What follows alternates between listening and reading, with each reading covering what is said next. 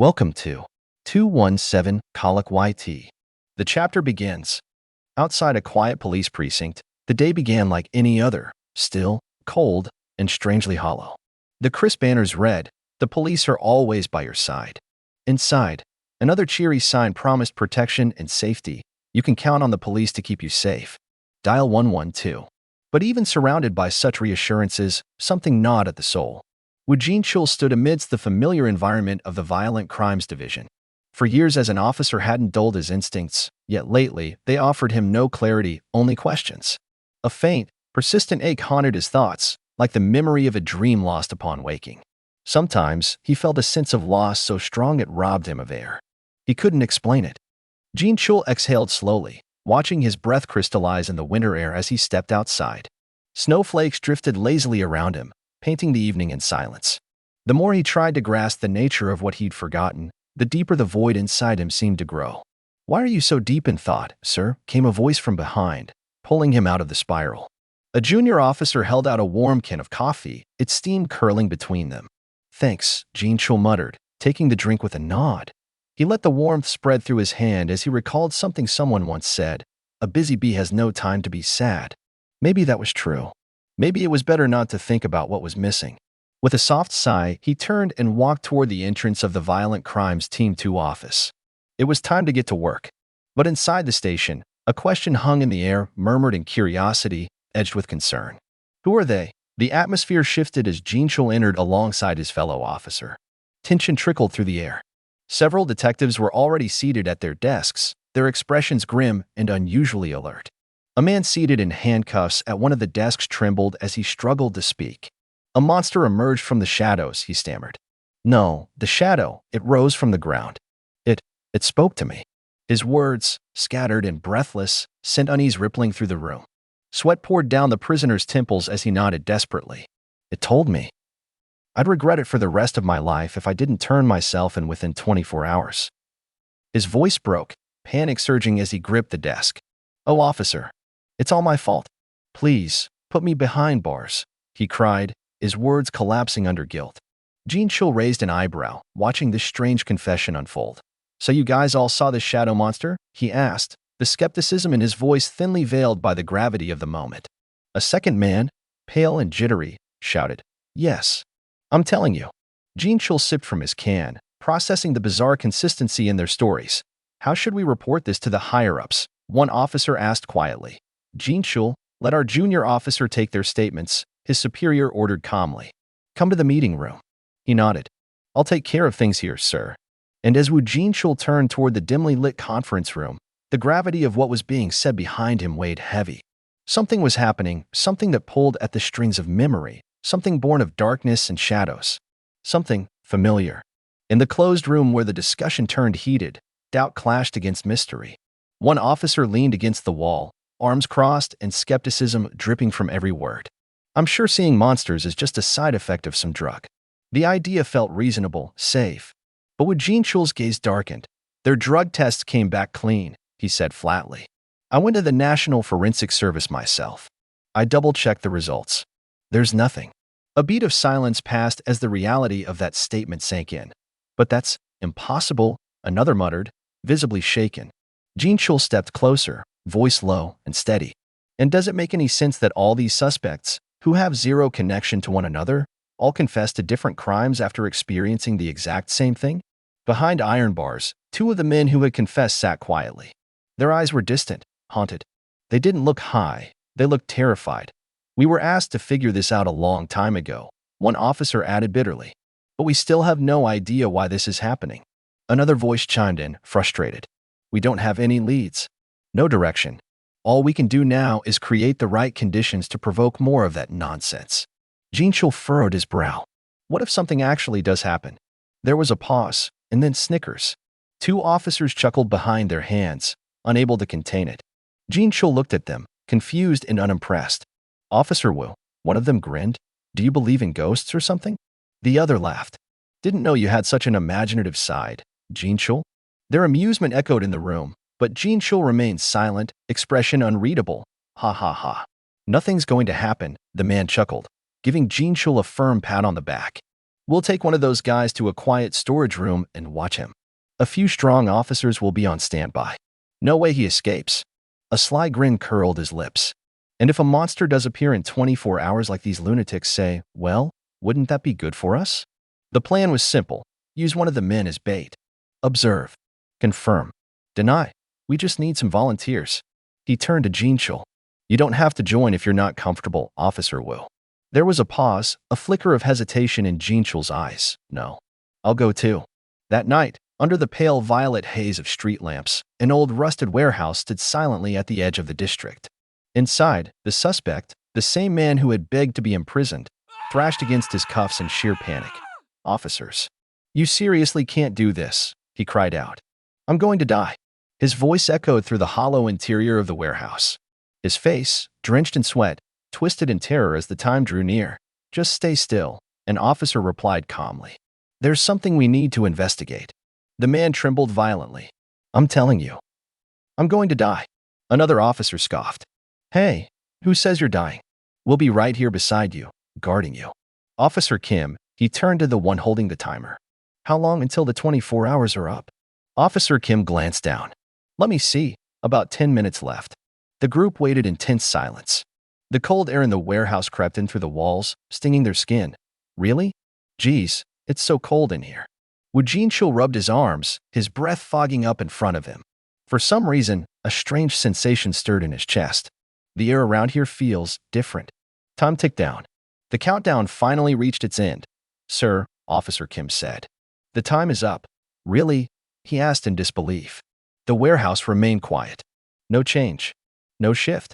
No shadow rising. Huh? What the? Why isn't anything happening? Officers began to exchange glances. The tension gave way to skepticism once more. Hey, one of them said dryly, did you guys really do drugs together or something? Another added, stop stalling and tell us the truth. That'll make this easier for all of us. The suspect's voice cracked. No, the suspect's voice trembled as he clung to the last threads of sanity. That day, we definitely saw it, he cried. Sweat streaked down his face, wide eyes searching the dimly lit corners of the warehouse. There were 4 of us at first. Wu Jinwoo's gaze sharpened. His breath caught. The prisoner shouted into the emptiness, show yourself. Silence. And then, a cold gust of wind swept the room. The lights flickered as an ominous shadow twisted across the concrete floor. Before anyone could react, a vortex of purple-black energy surged violently across the space. I said, show yourself. The man screamed again, but it was already too late. From the void came a monstrous force, fast and formless. It struck one of the officers, sending him crashing backward. Another scream followed as the entity tore through the air with lethal speed. The shadows carved through the room like blades, hurling 2 officers violently into the far wall. Cracks splintered up the concrete as their bodies collapsed to the floor, unconscious or worse. The prisoner, wide-eyed and soaked in sweat, felt every ounce of fear return. He collapsed to his knees, staring into the abyss as it churned to life before him. In the glint of his eye, it was visible. A creature. A shadow. Alive. A hulking figure began to rise from the floor itself, black armor crackling with infernal energy, glowing lines pulsing through its limbs like molten lava. And then another emerged. And another. The air quaked with their presence. 3 figures now stood at the center of the warehouse, towering over the officers. A monster really appeared. Mr. Wu gasped, face drained of color. And there are 3 of them too. The prisoner shrieked in terror. His chains rattled as he staggered back, but there was nowhere left to run. The central shadow creature lunged forward, fast, merciless. The air split open with an ear-splitting whoosh, and in an instant, its clawed hand ripped into the man. Blood exploded across the walls. Screams echoed. Limbs twisted. The room fell into chaos as the creatures continued their brutal assault. The monsters now turned their gaze. Eyes glowing. Jaws snarling. They looked directly toward the remaining officers. Wu Jinwoo flinched, horror tightening across his face. Tremble. The fear wasn't irrational anymore. It was real, and it was standing right in front of them. From the darkness, the monsters rose again. Their hulking forms emerged with glistening claws and crackling energy, the void swirling around their limbs like coiled smoke. Blood from their latest victim still clung to their armored torsos, dripping and sizzling as it touched the floor. They rose not like mindless beasts, but as predators who remembered, who recognized. One of the ants twisted its grotesque head and grinned. Officer Wu stared, breath caught in his throat. That smile, could it have been directed at him? A horrible chill ran down his spine. Did that thing just smile at me? But no, it wasn't just a smile. The way its glowing eyes locked onto him, there was familiarity there, like a loyal dog waiting for its master. More terrifying than anything was the feeling that washed over him. It was almost like they were glad to see him. Wu's knees faltered as he struggled to reconcile the unthinkable. Why does this feel familiar? Why do I feel like I've been in this kind of situation before? But before he could grasp it, the world returned to blinding white. And then black. The next scene burst with fury.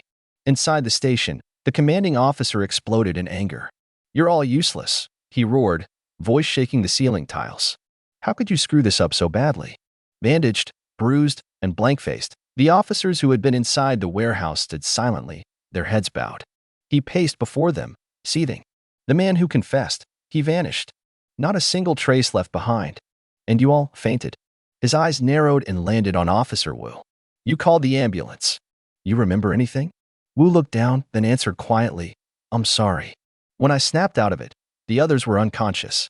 The captain exhaled through clenched teeth. "Ugh, seriously." He looked around, eyes scanning the room, voice lowered now. "This hasn't been reported yet, so keep your mouth shut. As far as anyone's concerned, you got hurt chasing down the Guro District gang. Got it?" The group mumbled in unison, "Yes, sir." "Good." Outside the interrogation room, the nameplate gleamed quietly, Violent Crimes Team 3. But within the comm, Wu sat at his desk, hands flying across his keyboard. His face was unreadable, yet his mind raced. "There's definitely something going on here." Another officer approached. "Sir, are you still investigating that case?" he asked nervously. "Didn't the captain say to drop it?" Wu didn't even look up. "I know. I'm just checking it, for personal reasons." As the screen loaded, his colleague leaned over. "Whoa. Looks like there were tons of criminals who confessed at other stations too. Not just ours." Wu narrowed his eyes. "Yeah, apparently." A pause, then a sudden spike of intrigue from the officer beside him. But the number of confessions dropped sharply between the end of February and the beginning of March. Weird, right? Wu's eyes flicked up. "What is it? What are you thinking?" The younger officer smiled sheepishly. "Oh, it's probably nothing special. It's just, my aunt used to run a small book rental shop. And," Wu asked, brow raised, "I remember she'd always complain about slow business during that time. End of February, early March. That's when school starts up again." He laughed awkwardly. "Pretty useless information, huh?" Wu paused. Then, almost imperceptibly, nodded. "No. I'll keep that in mind. Just in case." Beyond the windows of the station, the world moved on. A crowd of middle school students gathered at the entrance of their school. Laughter echoed, backpacks shifted, shoes clicked against tile. And in the center, one boy stood still, framed by the bright blue sky behind him. A silhouette. A quiet heartbeat in a world beginning again. The school office was drenched in the warm hues of morning light, as a tall man in a red jacket stood at attention before the school administrator's desk. The principal looked up from a file and spoke sternly. "A troublemaker student is coming to our school, Mr. Park." Mr. Park remained quiet, listening as the administrator flipped through a report. "Let's see, his father is a firefighter, and his mother is a regular housewife. He also has decent grades. I don't see any big problems on paper." He handed the folder to Mr. Park, who raised an eyebrow while scanning it. But the principal cut in sharply. "Not so fast. Take a look at the comments below about his absence from school." Mr. Park's eyes widened as he read further. "Wait, he ran away from home for 2 years when he was fresh out of elementary school and in his first year of middle school? Not even high school." The principal closed the folder with gravity. "Yes. So? Do you think you can handle this student? You know why they call me the Cobra, don't you?" He boasted to no one in particular. "Give me any troublemaker, and I'll teach them not to cause trouble ever again." The morning assembly was underway. Students stood lined up in neat rows on the school grounds. Mr. Park's loud voice rang out like a whip. "Quiet down. Who's still talking?" He stood tall, a baton in hand, as the students quieted. He squinted toward the crowd. "There he is," he muttered under his breath. All eyes turned as a tall figure walked confidently through the ranks. A dark coat flapped slightly in the breeze. "That boy is some Jinwoo."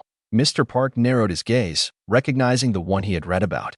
"You may have been a troublemaker, but I'll turn you into an obedient lamb."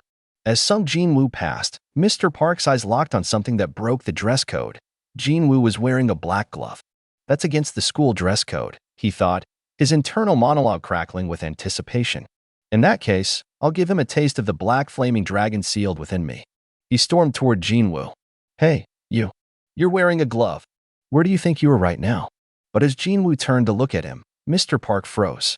A single glance from Jinwoo pierced through him like a spear. His eyes glowed faintly violet beneath his bangs. Mr. Park's pupils widened. A powerful, shadowy pressure erupted from Jinwoo's frame, surging into the air with a violet blaze. A black storm of energy danced around him like living flame. A monstrous silhouette formed behind him, shifting, coiling. Mr. Park could only stare in awe and fear as a force far beyond human comprehension revealed itself. All around them, the other students were unaware. But to Mr. Park, it was as if a god had descended among mortals. He stumbled back, face pale. Was he hallucinating? No, he had seen it. He felt it. Jinwoo turned calmly and walked away, the energy vanishing like a shadow at dusk. Within the swirl of fading magic, a voice echoed softly in the recesses of Jinwoo's mind. My liege, just now, that man, Jinwoo replied internally. Yeah, I think he saw you guys. And then he wondered, almost to himself, is this also part of the effect that I'm having on this world? The soft morning sun trickled through the classroom windows, glancing off the chatter and laughter of students milling about in their uniforms. Amid the bustling energy, a figure sat alone in quiet detachment. Sung Jinwoo, eyes low, leaned over a book with one arm supporting his head. The lockers behind him stood cold and silent, a stark contrast to the noise filling the room. From the door, a familiar face stepped in. Hey, you're Jinwoo, Sung Jinwoo, right? Said a voice. Jinwoo didn't lift his head, but his focus shifted as the voice continued. It's me, Youngul. We were in the same class in middle school. Do you live in the area? I moved here last year. Before he could finish, another boy stepped in and pushed Youngul aside. The tone in the room changed. Hey, step aside for a sec. 3 students surrounded Jinwoo, one leaning in close with mock curiosity. Whoa, are you some sort of hotshot? You're even wearing a glove. But why only on one hand? You got a black flaming dragon sealed in there or something? Laughter erupted. Another boy mimicked Jinwoo dramatically. Ugh, my hand. I also have a black flaming goat bleeding in my right hand. Jinwoo didn't respond. One of them reached out and tapped the glove. Take it off. Let me try it on. The murmurs turned demanding. Can this guy even hear us? We told him to take off the glove, so why isn't he answering? What's wrong? Do you have a tattoo on your left hand or something? Inside his mind, Baru flared with fury. My liege, with your permission, I shall rip their bodies to pieces so they can never disrespect you again. Jinwoo's eyes stayed calm. I'm not giving you my permission for that. Don't do it. But the tension in the air grew unbearable. Jinwoo pulled the glove. Beneath it was a hand twisted with deep scars, rough, discolored, and rigid. The burn was grotesque. Jinwoo's voice remained quiet but carried power. My hand got injured in my fight against the Dragon King in Terry's. It was the only wound that couldn't be healed. His fingers flexed slowly. What's wrong? Have you never seen a burn before? The laughter dried up. The boys recoiled, unease replacing their smugness.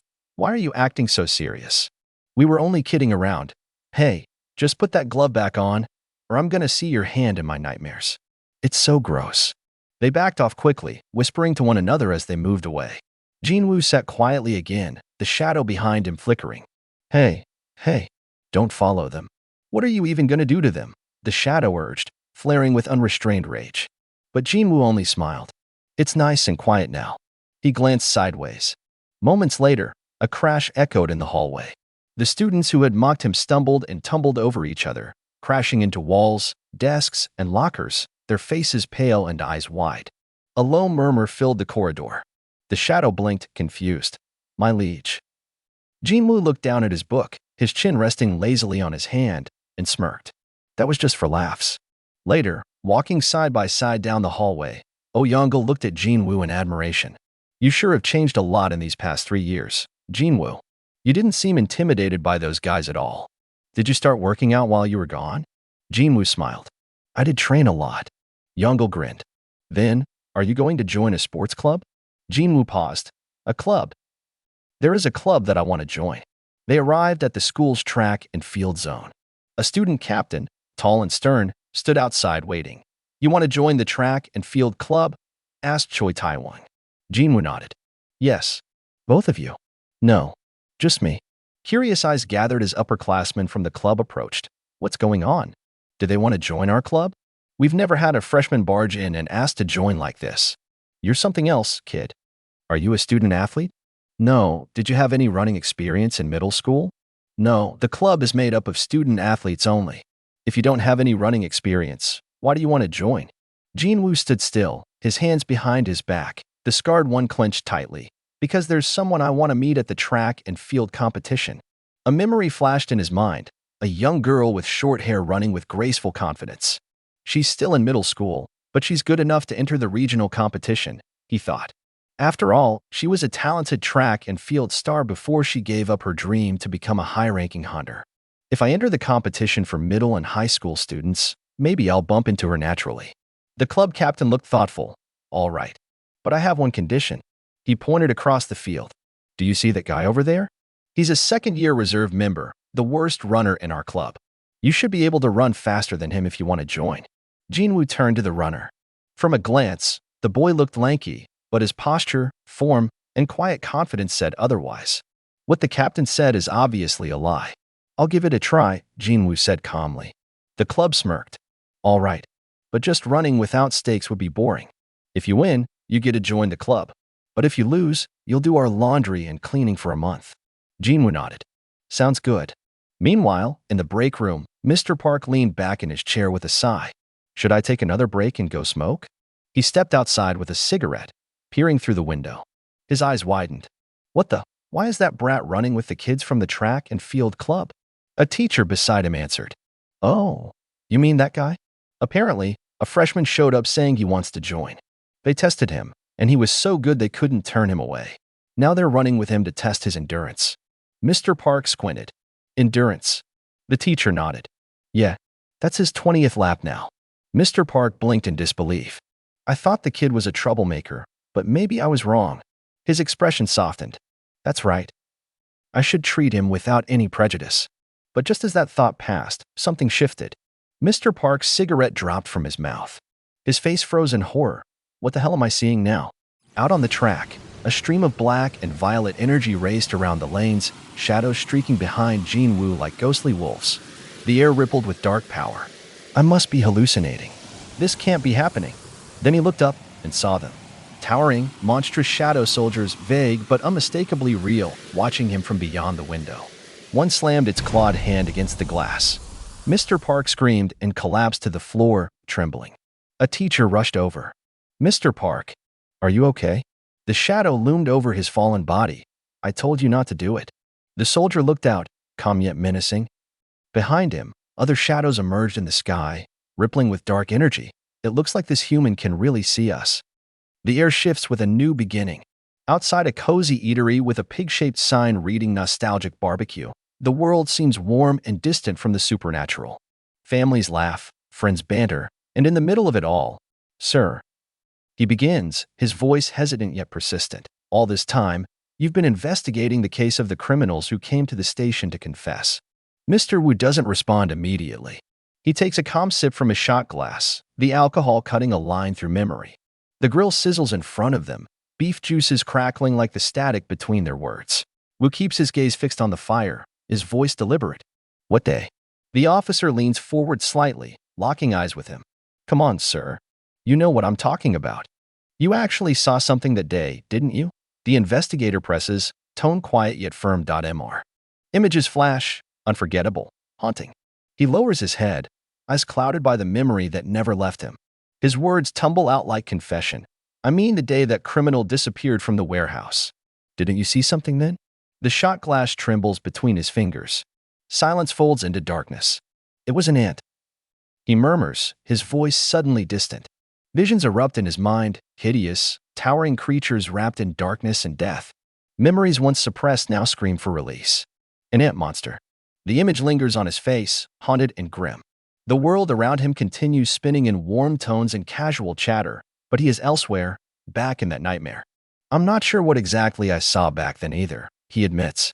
His voice is steady, but his eyes betray the truth. But to me, it looked like an ant.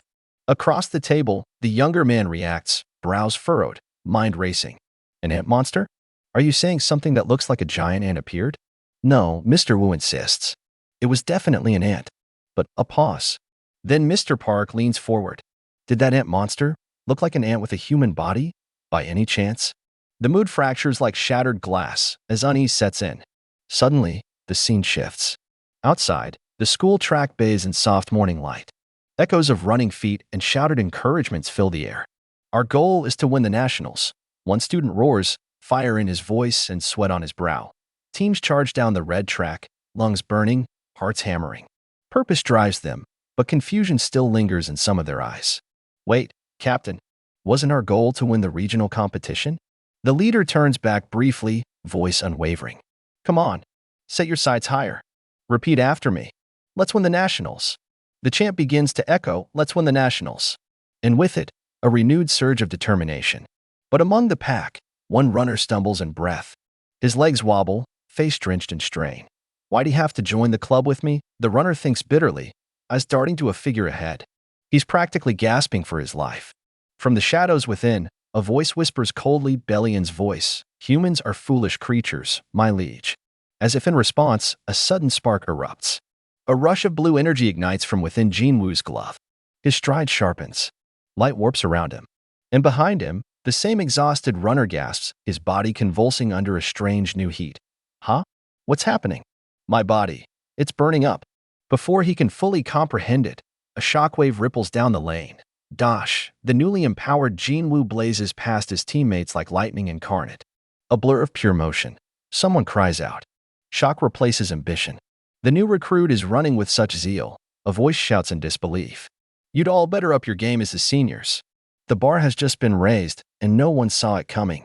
The sunlight spills gently over the school windows as Mr. Park gazes down through the glass. His stern expression betrays a creeping unease. The conversation behind the pane is quiet, yet its weight is unmistakable. The Mr. Park's brow furrows. Tension clings to his voice as he mutters, his breath visible in the morning light. Did that ant monster look like an ant with a human body, by any chance? His face tightens. He winces at his own words, realizing how absurd he must sound. A pained chuckle escapes him. Oh, geez, what am I saying? I'm sorry. I must be really drunk. He turns, forcing a grin and waving off his thoughts. I'll leave you two to your conversation. As he steps away into the bustling cafeteria, Mr. Wu calls out to him, his eyes sharp beneath his black turtleneck. Wait, he says calmly. That ant. Could you tell me more about it? Outside, bare trees reach skyward under the pale winter sky. Sung Jinwoo observes quietly from below. His gaze is steady, alert. He's been keeping a real close eye on me lately, he thinks. A voice of shadow coils around his thoughts Bellions. My liege, wouldn't it be better to erase that human's memory and take away his ability? Jinwoo doesn't respond immediately. His eyes remain fixed on Park, now deep in thought. Not yet, he answers. Let's just keep an eye on him a little longer. The courtyard lies still and serene, but tension thrums beneath the surface. Mr. Wu walks alone, turning over pieces of a puzzle in his mind. There must be some sort of connection, he thinks, between the monsters those criminals saw and the monsters the teacher claimed to have seen around that student. Though it's just a police officer's hunch, he pauses, frustrated. How am I supposed to ask the student about the monsters? Another voice chimes in nearby, lighthearted, someone teasing about shadow monsters and ants that walk like humans. Mr. Wu flinches. I wouldn't blame him if he thought I was out of my mind. But just then, something shifts. A faint rustle. A black mist creeps along the floor behind him. Creeping. Whispering. Mr. Wu stops. His eyes narrow as he slowly turns. And then, he sees it. Just for an instant. A shadow. It vanishes behind the base of a tree, melting back into nothingness. But his instincts scream. There's definitely something lurking in this school. From above, Jinwoo watches, calm but alert. Did he spot my shadow guard? He relaxes his grip slightly, twirling his pen in his fingers. Then again. I'd expect no less from the former chairman of the Hunters Association, Wu Jinchul. He shouldn't have any memories of the past, but his instincts are still as sharp as ever. Inside the classroom, Wu Jinchul introduces himself formally. Students lean in, murmuring with curiosity. You're a police officer? Teacher asks. You have nothing to worry about, he replies gently. I just have a few questions for the student named Sung Jinwoo. Gasps ripple through the class. A police officer came here to talk to Sung Jinwoo? He must have gotten into some kind of trouble. Someone whispers. Wu Jinchul offers a polite apology. I'm sorry I interrupted your lesson. It's all right, Jinwoo replies, stepping aside. As Jinwoo and Jinchul walk into the corridor, Jinwoo thinks silently, I haven't seen him in years. If I factor in the time that I was lost in the dimensional rift, it's been dozens of years now. Memories flash of agents in black suits, of bloodied pasts and vanished timelines. I'm glad to see him, but if I act like it, he's going to think I'm strange. Wu Jinchul glances at Jinwoo. Something in the boy's presence unsettles him. This student seems different somehow. He stares into Jinwoo's eyes, deep, unblinking, and glowing faintly with unnatural light. How can a young student's eyes look like this? Trying to collect himself, Jinchul reaches into his coat. Would you happen to know anything about Shadow? No, Wu says smoothly. About the ant. Jinchul holds up a drawing, one sketched from survivors' testimonies. Does this drawing remind you of anything, by any chance? Jinwoo studies it, then nods once. Yes. Jinchul's eyes widen. You? You recognize that thing? Then what is this ant monster? And who are you? Jinwoo's reply is cool. Isn't this the monster from that TV show with special effects? The one little kids like to watch. Jinchul blinks, confused. Oh, thank you for your time. As Jinwoo hands back the drawing, he asks, is that all you wanted to talk about? Yes. I've talked to your teacher, so you shouldn't get into any trouble because of this. If you don't mind, may I have your drawing of the monster? Baru appears beside Jinwoo in the shadows, his voice stern. My liege, please do not ask for a crude and flimsy doodle like that. Sure. Here, Jinwoo replies, ignoring Belian and handing over the drawing. Thank you, says Jinchul, stepping away.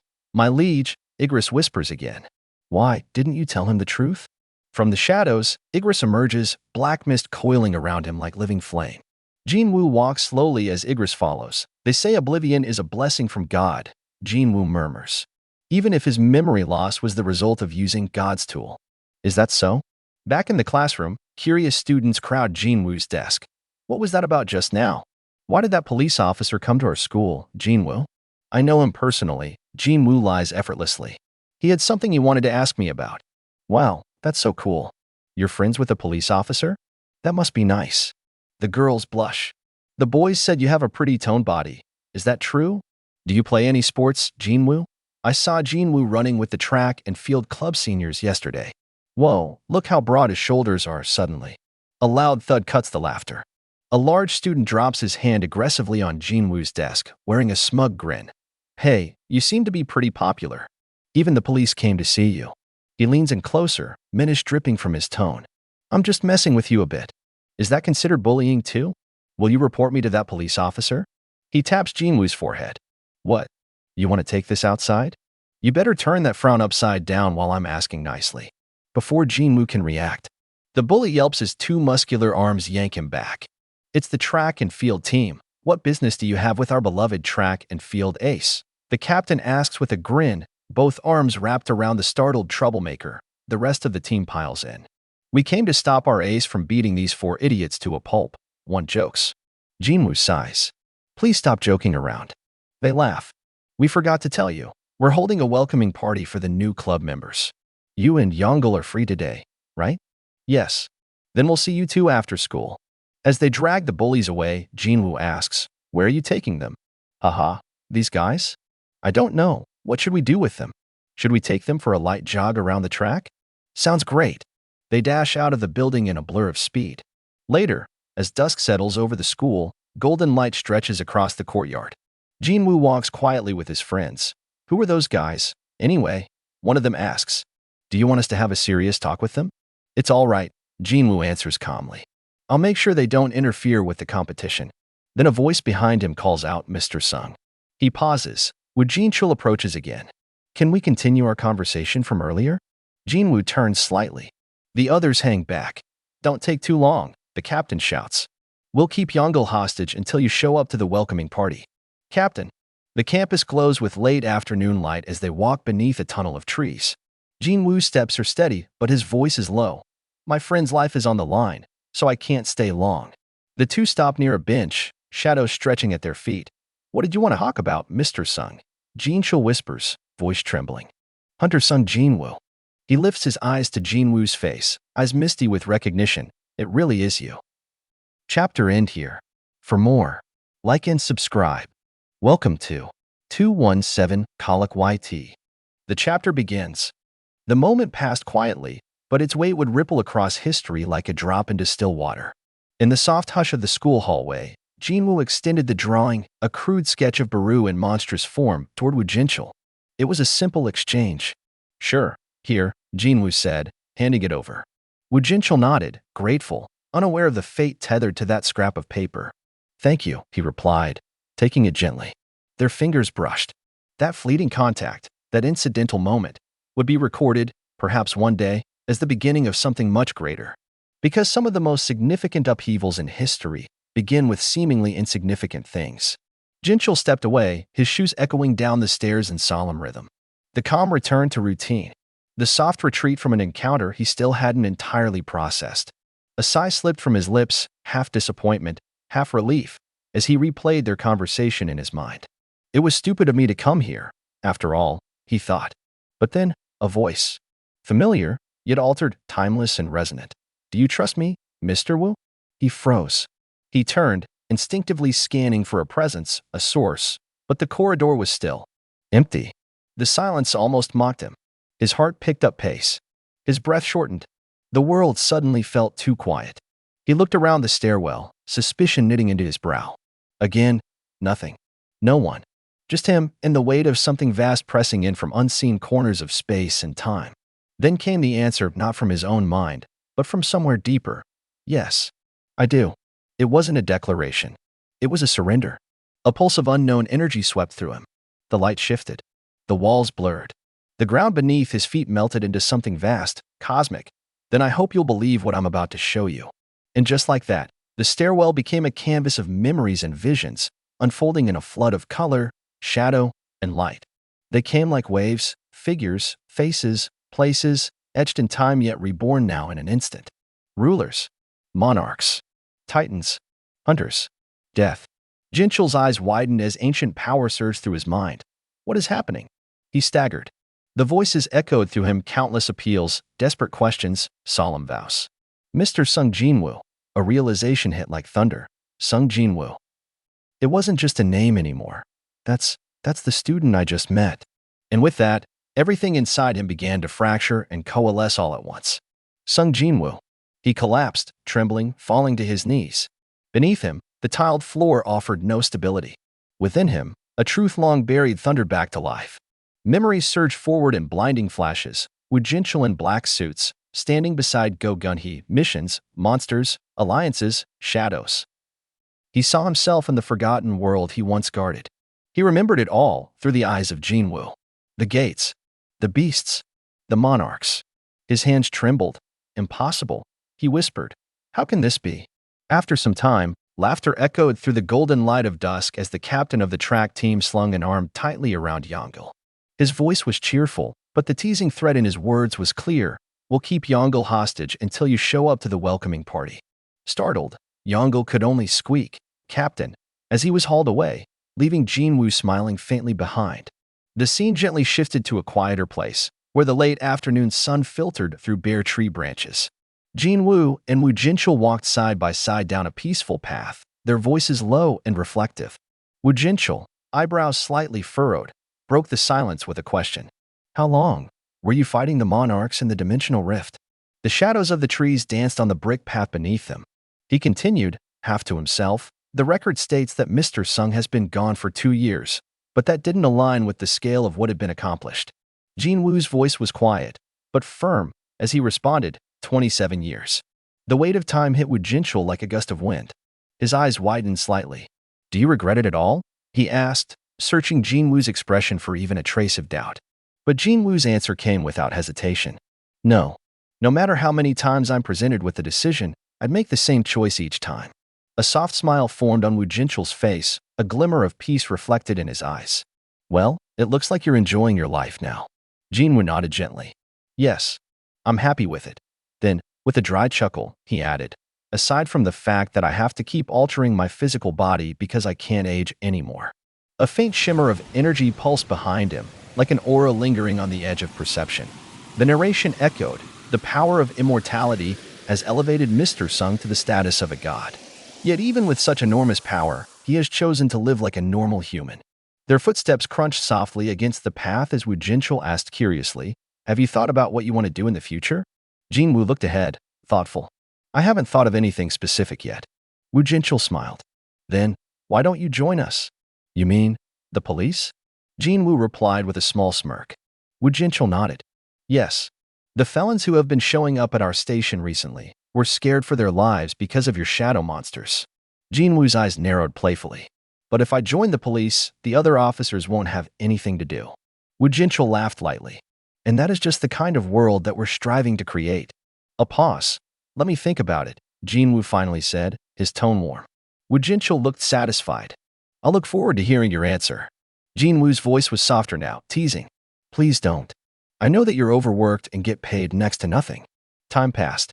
Days blurred into weeks, and spring slowly began to awaken the earth.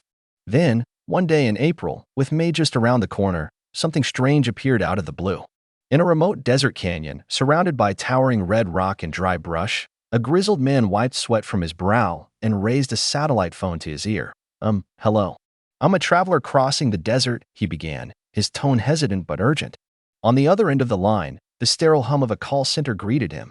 "You've reached the emergency call center. Has there been an accident?" "No, it's nothing like that," the man replied. "Then what is your emergency, sir?" "No, I'm not calling because I'm in trouble," he stammered. "I called because I wanted to report what I saw." The call center worker's voice sharpened slightly. "Is your situation urgent? Should we send someone to help?" The voice on the other end of the emergency line hesitates, uncertain. "I don't know if I should call this urgent," the traveler admits, his brow furrowed, sweat trailing down his cheek. "To be honest, I'm not sure how to explain this either." The operator urges him gently but firmly. "Sir, you need to describe what is happening, so we can respond accordingly." He looks to the sky again, his voice a whisper more to himself than anyone. "Something's breaking." Back in the control center, the operator, still not understanding, asks again. "Cracks? Is there a building crumbling in the desert? Where exactly are you seeing those cracks, sir?" The traveler turns his gaze upward, the sunlight illuminating the growing web of fractures above. "Well, it's the sky." Suddenly, with a deafening sound that echoes through the canyon, the firmament above him splinters, blue and white cracks tearing across the heavens as if the sky itself were made of glass. "The sky is crumbling," he shouts, the horror raw in his voice. A world away, beneath the soft glow of a full moon, a familiar scene unfolds. In a quiet room, Jinwoo sits calmly at his desk, surrounded by books and schoolwork. Behind him, a massive silhouette stirs in the darkness. Igris, his loyal shadow soldier, materializes from the shadows like an ancient guardian. "You should approach problem 24 in a different way, my liege," Igris advises, his voice grave. Jinwoo looks up, distracted. "My liege," he repeats absent-mindedly. Something stirs inside him, something cold and sharp. As he lifts a piece of fruit to his lips, he pauses, a chill running through his spine. What is this feeling? He wonders, his purple-shadowed eyes narrowing. Elsewhere, at a quiet corner cafe called Café Peen, a man sits with practiced ease, a gentle smile on his lips, hands folded neatly before him. "It has been a while, monarch of shadows," he says. Across the table, Jinwoo meets his gaze, the aura of divinity cloaked beneath a mortal shell. Jinwoo doesn't waste time. "Are the rulers responsible for this?" The man shakes his head. "It wasn't us. As you know, our method of traveling is different." Jinwoo leans forward, his voice low. "Then do you have any idea what sort of beings are approaching Earth?" The man takes a slow sip of coffee before answering. "They are outsiders who have visited our world before. I believe they've changed course after being chased out by the heavenly army. But why are they headed here?" His eyes narrow. "They are a tribe of giants who survive by consuming rocks on planets that support life. These vicious beings are called Titans in their own world. And it's obvious why they're coming to Earth." Jinwoo processes the weight of the revelation. "So they aren't our friends." The man sets down his cup. "No." A new understanding settles over Jinwoo. This never happened before the cup of reincarnation was used. The man nods. "That's correct. Actually, they came to our world before you used the cup. And now, it's as if that never happened. So they were originally going to target your world, but now, they've changed course toward Earth?" "Yes." A grim realization hardens Jinwoo's expression. "Then I must be the reason why." Across the sleek table in the dim-lit cafe, the ruler in the black suit finishes his explanation with a somber tone. They followed the trace of your incredible power here, he says, his expression grave beneath the warm glow of the hanging lights. At least, that's what the rulers believe. Sung Jinwoo listens in silence, his gaze sharp, his features carved with focus. And the rulers? He asks without lifting his eyes. The ruler answers steadily, they've already dispatched the heavenly army. But Jinwoo's voice cuts through the air like the edge of a blade. No, they won't make it in time. His eyes narrow. Shadows dance faintly in their depths. Within his thoughts, a cold realization emerges. Even if the rulers began creating a gate to Earth right this moment, it would take years. And by then, everything would already be over. His resolve hardens like steel. His voice is low but thunderous with intent. I'll take care of the Titans myself. The narration shifts to a panoramic view, rocky ridges stretching beneath a wide azure sky. A desert in the western part of the U.S. Below, nestled in the canyon's basin, lies a hidden military camp, rows of tents and armored vehicles surrounded by cliff walls. The location is marked with caution, keep out tape, sealing it from the world. The voice of the narrator returns. The U.S. government sealed off the area, hiring experts to determine what was happening, but no one could explain the phenomenon. Inside a command tent, military officers and scientists peer anxiously at monitors and papers. One older expert, gray-haired and weary, admits with frustration, I've studied extreme weather for 30 years, but I've never seen anything like this. A commanding officer replies, confident and firm, don't worry. If anything comes out of there and tries to attack, we'll take care of it. But before another word can be spoken, rumble. The earth shudders. The soldier near the entrance stiffens. He murmurs. And then it happens. A violent roar splits the air. The ground explodes with unrelenting force as tanks and armored trucks are hurled into the sky like toys. The shockwave sends men screaming, flung helplessly into the air. Steel twists. Earth groans. Whoosh, a deadly whirlwind of chaos and might. The sky becomes a graveyard of war machines, silhouetted against the sun as vehicles and soldiers alike are scattered in freefall. High on the canyon ridge, Jinwoo stands still, unmoved, watching the carnage with solemn eyes. Those weapons won't work on the Titans, he says quietly, a bitter truth confirmed in destruction. Wind rushes past him. His coat flutters. Cracks in the sky pulse with energy. Looks like the stage has been set, Jinwoo mutters. The sky above him flickers, fractured, unstable. He closes his eyes and breathes in. I can tell, his senses awaken fully now, reaching into that growing void, that our enemies are determined to devour this land. His voice drops further. I can feel them, breathing nearby. Then, with a crackle, glowing weapons form and hover in the sky, dark, menacing, and pulsing with violet energy.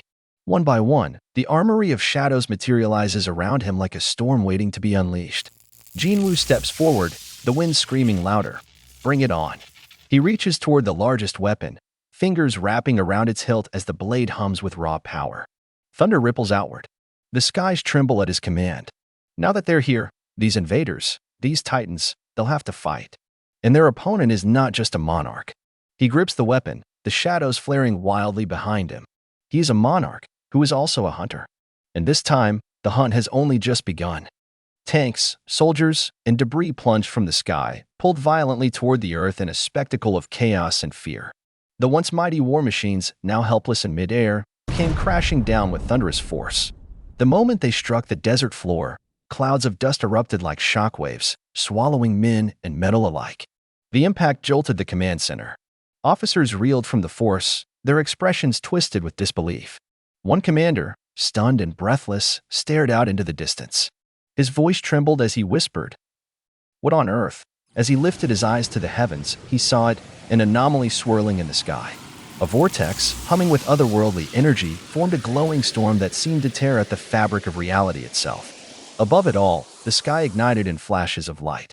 Crackling electricity tore through the skies as figures began to descend from the blinding light, giant, jagged creatures made of stone and darkness. Their bodies sparked with blue lightning, their hulking forms casting shadows over the desert. A titanic army of monsters, the Titans, began to rain down upon the earth, one after another, rumbling as they landed with seismic force. Their mere presence warped the landscape. Their numbers stretched beyond the eye's reach, endless and overwhelming. From the cliffs, Jinwoo stood unflinching. His silhouette was a single line of defiance against the wall of looming destruction. The colossal figure of the Titan general landed before him with a quake, sending ripples through the canyon. Its voice, thunderous and mocking, rumbled, "What's this? Do you really believe that you can stop us Titans on your own?" But Jinwoo didn't waver. Surrounded by swirling blades, his eyes shone with deadly resolve. "Does it look like I'm alone?" he asked, voice calm, unwavering. From behind him, darkness tore open like a curtain, and the shadows poured out. In the blink of an eye, the air was filled with swirling black mist. Shadows erupted from the rift behind Jinwoo, an unstoppable flood of his army, streaking through the air like smoke and flame. Their descent was swift and surgical, an oncoming storm of lethal precision. As the Titans began to land across the ravine, Jinwoo's forces streaked through dimensions, emerging from the swirling shadows, one after another. Soldiers in dark armor, knights with burning eyes, monsters of nightmare and legend, all bound by his command. Across the canyon, the colossal Titan monarch narrowed his glowing eyes. His granite skin cracked as a growl of suspicion echoed from deep within. Jinwoo stared him down, power radiating like a storm condensed into human form. The shadows behind him expanded, and then he spoke a single word: "Charge." With that, chaos was unshackled. Far from the battlefield, beneath the stately calm of the White House, tension thickened like a coiled spring. The president sat behind the resolute desk, brows furrowed, fingers steepled. His face was a mask of disbelief and concern. Through inner monologue, he processed what little information they had. The sky, it had been clear, peaceful. And then it wasn't. Something cracked it open, like glass fractured by pressure far beyond comprehension. And from that fracture, something had come. Something they didn't understand. Something not meant for this world. And for the first time in history, the president wondered, was this something the Earth could not survive? Footsteps echoed as Harrison entered. The president turned to him, voice low but urgent. "Harrison, is what you just said true?" "Yes, sir," came the reply. "The situation is already under control. I'll explain everything in the meeting room." Moments later, in a secure briefing room, satellite feeds and drone footage played on glowing screens. Officers, aides, and intelligence officials watched in silence until silence turned to alarm. The footage showed destruction. A battlefield beyond imagination. "What on earth is that?" someone exclaimed. "And who's that figure standing there? A boy? Is he Asian?" The murmurs grew. "Who is that boy? Where did the soldiers go, Harrison? Why is that civilian standing among those creatures?" The general's face paled as he answered. "I would like to know the answer to that question as well." Back on the battlefield, the Shadow Army clashed against the Titans. Amid the dark energy, one shadow beast unleashed a fearsome roar, charging headlong into the enemy ranks. Stone cracked. Fire burst through the sky. A Titan retaliated, launching a radiant blast of golden flame, a beam of concentrated fury meant to vaporize whatever lay in its path. Blast. The world itself seemed to detonate. Earth split. The sky screamed. Light clashed with shadow in a blinding spectacle. But from the smoke, shadow monsters surged back, relentless and vengeful. One struck a towering Titan squarely, sending it reeling. The tide had turned. The war had begun in earnest. A thunderous impact shakes the earth as a colossal stone foot slams down, pulverizing everything beneath it.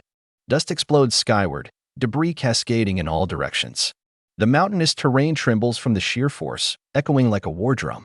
From the haze of smoke, a burst of black and violet energy surges forward, fast as a shadow and twice as deadly. Shadow soldiers, blades drawn, rush with deadly intent. Their weapons tear across the battlefield with swift, merciless slashes, cutting through the stone giants with chilling precision. Screeching fills the air as another wave of shadow beasts lunges into the fray. Their claws and fangs clash violently against the titanic enemy forces. Sparks fly from their enchanted edges, leaving glowing wounds carved into stony flesh. Then, a tremendous streak cuts across the sky, Jinwoo himself. He soars downward like a meteor, his sword gleaming with raw energy, crashing into enemy ranks. Bodies scatter from the sheer velocity of his descent. The earth craters under the weight of his fury. He lands gracefully amidst the chaos, surrounded by his summoned weapons that now hover menacingly in orbit around him. One by one, they ignite with dark flame and take flight, homing in on their targets like avenging spirits. Jinwoo's gaze lifts to the sky, his expression calm yet resolute. He raises his hand, calling forth yet more blades from the void. A colossal arc of dark energy tears through the enemy like a divine judgment, splitting the battlefield with destructive elegance. The aftershock leaves the land shuddering, bodies of enemies flung violently in all directions. Titans reel under the onslaught, but he does not let up. Jinwoo charges again, his strikes unrelenting. Every swing sends another stone beast tumbling. The rhythm of battle pounds like a drumbeat. The enemy's general, the Titan King, begins to stir. Though wounded, he straightens, his massive frame crackling with fury. Smash! Smash! He returns Jinwoo's attacks with brutal force, his fists like meteors slamming against the shadows. But the Shadow Monarch is far from finished. As the giant roars in challenge, Jinwoo meets his gaze and hurls upward into the stormy sky once more. A swirl of shadow follows him, his wings of darkness flaring outward, blades drawn to him like moths to flame. Then he dives, like vengeance incarnate. Jinwoo's shadow leapt skyward, then descended like a thunderbolt. His blade, glowing with ominous violet energy, drove down through the chest of another towering titan, cleaving stone and flesh in a single unstoppable motion. A tremor surged through the battlefield as the titan collapsed, its last breath stolen by the sovereign of death. He landed without a sound, his footfall soft against the shattered terrain. Dust and shadow curled around him like a mantle as he straightened, eyes locked forward, unwavering. The wind hissed through the battlefield, swirling through crumbled stone and scorched air. "Oh ho!" A voice rose from the cloud of smoke, calm, unbothered. The haze parted, revealing another titan. This one, unlike the others, radiated command. Its eyes glowed with red supremacy, its voice carried the calm arrogance of a being that had never been challenged. It regarded Jinwoo with thinly veiled curiosity. "I didn't know there was such a skilled fighter on a tiny, remote planet like this," the titan said, stepping forward. "But the fact that you must increase your size with mana to maximize your power proves how primitive your species is." Jinwoo stood still, silent, watching. The titan's form began to shrink, not with weakness, but with purpose. Titans like us, we decrease our size when we are ready to use our full power. From the shifting mass of armor and stone, a more compact, lethal form emerged, refined, hardened, evolved for war. Gleaming plates of black and silver armor etched with crimson streaks pulsed with energy. This wasn't just any soldier. This was a warrior honed by cosmic battlefields. "Only the best Titan warriors can do this," the creature said with pride, flexing his claws. "Like myself." He stepped closer, towering yet contained, a god of war clad in obsidian steel. "It isn't too late to beg for our forgiveness. We will gladly show you mercy." The words hadn't even finished leaving his mouth when a shadow ripped through the space between them. In an instant, Belian, the shadow commander, crashed into the titan with blistering speed. The impact knocked the smug titan back, his feet grinding trenches through the earth. Belian's sword gleamed red, his wings spread in menace. His voice rasped with devotion and ferocity. "Apologies, my liege. Were you in the middle of a conversation with that titan?" Jinwoo didn't even glance his way. Calm and composed. "No. More importantly, these guys seem pretty arrogant," Jinwoo replied, his voice like ice. "Looks like you'll have to put special care into teaching them a lesson." Belian grinned, hunched forward, twitching with anticipation. "Please leave it to me, my liege." And like a demon unleashed, he vanished. The titan barely had time to register before sword raked into him again, flinging his massive body through the canyon like a ragdoll. A scream, raw, primal, echoed as he smashed against jagged rocks, his armor fracturing, pride withering. Far away, across the globe, the scene unfolded on a massive screen in the U.S. Command Center. Silence fell over the military officials, the tension thick. The president, leaning forward with furrowed brows, murmured, "That boy, have you found out who he is?" The silence deepened as the CIA officers reviewed footage and files, flipping through reports that had nothing, no identification, no leads. Mr. President spoke. "He's destroying those monsters like they're toys. It's like seeing a scene from a movie. I can't believe this is happening in real life." The president narrowed his eyes. "Is there a way for the CIA to find out his identity?" A voice responded from the corner of the room, measured and certain. "Well, it'll be impossible to do so using normal means." Director David Brennan stepped into the light. His tie loosened, his face grim. "Normal means, that is." He leaned forward, placing both hands on the table, locking eyes with the president. "So why don't we use an abnormal method to track him down?" The question hung in the air like a loaded weapon. "What do you mean?" the president asked slowly, already knowing he might not like the answer. A heavy silence hangs in the air, tension crackling like static across the war room. Then, David Brennan leans forward slightly, his expression sharpening with intent. "Don't you remember?" he says slowly, each word a key unlocking old, buried truths. "There's someone who showed us what no one else could through abnormal methods." The room stills. A bead of sweat glides down a forehead as the realization dawns. "You mean, A voice murmurs, almost afraid to confirm it aloud. Brennan nods, eyes glinting. Yes, I'm talking about Ms. Norma Selner. As he speaks her name, a new figure appears, distant and cloaked in bright light. The silhouette of a woman, composed and upright, her presence serene yet enigmatic. She is the anomaly among ordinary men, the one who sees beyond the veil of reality. I'm sure she'll give us the answer we want, Brennan continues, voice calm, assured, as always. Meanwhile, far from the tense war rooms of powerful men, life unfolds with youthful anticipation in a completely different world. The sun gleams over the track as the National Student Track and Field Competition begins its preliminaries. Young athletes mill around, energized, their laughter and nerves painting the field with life. Among them, Jinwoo in a purple tracksuit walks silently with his team, his expression calm, detached. A commotion pulls the eye elsewhere. A muscled athlete stretching with confidence turns to his teammate. Hey, Kim Chul, what are you waiting for? Get ready.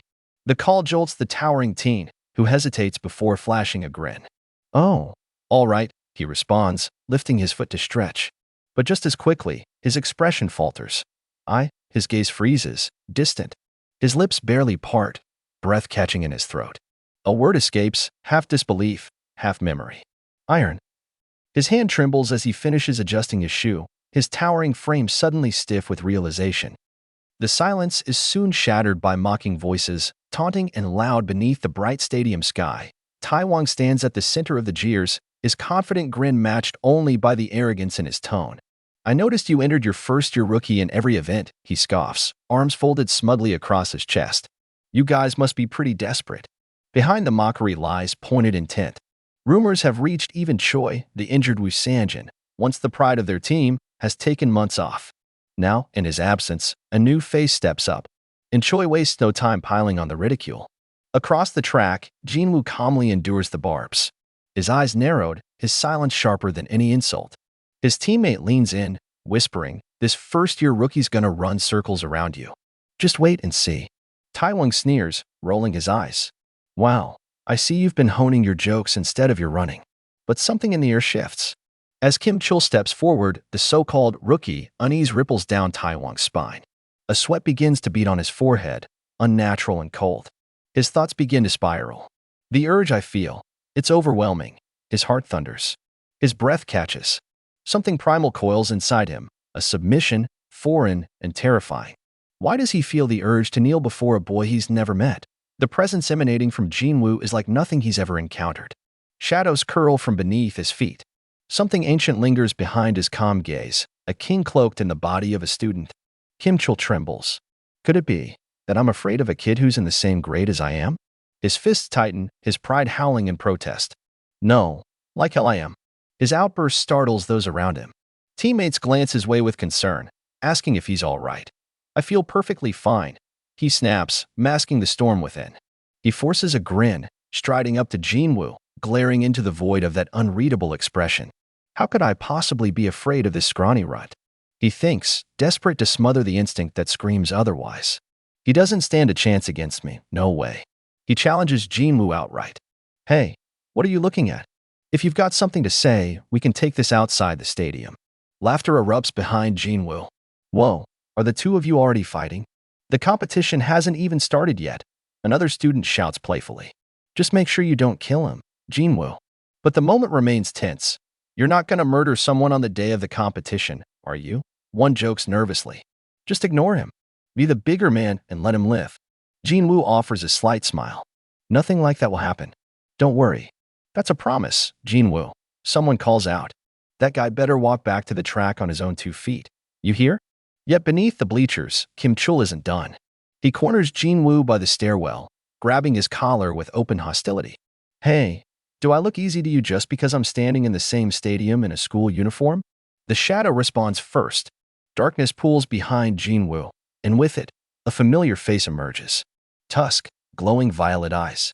It's nice to see him again like this, whispers a voice from the abyss. Igris appears, flanked by the Shadow Monarch's lieutenants. So the original Iron is alive again. Welcome back, Iron. In that instant, the weight of the abyss bears down on Kim Chul. He gasps as invisible pressure crushes his bravado. Belian speaks with cold devotion. My liege, with your permission, Bellion, we'll teach him a lesson so this sort of thing never happens again. What's going on? Why? Kim Chul's thoughts falter as sweat trails down his brow. He stumbles, overcome, dropping to his knees. Tears he can't explain well up in his eyes. Why am I? He kneels before Jinwoo without understanding why. Jinwoo looks down at him, a faint shadow in his eyes. He's living as Kim Chul the human now. Jinwoo thinks silently, not as one of my shadow soldiers. Jinwoo casts one last glance over his shoulder. In his thoughts, he decides it's best to leave Kim Chul alone. Whatever hold the shadows once had on him has clearly vanished. But as Jinwoo turns away, a sudden voice from behind breaks the silence. Wait, hold on, Kim Chul stammers, still kneeling on the floor, his body trembling. Confused, dazed, his face flushes red. His heart pounds wildly against his chest, blood rushing through his ears like a drumbeat. Could this feeling be love? He wonders, surrounded by an absurd burst of flowers blooming in his mind. An overwhelming and ridiculous realization. Jinwoo turns, expressionless, clearly disturbed by the strange shift in mood. What the hell are you talking about? He mutters coldly. Kim Chul blinks, embarrassed, reaching out as though trying to salvage some dignity, only for Jinwoo to snap his fingers with authority, his expression hard as steel. Reality slams back into Kim Chul like a wave. Sweat beads down his temple. With a nervous, twitchy grin, he begins to blurt out an incoherent lie. You picked a fight with me, but then found out I'm your father's friend's kid. So we're good now, right? He rambles, chuckling awkwardly. Also, try being a better person from now on, he adds, snapping his own fingers weakly, mimicking Jinwoo with pitiful bravado. Jinwoo walks away without a word. But just before disappearing, he turns back once more and delivers a final, grounding statement. You were also one of the people who fought to protect the world. You should be proud of yourself. His voice is calm, firm, unshakable. Kim Chul jolts upright at the remark, heart caught between confusion and shame. He utters, watching Jinwoo walk off with steady steps. The guilt, the honor, the embarrassment, it all swirls inside him. He glances around anxiously, eyes wide and darting. The hallway feels smaller now, more exposed. He mutters again, kneeling on the ground in disbelief as an announcement echoes through the stadium. The junior high-level preliminaries will begin soon. We ask that all participants gather inside the stadium. Meanwhile, a shift in scenery carries us far from the stadium across a quiet, tree-lined neighborhood to a modest house with clean white walls and a garden out front. David Brennan steps out of a sleek car and approaches the door. It's been a while, Miss Sellner, he greets formally. Inside, Norma Sellner opens the door with a warm, familiar smile. Come on in, Dave, she says, ushering him into her home. The smell of food lingers in the air, and Dave hesitates. I smell food. Did I interrupt your meal? No, she replies, already turning down the hallway. Actually, I have another guest here who arrived earlier. Another guest? Dave raises an eyebrow. Then I'll get right to the point so I won't take up any more of your time. As they walk, she interrupts softly but firmly. Dave, I already told you. I haven't been able to see anything. Not since he came to see me. Dave's brows furrow. Oh, are you talking about that god of death again? Norma smiles quietly, the kind of knowing smile that seems to hide the weight of entire worlds. I'll answer the questions you're about to ask me, Dave. She pours tea into 2 cups. The answer to your first question is yes, and the answer to your second question is no. Dave's hand freezes mid-motion. Wait, how did you know that I? Norma turns to face him, eyes clear and serious. Dave, the questions you wanted to ask me are. The air grew still in the quiet warmth of the kitchen as Dave's voice, heavy with frustration and purpose, clattered against the soft ambience. His hand gripped the wooden edge of the chair tightly, knuckles pale with restrained urgency. Across from him, Norma Sellner sat in gentle contrast, serene, unwavering. I only ever spoke about the past, she finally said, her words like a gentle stream smoothing over jagged stone. All I did was look into it and give the answers I thought you'd want. A moment passed in silence before the soft clink of porcelain echoed as she set her teacup down. Calm but firm, she continued. So, may I go into more detail with my answers? She looked up. I sincere. You're right, Dave. I know who you wanted to ask me about. Her voice held a subtle edge of finality as she followed with a sharp pivot. But I won't tell you anything about him. Dave recoiled in disbelief. But Ms. Sellner. Her refusal had landed with steel certainty. His words tumbled over one another. You must know what that boy did. He's someone who could threaten our country. How could you refuse to? But his protest was halted by the simple, resolute voice of a mother. I know. That is exactly why I am saying this.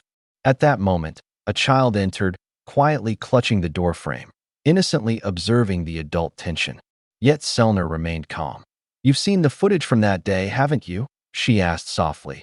Dave looked away as the memories flashed vividly in his mind.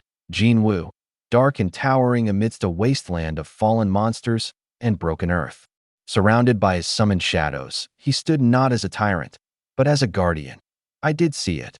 Dave murmured inwardly. He recalled the boy who faced impossible odds with unshaking resolve. I saw a boy who didn't back away from all the vicious monsters in front of him. His power was terrifying, yes, but at the end of the day, he used it to save humanity. Norma's expression didn't change, but her gaze gently urged him to remember what truly mattered. Dave's tone softened, laced with curiosity now. Would you believe me if I told you this wasn't the first time something like this happened? Her silence let him go on. So something similar has happened before? He pondered aloud. Are you saying that humanity has faced the threat of extinction multiple times and never even knew? The truth weighed heavily in the quiet room as steam rose from untouched tea. Inside his mind, doubt continued to swirl. Maybe Miss Selner is right. Maybe that boy really is. He looked up, catching sight of her face once more. Her calm conviction unsettled him. Can you guarantee, he asked, voice trailing as the question solidified in his mind, that the boy from the footage isn't dangerous? She didn't hesitate. I can. He blinked. The absolute confidence in her voice stopped him cold. All right then, Dave said, shoulders relaxing ever so slightly. I'll pretend I didn't hear you say that you know him. Norma, warm and composed, smiled as she reached for a small parcel. Wait, Dave. I made some cookies. Would you like to take these with you? She held them out, a small gesture of peace amid the storm of questions. Inside the quiet home, a warm, soft light spills over the polished floorboards. Ms. Selner stands at the top of the staircase, her calm presence contrasting the towering figure of Thomas Andre as he approaches her from below, his hair wild and untamed, matching the ferocity he's known for.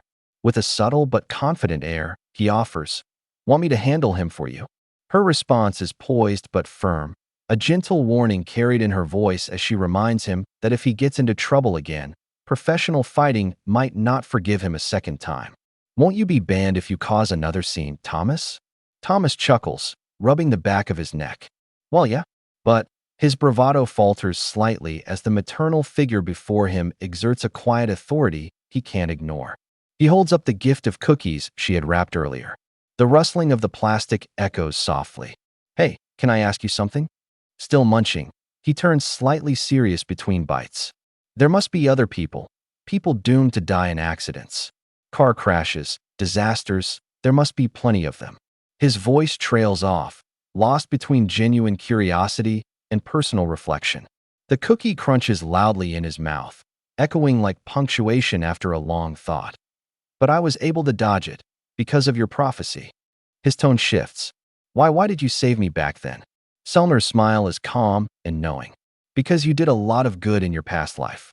He stares at her blankly, blinking in disbelief. I did. His voice lifts in disbelief as he shouts. But I'm Thomas Andre, the bad boy. No, the devil of the UFC. Outside, the sunlight cuts through the glass, painting the floor with golden streaks as Dave exits the house and steps into his car. From the window, Thomas watches, still holding the bag of cookies. His question carries a playful edge. So what did that boy from the video do to make that geezer come looking for him? Selner's reply is simple, yet it ripples with weight. He saved the world. Thomas glances back at her, narrowing his eyes. Sometimes, I can't tell if this lady is joking or being serious. He thinks to himself. Then again, that's what makes her so damn interesting. He looks over his shoulder, curiosity now mixed with admiration. Then where is this hero who saved the world? And what's he doing now? Selner, gazing out into the golden-lit horizon, answers with a distant voice. I'm not sure. A shift in scenery. A girl with golden hair, eyes filled with questions and wonder, gazes ahead in silence. Around her, petals drift in the warm wind, lit by a soft amber glow. And there, beneath the glowing canopy of a tree, Two figures meet in quiet stillness. One stands, calm and composed. The other sits on a bench, light-hearted, relaxed. Leaves spiral gently through the sunlight, and the city behind them moves unaware.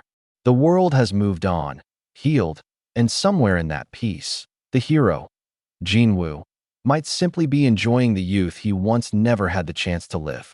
Perhaps, just perhaps, he's finally free. Chapter end here. For more, like and subscribe. Welcome to 217 Colic YT. The chapter begins.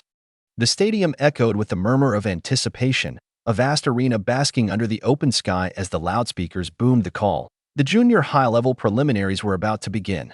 Sunlight poured through the clouds like a spotlight, casting warm glows across the sleek track lanes. Young athletes crouched into their starting positions, breath held, hearts pounding, a quiet before the storm. Muscles tensed, fingers gripped the ground, and then, whip, the signal reverberated through the air. The gun fired with a sharp bang, and they launched forward like arrows, slicing through the tension with explosive energy. Their feet pounded the track as adrenaline surged, each one racing not just against their competitors, but against their own limits. In the chaos of the sprint, a girl surged ahead, her form flawless, her will etched into every step. Behind her, others strained to keep up, gritted teeth, narrowed eyes, drenched brows. Every breath burned, every heartbeat thundered louder. Then came the red-haired girl with the tied ponytail and black knee brace. Her acceleration was supernatural. She carved through the wind like it parted for her, passing runners one by one, her shoes thundering against the ground with relentless force.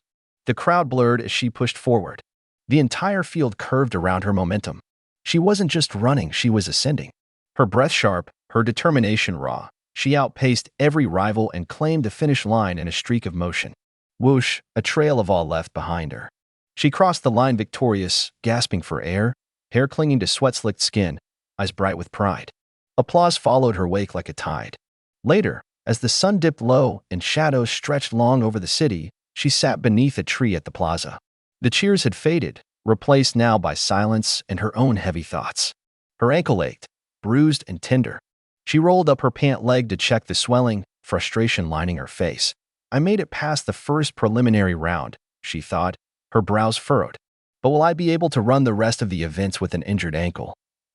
A wave of uncertainty settled in her chest. Her fingers laced together tightly as she stared down at the sidewalk, her shoes discarded beside the bench. This is so frustrating. Then a quiet voice rose from the golden light, drifting through the rustle of leaves. Are you going to hide your injury and keep running? Startled, she looked up, and there he was, standing beside the tree. The boy. The same boy from earlier. Calm. Steady. His presence like a soft breeze in late summer. She didn't answer, but her eyes said everything: surprise, confusion, curiosity. In that still moment under the golden canopy of leaves, the world paused again. Two paths had crossed, one burned by speed, the other cloaked in quiet strength. And for now, they just looked at each other, framed in the falling light of dusk. Her mind, however, was turning rapidly. A track and field student. Is he in high school? He spoke calmly, like someone who had walked many paths and returned with wisdom to share. If you run on a damaged ankle, he warned, you might end up spending a whole year just getting physical therapy. Her expression shifted. She was listening now. Then you'll be bad at running and regret your decision for the rest of your life. She stared at him, uncertain, taken aback by how earnestly he spoke. There was a familiarity in his words, one that lingered in memory. He was speaking from experience, or something close to it. That happened to someone I know, he added softly. There was silence. She lowered her gaze. The golden hue of the leaves danced across his silhouette as she caught a whiff of something comforting. He smells nice. The moment slowed. Thank you for your concern, but ugh, she exclaimed, reaching instinctively for her ankle, struggling to adjust. But before she could react, he leaned closer. Could you stay still for a moment? She blinked, startled. His hand reached out, firm but gentle. What? Her mind screamed. Huh. A rush of warmth glowed at her ankle. A soft, radiant light surged from his fingertips. She looked down. His hand hovered just over her skin, a glow weaving around her injury like a quiet miracle. You only get one chance, he said, his voice like dusk whined through the leaves. You should do your best and run as fast as you can. Her breath caught. Wait, she stammered, the realization dawning too late. Haven't we met somewhere before? But he didn't answer. Instead, he turned, his eyes sharp with something unreadable. Let's run. She blinked again, confused. What? If you can run faster than me, I'll answer that question. The stakes had changed. She straightened, alert. You're in high school, right? He asked, knowing full well the answer. I saw you taking first place in all the preliminary events. She nodded, slowly. Really? Then I take it that you're throwing in the towel. Her eyes widened. They'll announce the results of the final round of the preliminaries soon. She stepped forward with resolve. Could you answer my question once I beat your record? Even if it takes some time? He smiled faintly, watching her from behind those calm, knowing eyes. She's younger now, he thought. But she's still as innocent as ever. Their feet aligned beneath the sinking sun, hers poised with defiance, his grounded with patience. The wind stirred. All right, he said with a nod. It's a deal. The scene shifted, lines of the track stretching out into a promise. A red maple leaf fluttered past. And then, for a moment, the air remembered another time. Another life. The golden hues of sunset bathed the streets in warmth as Jinwoo weaves through the crowd. His eyes catch a glimpse of her again, older, more radiant, dressed in her school uniform and waving with a cheer that cuts through the bustle of the evening city. Her presence is vivid, her joy unmistakable. It's a moment that makes time pause. Later, the calendar on the wall marks D40. The pressure is immense, but he remains composed, focus sharpened by silent shadows hovering protectively behind him. In the dim light of his room, his resolve is forged in solitude and effort. But once the exams pass, the silence of his nights is replaced by the soft hum of city lights. Walking down a lively street, Jinwoo reflects on the time he spent buried in books and test sheets. He passes a mannequin dressed in a tailored coat and pauses. There's a thought he can't shake. Maybe he should have paid more attention to how he looked. As he stares at the coat, his shadows shift again, silent, fluid, and loyal. In the next moment, the coat is his, adorning him with elegant confidence. He steps back into the flow of the city, the coat flaring behind him as he walks. The crowd feels different now. He's not hiding in it, he moves through it, as if it parts for him. Then, as if on cue, a thought crosses his mind. He counts silently, 3, 2, 1, and a hand lands gently on his shoulder. There you are, says a soft voice. Jinwoo turns to see Cha-hae-in. Her presence is calm and familiar. It's like you have eyes in the back of your head. She smiles, stepping into pace with him. You took your college entrance exams last month, right? Congrats. He nods with a quiet smile. Are you still planning on going to the same university you chose before? Her tone is casual, but her eyes are searching. Jinwoo responds calmly. They offered me a full scholarship and a chance to study abroad. And someone I really want to meet is there. She looks suspicious. It's not a woman, is it? He smirks. That's a secret. They walk side by side beneath holiday lights twinkling in the night sky, laughter and conversation buzzing around them. But between them, there's something quieter. Something deeper. She finally breaks it. Do you remember your promise, Jinwoo? He tilts his head. What promise? You promised to answer any question I had, if I could run faster than you. He chuckles. Right. I do remember. She points ahead with playful challenge. Shall we see who can reach that Christmas tree first? The tension softens, replaced by something almost childlike.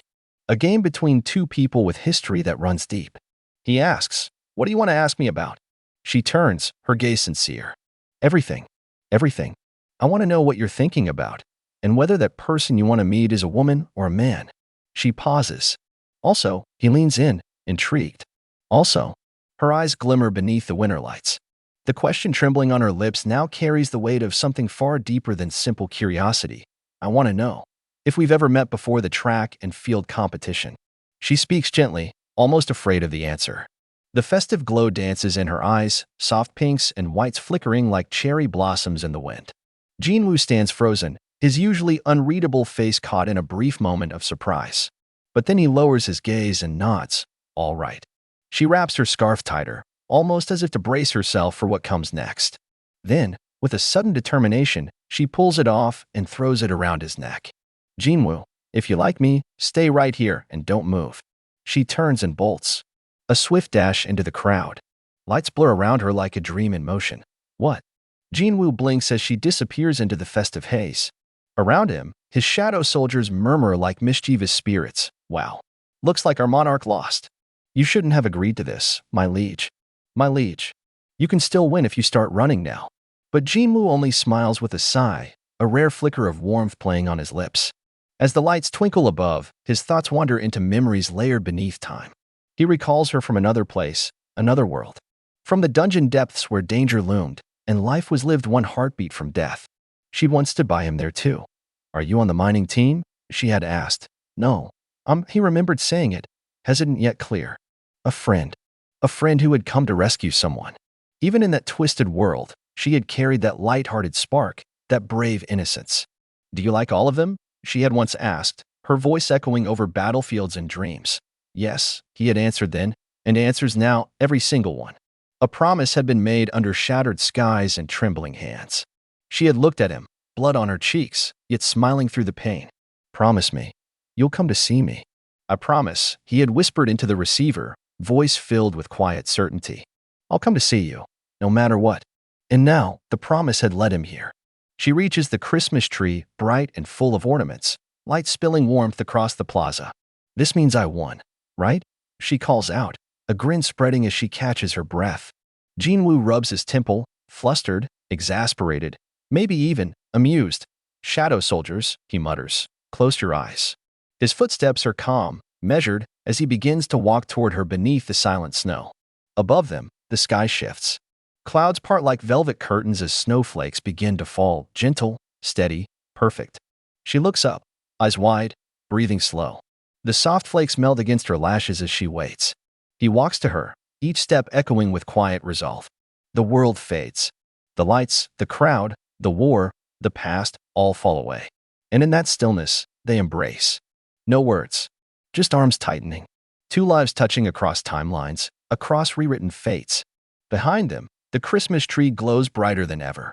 Merry Christmas beams above, shining like a new beginning. Snow drifts down as their silhouettes stand beneath it, wrapped in warmth, memory, and the fulfillment of a vow long promised. The screen fades from white into a cascade of violet skies, where light fractures through jagged peaks and Gothic towers that pierce the heavens. The camera drifts over an ancient, magnificent cityscape hidden amidst rocky mountains, spires stretching into a void lit with the glow of countless stars. This is no place of mortals. This is the world of eternal slumber, a realm forged beyond time, veiled in ethereal silence and everlasting twilight. Below the spires, shadow-cast architecture stands tall, monolithic and surreal, glowing with an otherworldly luminance. Through colonnades of shadow and light, the silence is broken. From the darkness, a vast draconic silhouette emerges, cloaked not in flesh and scale, but in writhing shadows, trailing mystical energy as it soars past the towers. A deep voice greets with regal gravity. "Greetings, Lord Tusk." The camera pivots down the polished stone halls of the great citadel. There, General Tusk awaits. Cloaked in crackling power, tusks curving from his jaw, a shadow soldier, he bows courteously, his voice composed. "Hello, General Tusk." Tusk steps forward next, his presence commanding and eyes aglow. "Good morning," he declares joyfully, then pauses, amused.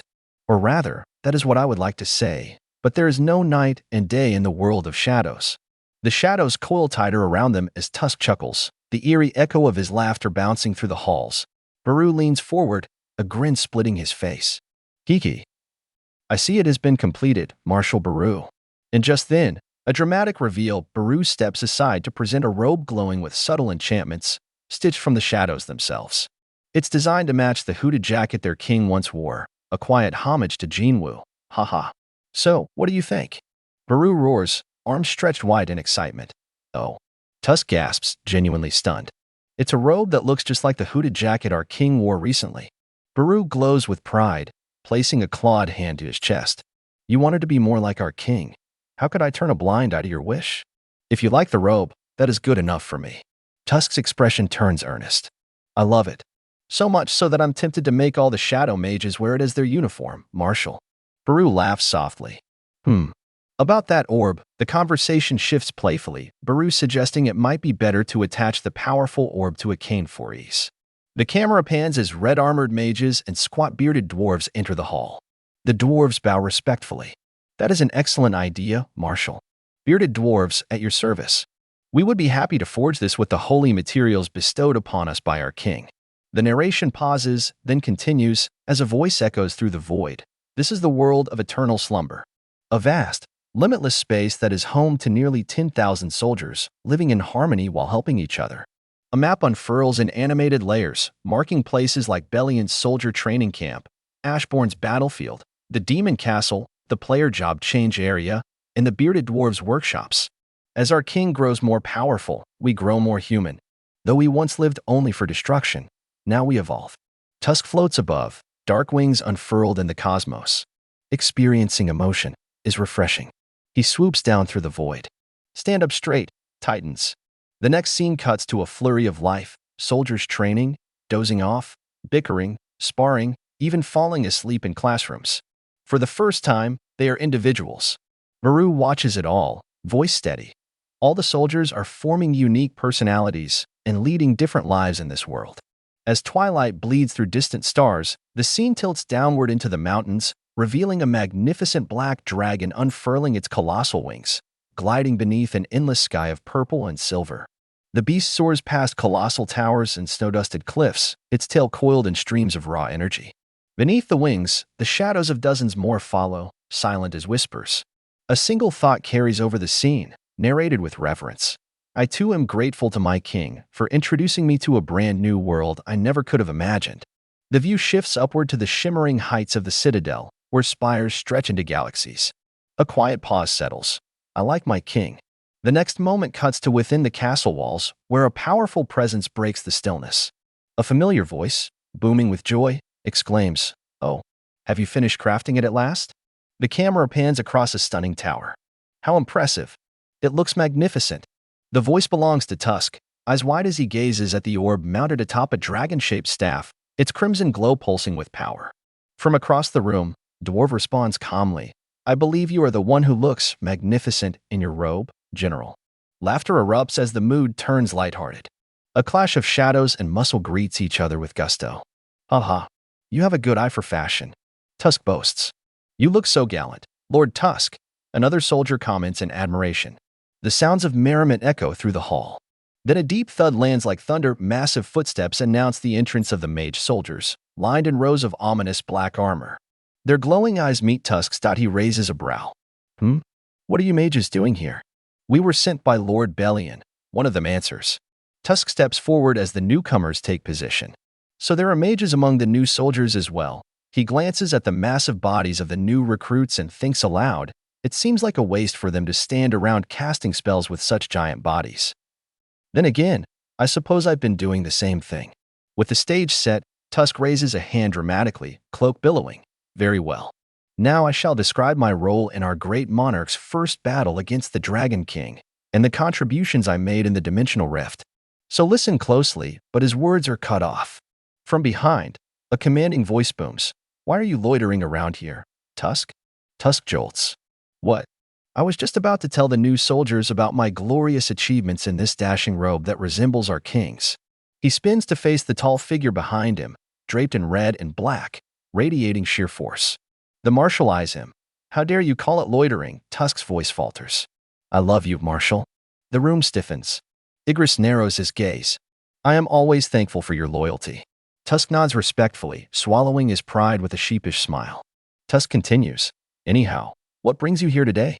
Tusk straightens, clearing his throat. "It is almost time." The marshal lifts his eyes to the heavens, his voice solemn. "Shouldn't all the soldiers that are generals and higher gather together to cheer on our king?" A silent beat. Tusk walks to the tall window and gazes out. Light glows beyond the magical veil. Then it hits him. "Oh." He turns, eyes wide. The light intensifies as the view sharpens into a portal, revealing a scene on the other side. Did our king finally reunite with Lady Heian? "Yes," comes the quiet confirmation. The news explodes like fireworks. Cheers erupt. "Hooray." From within the magical portal, Cha Heian appears, radiant and smiling.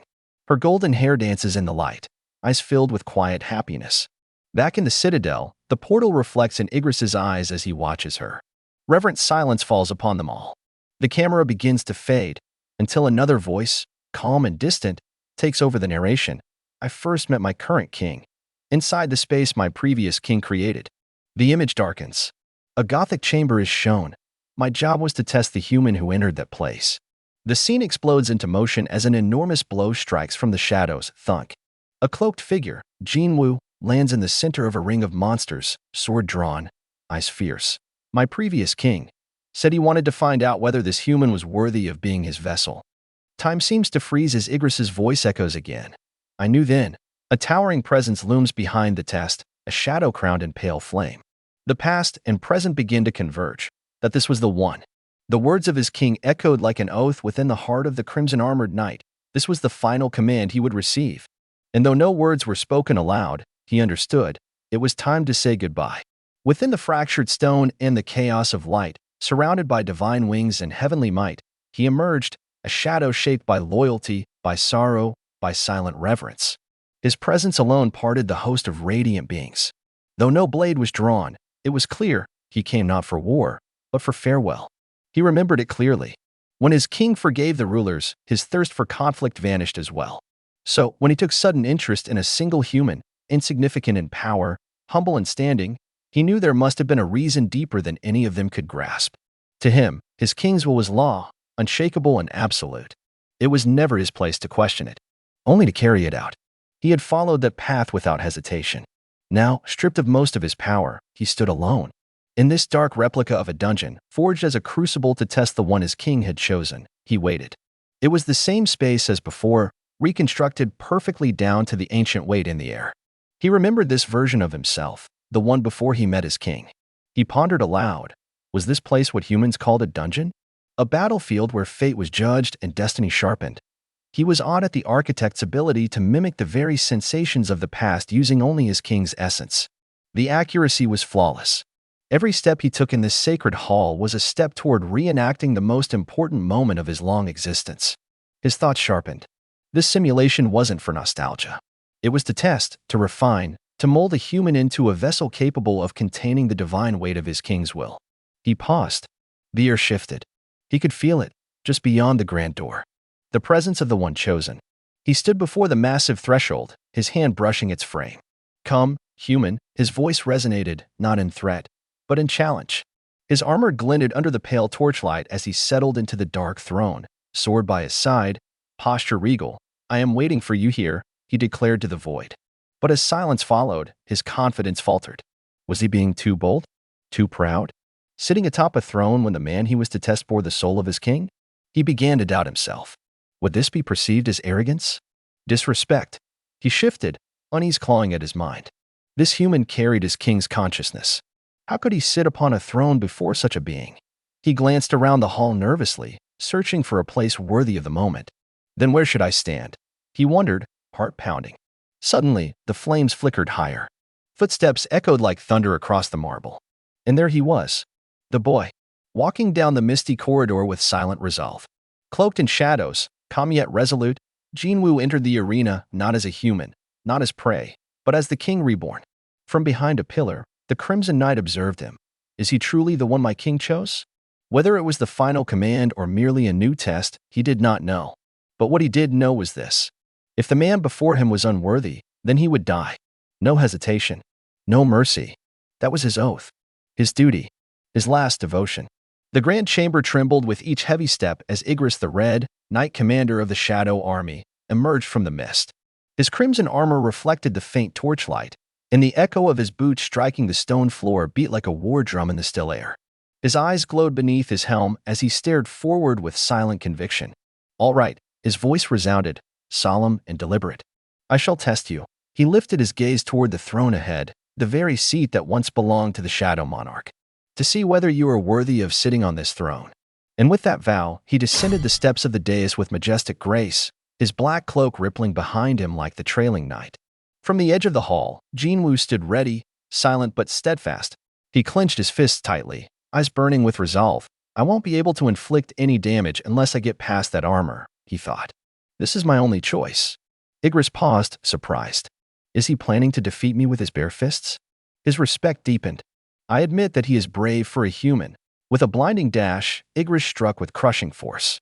The blow slammed Jinwoo across the chamber like a ragdoll. Slam. Utterly disappointing. The knight's voice growled. How could someone so weak be worthy of being my king's vessel? Dust and shattered stone rose in the air as Jinwoo's figure tumbled and skidded. Give up, you weak human. Crash. The chamber erupted. Pillars cracked. Rubble rained down. Amid the chaos, Jinwoo's body landed with a brutal thud onto the seat of the throne. His limbs hung, blood staining his hoodie. Igris stepped forward, sword raised. You are not worthy of that throne. Golden arcs of light shimmered around his blade.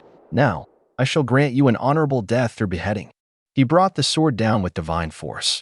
But as the blade neared its mark, it stopped. For the first and only time. Igris felt relief. If the human wasn't worthy of inheriting his power, it meant my king would be able to remain a monarch a little longer. I shall behead you in an instant and give you a painless death. But just as the final blow was to be delivered, boom, a shockwave exploded outward, blinding blue light consuming the darkness. Igris's eyes widened, his posture shaken. He staggered back. But then, I was startled by the following turn of events. It wasn't the strength. It wasn't the blow. It was the will. The way Jinwoo refused to give up. Even on the throne, wounded and beaten, he rose. It wasn't the fact that he had blocked my sword, Igris realized. I was more surprised by the way he refused to give up till the end, despite the situation he was in. Fingers crackled with blue arcs of energy, every tendon of Jinwoo's hand trembling as he gripped the enemy's sword. Sparks of determination burned in his eyes. He refused to yield, refused to fall. Not yet. Through gritted teeth, he roared, I haven't lost yet. And in one explosive burst of raw instinct and power, he plunged a weapon into the eyes of his towering opponent, Knight Commander Igris the Red. The mighty knight staggered back in stunned silence.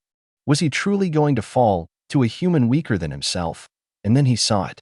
Not in Jinwoo's stance, not in his strength, but in his eyes. There, deep within the human's gaze, was something hauntingly familiar. A glimmer.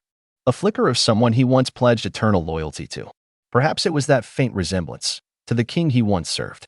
The mighty Igris collapsed to his knees with a thunderous thud, a cloud of dust rising around his defeated frame. The shock rippled across the chamber. He had been meant to test this human's strength, to measure his worth. And yet, despite being clearly superior in skill, he had lost. Was it his own carelessness? Or was this a miracle born from Jinwoo's ironclad will to survive? As Igris knelt, his thoughts spiraled in quiet reflection.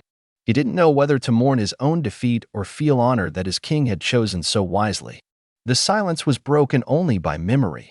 After that fateful duel, Jinwoo had taken him in, not as an enemy, but as a companion. He had become his servant. And yet, Jinwoo had treated him with grace, kindness, even respect. So many times, Igris found himself thankful for being under the human's command.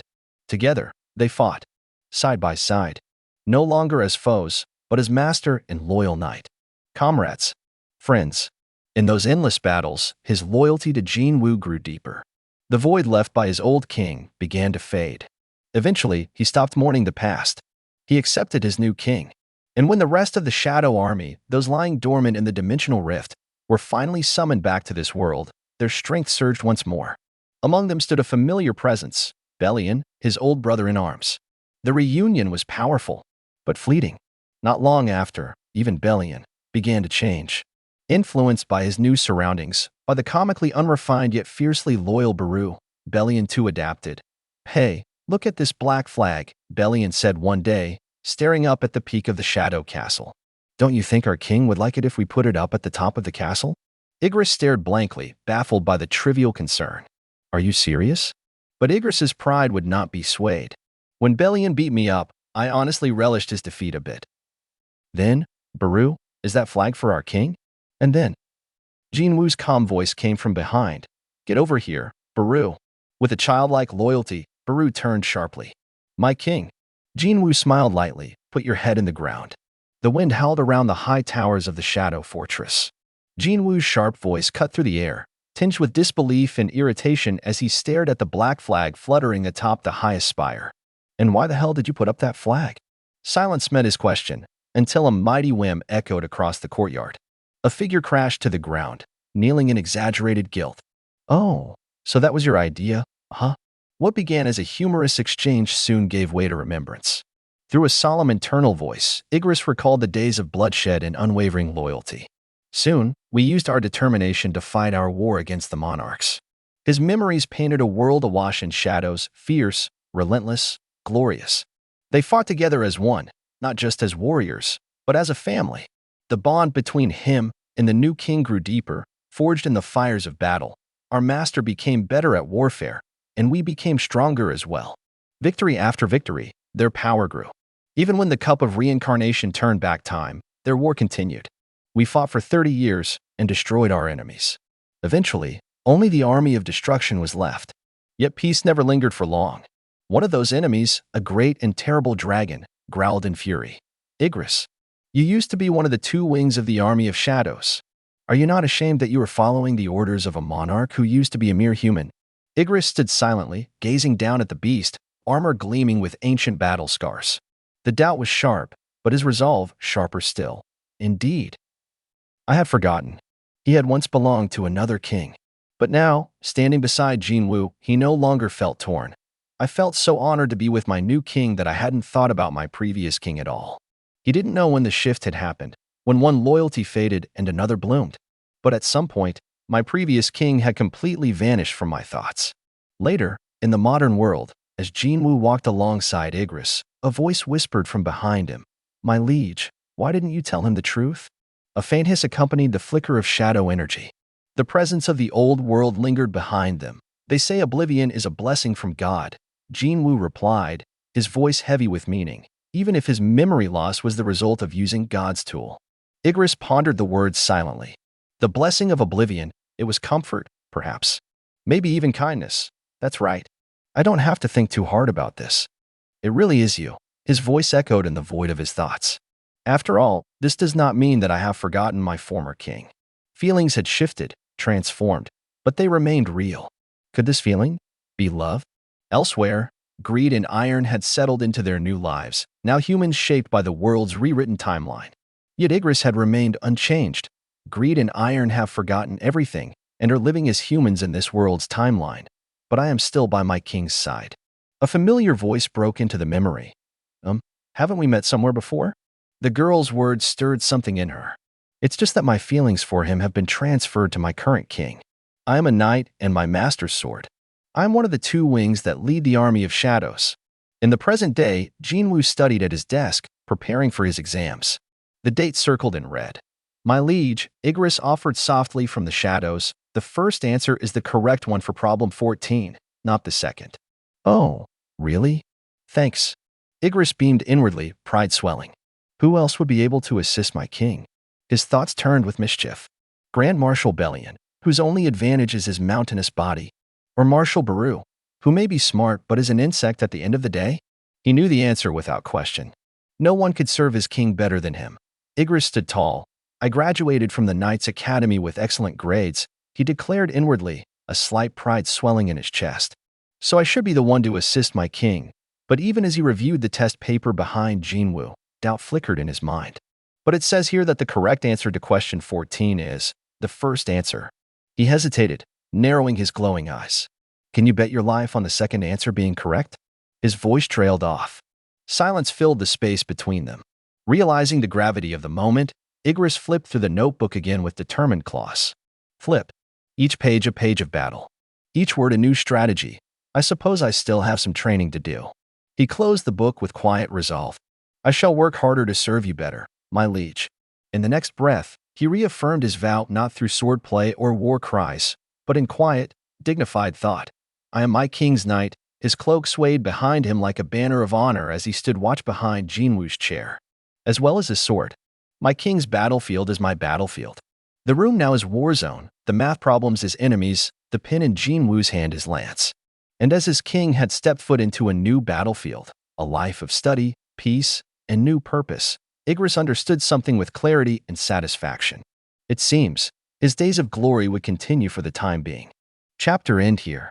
For more, like and subscribe.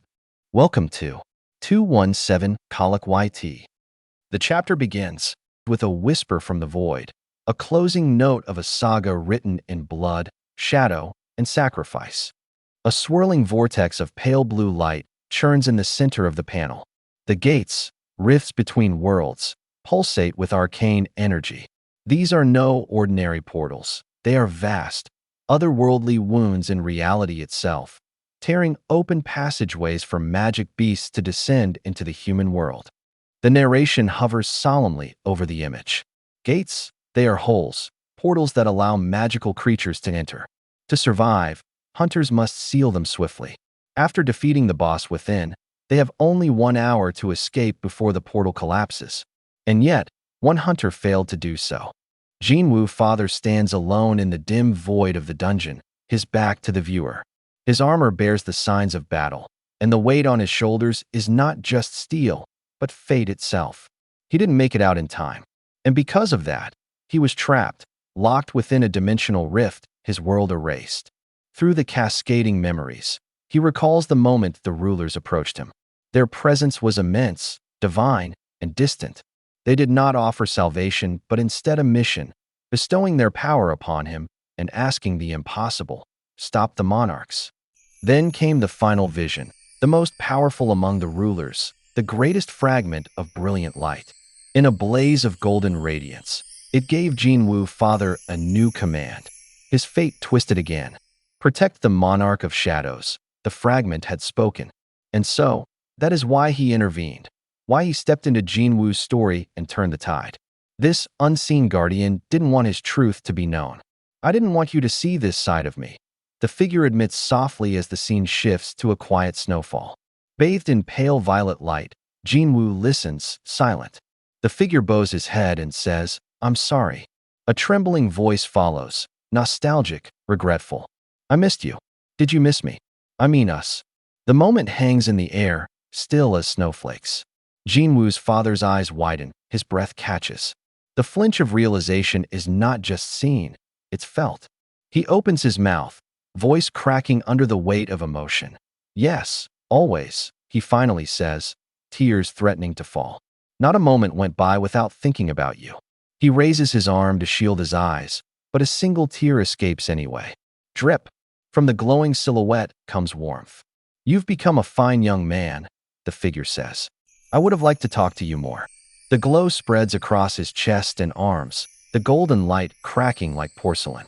"I wish I could have spent more time with you." The final words come gently, apologetically. "I'm sorry I wasn't a better father to you." As Sung Il-hwan sat quietly, the corner of his lips tugged into a faint smile. But that expression slowly faltered. His eyes narrowed, and his brow furrowed as he clenched the newspaper in trembling hands. The weight of unspoken memories stirred within him. Silently, he lowered the paper, concealing the pain behind it. His shoulders sank. At the breakfast table, surrounded by his family, he bore the burden of knowledge only he carried. The warmth of the morning light cast long shadows over his form, as if the past still clung to him. Later, in a quiet cafe, he faced a man dressed sharply in black. Calm, composed, and curious. "What did my son decide?" Il-hwan asked, his voice steady. "The monarch of shadows decided to remain on Earth," the other replied with a small smile. "He said every second he spends here is precious to him." A pause lingered between them, charged with shared understanding. "Are you going to continue hiding the truth from the monarch of shadows?" "I mean, your son?" the man asked. Il-hwan nodded gently. "Yes. After all, he doesn't want anyone around him to remember what happened." "I see," the man mused. "Like father, like son." As the sun slanted through the cafe windows, casting warm amber tones, the emissary of the rulers continued. "After I leave, the rulers will no longer get involved. That means this will be my last time visiting this world." There was a wistfulness to his tone, not sadness, but solemn farewell. This was quite an interesting experience. I was excited to see what would happen as we waited for the monarch of shadows to return. He extended his hand with dignity and said, "The rulers are grateful to the monarch of shadows, and you as well, Mr. Sung Il-hwan." Then, gently, "Is there anything we can do for you?" Il-hwan set his cup down with a nod. "Could you erase my memories of the time that disappeared?" The man looked slightly surprised, but not for long. "Of course, that is possible. But why would you want us to do something like that?" Il-hwan smiled faintly, gazing downward. "It's really challenging to pretend not to remember anything in front of my son. He's very perceptive when it comes to these things." He looked up, sincere. "Also, I want to live as a normal father who worries about his son." A silence passed before he added, "To me, Jinwoo is my precious son, not the monarch of shadows." The emissary responded with a graceful nod. "Very well." He raised his glowing hand, a soft flash blooming between his fingers. "Once you leave this cafe, Your memories of the time that disappeared will be completely erased from your head. And as he rose to leave, cup in hand, he offered one final parting wish. You won't remember what happened, but I'd like to wish you peace in the days to come. The soft evening glow spills across the cafe as Jinwoo's father quietly finishes his coffee and steps outside. The door closes gently behind him. Elsewhere in a lively restaurant, a gathering of freshmen is underway. The welcome party buzzes with excitement. Faces lit with curiosity, awkward glances, laughter muffled behind half-raised hands. But amid the noise, one figure sits alone by the window. Jinwoo, stiff and nervous, his hands trembling as he wipes sweat from his brow. His thoughts spiral. This is my first time attending a freshman welcome party. But what's going on? He stares at the sizzling meat and side dishes scattered on the table. I grew up as the second son of a well-to-do family, but this frozen pork belly restaurant feels familiar to me for some reason. Before he can dwell on the déjà vu, one of the seniors throws an arm around his shoulder. Relax, Jinwoo. You're acting like we're about to swallow you whole. Flustered, Jinwoo shoots upright in his seat. Not at all, sir. The upperclassman laughs. Like I said, stop being so formal. It's not like the olden days anymore. You can relax around me. But be careful around the other seniors, just in case. There's one upperclassman in our department who's a little scary. He glances toward the entrance, gesturing discreetly. It's not that he tries to intimidate anyone, but his presence, just standing next to him, makes people go quiet. Jinwoo forces a nervous chuckle. Well, he can't be as bad as my father. The conversation shifts quickly. Hey, remember the track star who got famous recently? Was her name Cha Eun-young? A spark of recognition flashes across the table. Oh, are you talking about Cha Hae-in? That's right, Cha Hae-in. Anyway, you've heard about her, right? She's that upperclassman's girlfriend. Suddenly, one of the students stiffens. Speak of the devil. Here he comes. Heads turn as footsteps approach. The laughter dulls. Welcome, sir. Sir. Jinwoo leans over, whispering in frustration. Anyhow, why isn't anyone coming to our table? Another student sighs. Maybe I should go talk to some cute freshman. But before he can move, a shadow looms beside him. The student leans awkwardly, then freezes in place as the upperclassman sits directly across from Jinwoo. Oh no, it's the upperclassman. Jinwoo panics internally. There are so many empty seats here. Why did he have to sit right in front of me? The tension thickens. I'll go tend to the other upperclassmen. One guy blurts out and bolts from the table. A hand reaches forward. Here, drink this. A glass is poured, completely filled. Jinwoo stares wide-eyed.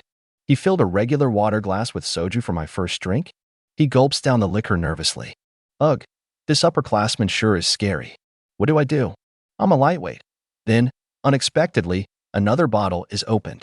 The upperclassman smiles gently. This is just soda. He pours carefully. You're a lightweight, so you should stay away from alcohol. You and I can just drink the soda.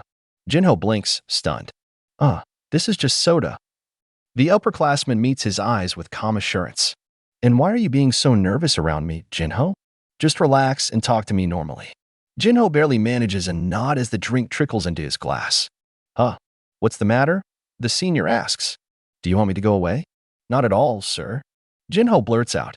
Then something flickers in his eyes. Why does calling him sir feel so natural? And when did I tell this upperclassman my name? His heart skips a beat. Something is eerily familiar. Something he can't quite remember. The clear clink of glasses echoed softly under the warm restaurant lights as Jinwoo smiled gently, raising his drink. His voice calm and warm, he uttered a simple word, cheers. Across from him, Jinwoo brightened, matching the gesture with youthful enthusiasm, responding loudly, cheers. Their glasses met in a silent toast, an unspoken bond bridging old memories and new beginnings. The world faded into morning. A new day painted the city skyline in blue, towering buildings standing still under the clear sky. Students began to gather across campus grounds, walking paths leading to yet another ordinary school day. Jinwoo's voice called out as he caught sight of Jinwoo. Oh, sir. Why didn't you come to the study room? Jinwoo turned, backpack slung over his shoulder, his expression as casual as ever. I have to do something today. Oh, and Jinwoo? Yes, sir. Jinwoo responded promptly, always the dutiful one. Jinwoo continued walking, saying over his shoulder, something important came up. so it'd be great if you could sit in for me at my afternoon class. There was no room for refusal, just trust. As Jinho hesitated, he protested. What? But all the professors know who you are. They'll notice if you're absent. But Jinwoo was already dialing out. Jinho's voice chased after him. Where are you going? Jinwoo smiled faintly as he answered. I'm going on a field trip to our university's hospital. Jinho blinked in confusion. What? But our major has nothing to do with the medical field. Why are you? The line disconnected. I'm counting on you, Jinho. The last words echoed as a beep cut the call short. Jinho could only mutter, Sir? Sir. Meanwhile, on another walkway shaded by spring trees, a young woman walked quietly, lost in thought. I was happy I got accepted into a university in Seoul, but is my Busan accent too thick? Her inner doubts whispered with each step. She sighed gently, brushing strands of copper hair from her cheek.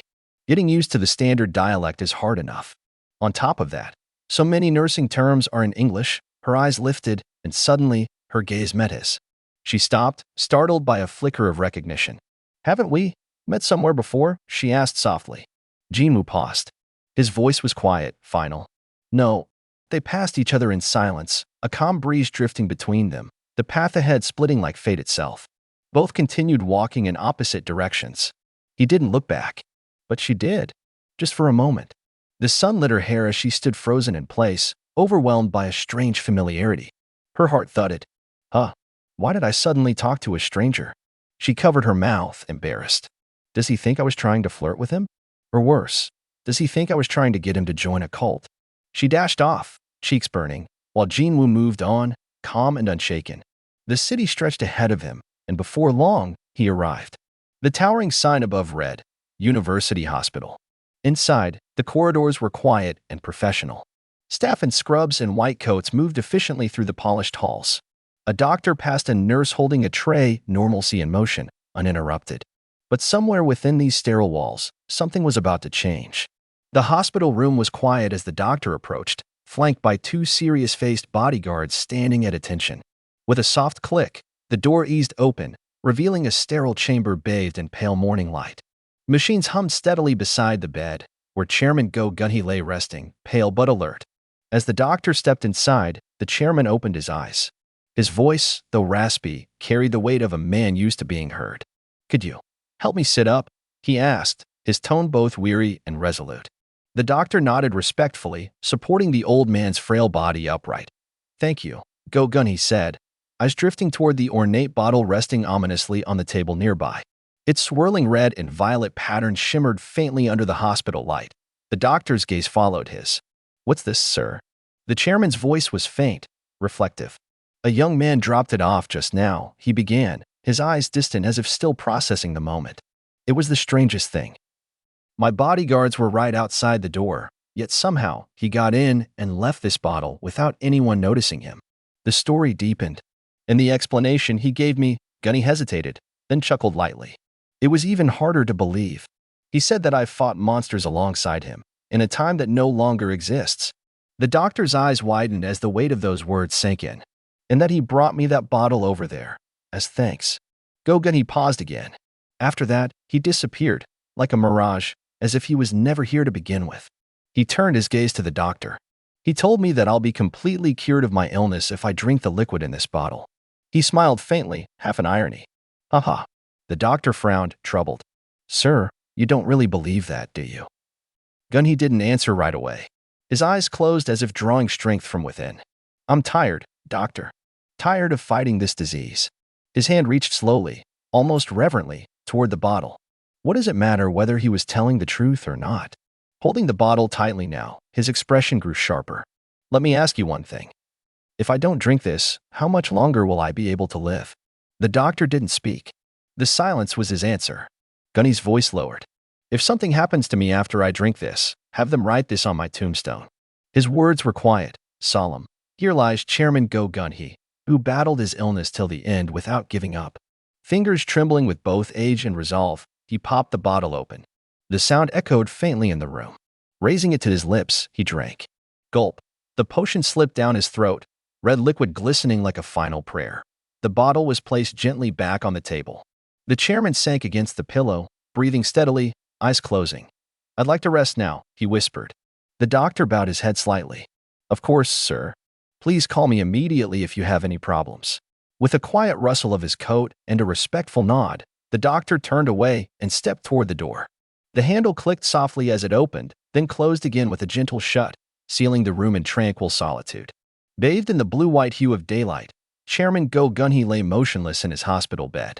The contours of his face were calm, the lines of a lifelong fight softened under the warmth of the sun. His chest rose and fell slowly, rhythmically.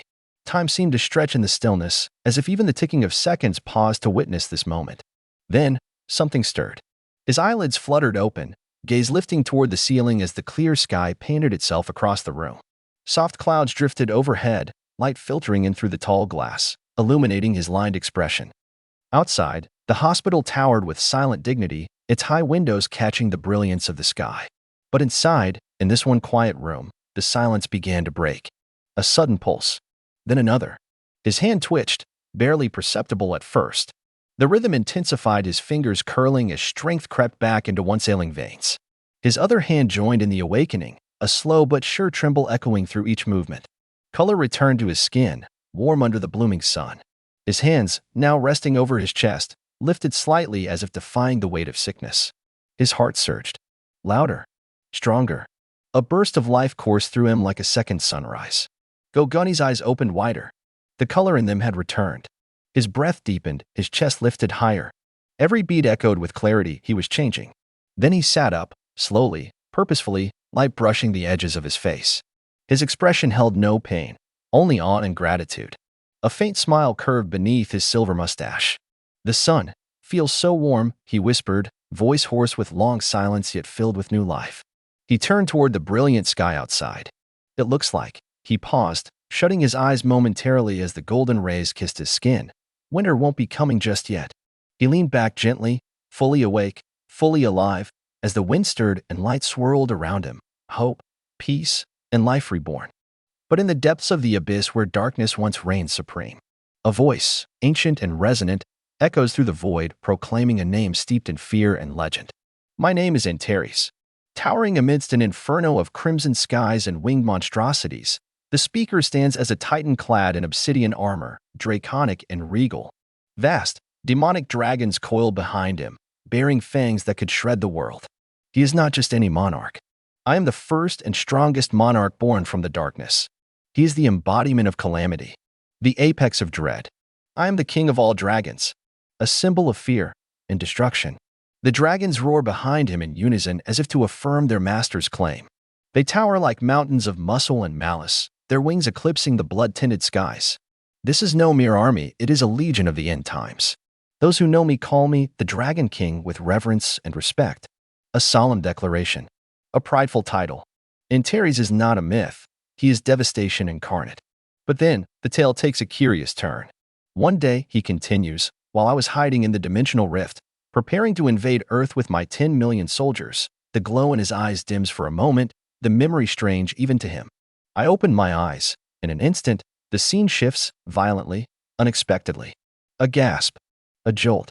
Antares is no longer standing atop his draconic mountain. He finds himself staring at an unfamiliar reflection in a bathroom mirror. The image of a young man blinks back, wide-eyed and confused, and found myself inside a human's body. The transition is jarring. The mighty Dragon King now housed within the frail shell of a human. He stares at his reflection, leaning heavily over the sink, bewildered by the image before him. Disbelief pulses through his thoughts. Why does this human look so weak? A pause. The realization sinks deeper. How pathetic. He studies the body again, eyes narrowing. This human has been through battles, wounds, pain, yet he lives. This human's name is Sung Jinwoo. Antares pieces together what he can. Jinwoo, a young man, a mere E-rank hunter in a country called Korea. The Dragon King scoffs, yet notes the irony. Although he is weak, he has been awakened as a hunter. He must have come close to death countless times, yet he still hasn't given up. His eyes fall to the bandages on the abdomen as he lifts his shirt, revealing a body riddled with damage and fatigue. Bruised ribs, scrapes across the skin, faint surgical lines. Is it because of his mother's illness? A moment of pause. The thought simmers in the back of his mind. I could have easily healed a petty disease like that with my magic. That arrogance, that divine contempt still burns brightly within him, even as he's locked in mortal flesh. Suddenly, a buzzing sound interrupts the brooding thoughts. The phone on the table lights up. Jinwoo walks to the desk and answers it with a blank tone. Who's this? But the question isn't met with silence. A voice replies urgently on the other end. Where are you, Mr. Sung? It's almost time for our raid, but I don't see you here yet. And Terry's blinks in quiet shock. The audacity of the voice, the expectation that he should answer to anyone. Are you going to be late again? A nerve twitches. His crimson eyes widen, not in fear, but insult. Tardiness is the act of arriving later than the designated time due to one's failure to be punctual. He repeats the definition with a venomous sneer, like it's a personal offense. In other words, this woman, this insignificant voice on the other end, is daring to question the almighty Dragon King. If I will commit an act that is a symbol of incompetence, a pulse of red aura begins to flare behind his eyes. I simply cannot let such a thing happen. The phone trembles in his grip. His expression darkens, consumed by wrath wrapped in bewilderment. His eyes blaze again as he sharply responds. Oi, where are you? The woman on the line sounds confused now, defensive. Where do you think? We're all waiting in front of the gate right now. And why are you talking to me so rudely all of a sudden, Mr. Sung? He doesn't answer. His attention shifts inward again. It must be close. He shuts his eyes, centering all his power. I must focus. The aura tightens, glowing violently from within him. So I can find the place where this arrogant woman's voice is coming from. A wide aerial shot spins above his apartment as his power pulses outward, tracing the direction of the signal like a monstrous sonar. A burst of purple energy floods the frame, narrowing in with precision. Then, a crisp voice through the receiver. I found you. The image cuts to the woman outside, a hunter, now alarmed. Her eyes widen. Excuse me? What do you mean? You found, the call cuts. The screen darkens. A moment passes as she stares down at her phone. What the heck was that about? Then with burning red eyes, Sung Jinwoo loomed over the frightened woman in the delivery uniform. The atmosphere crackled with intimidation as he leaned in closer, his voice devoid of softness. Am I late? He asked, his gaze sharp enough to slice through steel. Her eyes widened, her voice caught between fear and confusion. But Jinwoo wasn't interested in stammers. He pressed again, this time with a darker tone. I asked if I arrived late. His fingers closed around her arm, not violently, but with enough force to draw a whimper. Trembling, she managed. No. Jinwoo's expression eased slightly. Good.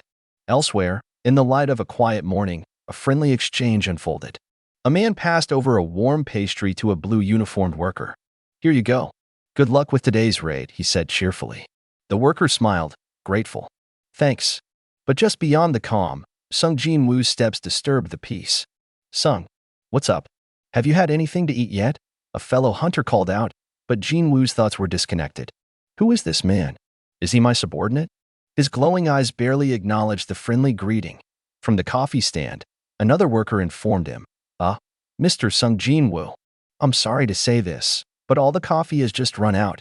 Without hesitation, Jinwoo's hand shot out and snatched a coffee from a nearby table. The man holding it stumbled backward in surprise. Jinwoo raised it to his lips and drank, unbothered. That won't be a problem, he said coldly. Laughter broke out behind him. Haha. The strong take from the weak, he declared with unnatural glee, his mouth twisted in a monstrous grin, eyes glowing like molten fire. That is the way of life for us monarchs. The bystanders looked on in uneasy silence, unnerved by the transformation in his aura. Among the group, hushed whispers began. Don't you think, Sung? Seems a little odd today, one murmured. I agree. The look in his eyes is a bit scary, another replied. He's been giving me the chills since he got here. Then, a voice pierced the murmuring. Jinwoo, you're hurt again. It was a familiar face, a concerned young woman rushing over.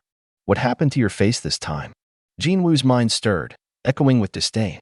Why are all the humans here so noisy? He thought, standing stiff and still under the piercing blue sky. The girl paused before him, breathless. Geez, what happened to you? A voice rang out behind them, drawing the group's attention. Listen up, everyone. The raid leader stood tall, addressing the crowd. I'm sure we're all looking to have a good time and hit the jackpot today.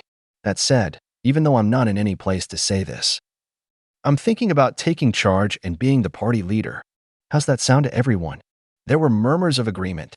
Song, you're the highest rank out of everyone here. I approve. Yeah, we can count on Song. Let's see those skills. Smiles and nods followed. Yes, I'm on board too. Me too. The group buzzed with anticipation, rallying around Song as the leader.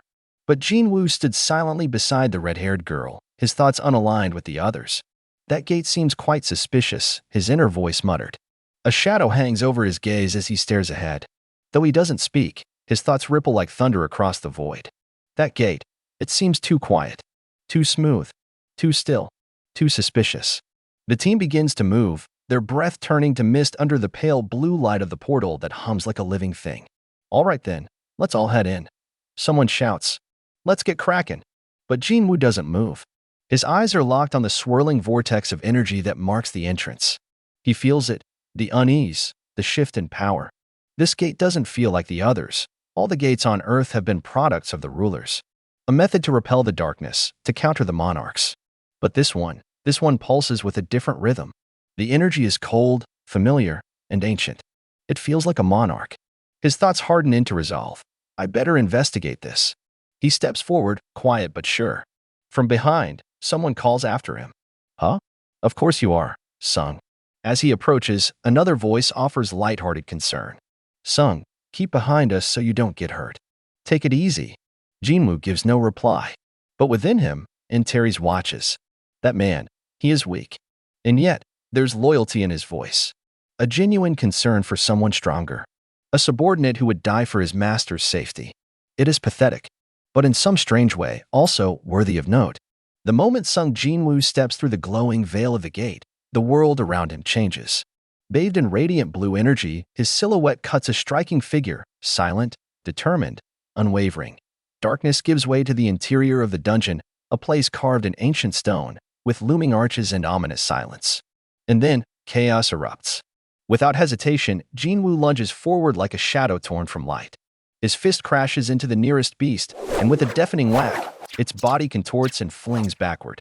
Another follows, and then another, each blow cracking bones and shattering flesh, a brutal storm of violence carried out with surgical speed.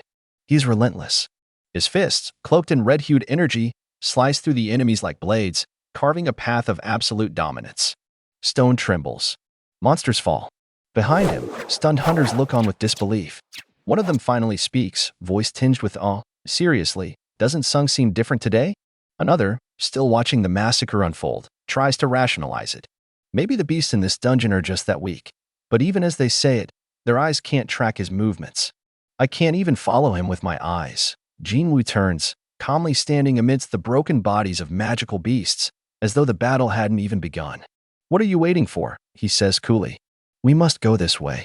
But Song, the party's nominal leader, steps in hesitantly. Wait, we should decide these things with a vote.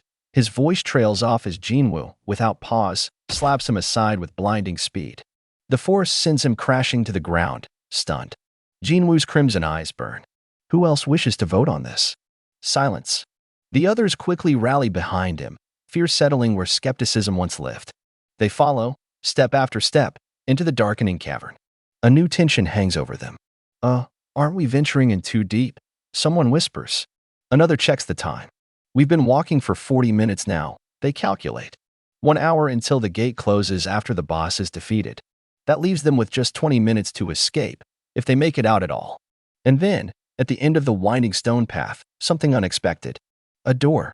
Massive and regal, etched with symbols older than memory. Why is there a door at the end of this cave? One mutters, eyes wide.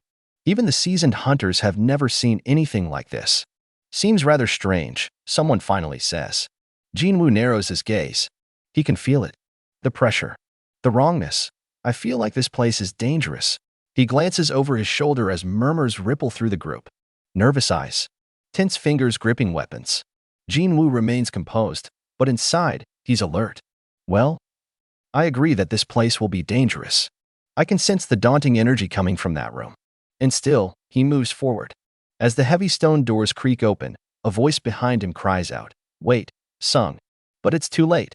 From the darkness ahead, the man's bravado melted into fear as Jinwoo suddenly appeared before him. Before he could react, a hand shot out like a striking viper, swift, precise, and merciless. The man gasped, eyes bulging as Jinwoo's fingers closed around his collar. In an instant, his feet left the ground. He flailed, sputtering, but there was no escape. With a casual motion, Jinwoo threw him across the threshold of the dungeon entrance like discarded trash. He hit the stone floor with a thud, scraping forward on his hands and knees. Ack, he groaned, stunned and humiliated. What do you think you're doing? The man barked in outrage, turning to face his assailant. Jinwoo stood tall and unbothered, shadows clinging to his form. Nothing's happening, he replied calmly. Let us head in. At his word, a chilling breeze swept through the chamber, and the dormant torches flared to life. Blue flames erupted from the carved sconces, one after another, illuminating the ancient, eerie hall with an otherworldly glow. What is this place? Someone whispered in awe as the magical light revealed what lay within. The flames cast their glow upon a massive stone throne and the rows of silent statues flanking it, guardians in eternal vigil. Oh. The torches lit up. Nice. A voice called out, trying to cut through the tension. Never seen anything like this dungeon. Now chop chop. Let's all split up and take a look around. But beneath the surface of excitement, the cold blue fire flickered, as if something ancient and dangerous had just awoken. A towering, weather-worn statue loomed before the raiders, carved into the far wall like a forgotten god peering into the present. Wow, that statue's super huge, one of them whispered in awe. But their reverence quickly turned to caution. That's not the boss, is it? Jinwoo's eyes flicked upward, calm and certain. It's that one, actually, he said, pointing past the giant figure towards something less obvious, yet far more dangerous. Near the base of another towering figure, a slab of ancient stone stood erect, its surface carved with unreadable symbols. Someone muttered, Huh? Wait, isn't this writing on the stone slate a runic inscription? They gathered before the tablet, gazes filled with confusion and curiosity. Does anyone know how to read it? Jinwoo's inner voice snarled with silent contempt. These fools. Why can't a single one of them read something so simple? He stepped forward, eyes scanning the worn text. The commandments of the Cardinal Temple. But before he could speak, a hand seized his arm, nervous, trembling. Hey, Jinwoo. It was her. Panic etched across her face. Over there, that huge statue. Jinwoo didn't flinch. His voice came low, almost mechanical. Let go of me. He pulled away, unbothered. Before them, the stone commandments gleamed faintly with ancient magic. Jinwoo recited them coldly. 1. Thou shalt worship God. 2. Thou shalt praise God. 3. Thou shalt prove thy faith. A final line etched into the stone sent a chill through the room. Those who fail to obey these commandments shall not be spared. Suddenly, with a spark, the statue's massive eye lit up like a fuse igniting. A rumble tore through the temple. From the darkness, golden energy erupted, flash. A bolt of radiant, searing force struck out like divine judgment. Lightning lanced the air, snapping and twisting around a figure now cloaked in godlike brilliance. A voice thundered with fury.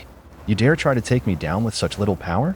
From the epicenter of that fury, Jinwoo's eyes glowed crimson, his mouth curled into a monstrous grin. The power of a monarch surged in waves. The room exploded in light. Heat, pressure, shock. Screams rang out. Dust clouded everything. Debris scattered. Some died for cover, but many stood frozen and helpless. Amid the inferno, the words tore across reality like prophecy made flesh, the breath of destruction. A cataclysmic blaze roared from Jinwoo's core, a crimson cyclone tearing across the temple like the wrath of an ancient god. The explosion hit. Crash. Walls shattered. Dust cascaded like a storm. Silhouettes of monsters and humans alike reeled backward, faces twisted in terror.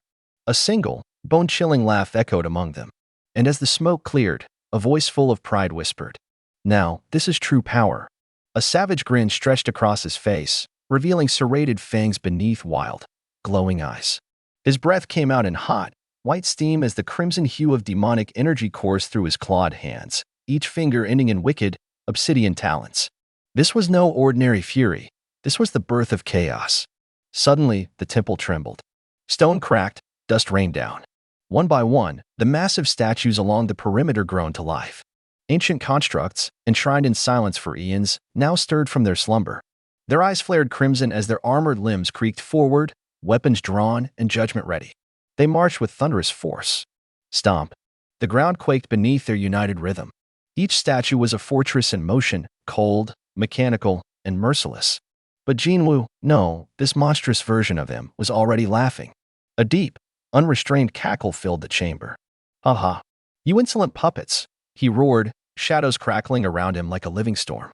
You're too slow. With an explosion of force, he launched himself into the fray, tearing through the stone titans like paper. Boom, boom. One after another crumbled. The raiding party behind him watched in terrified awe.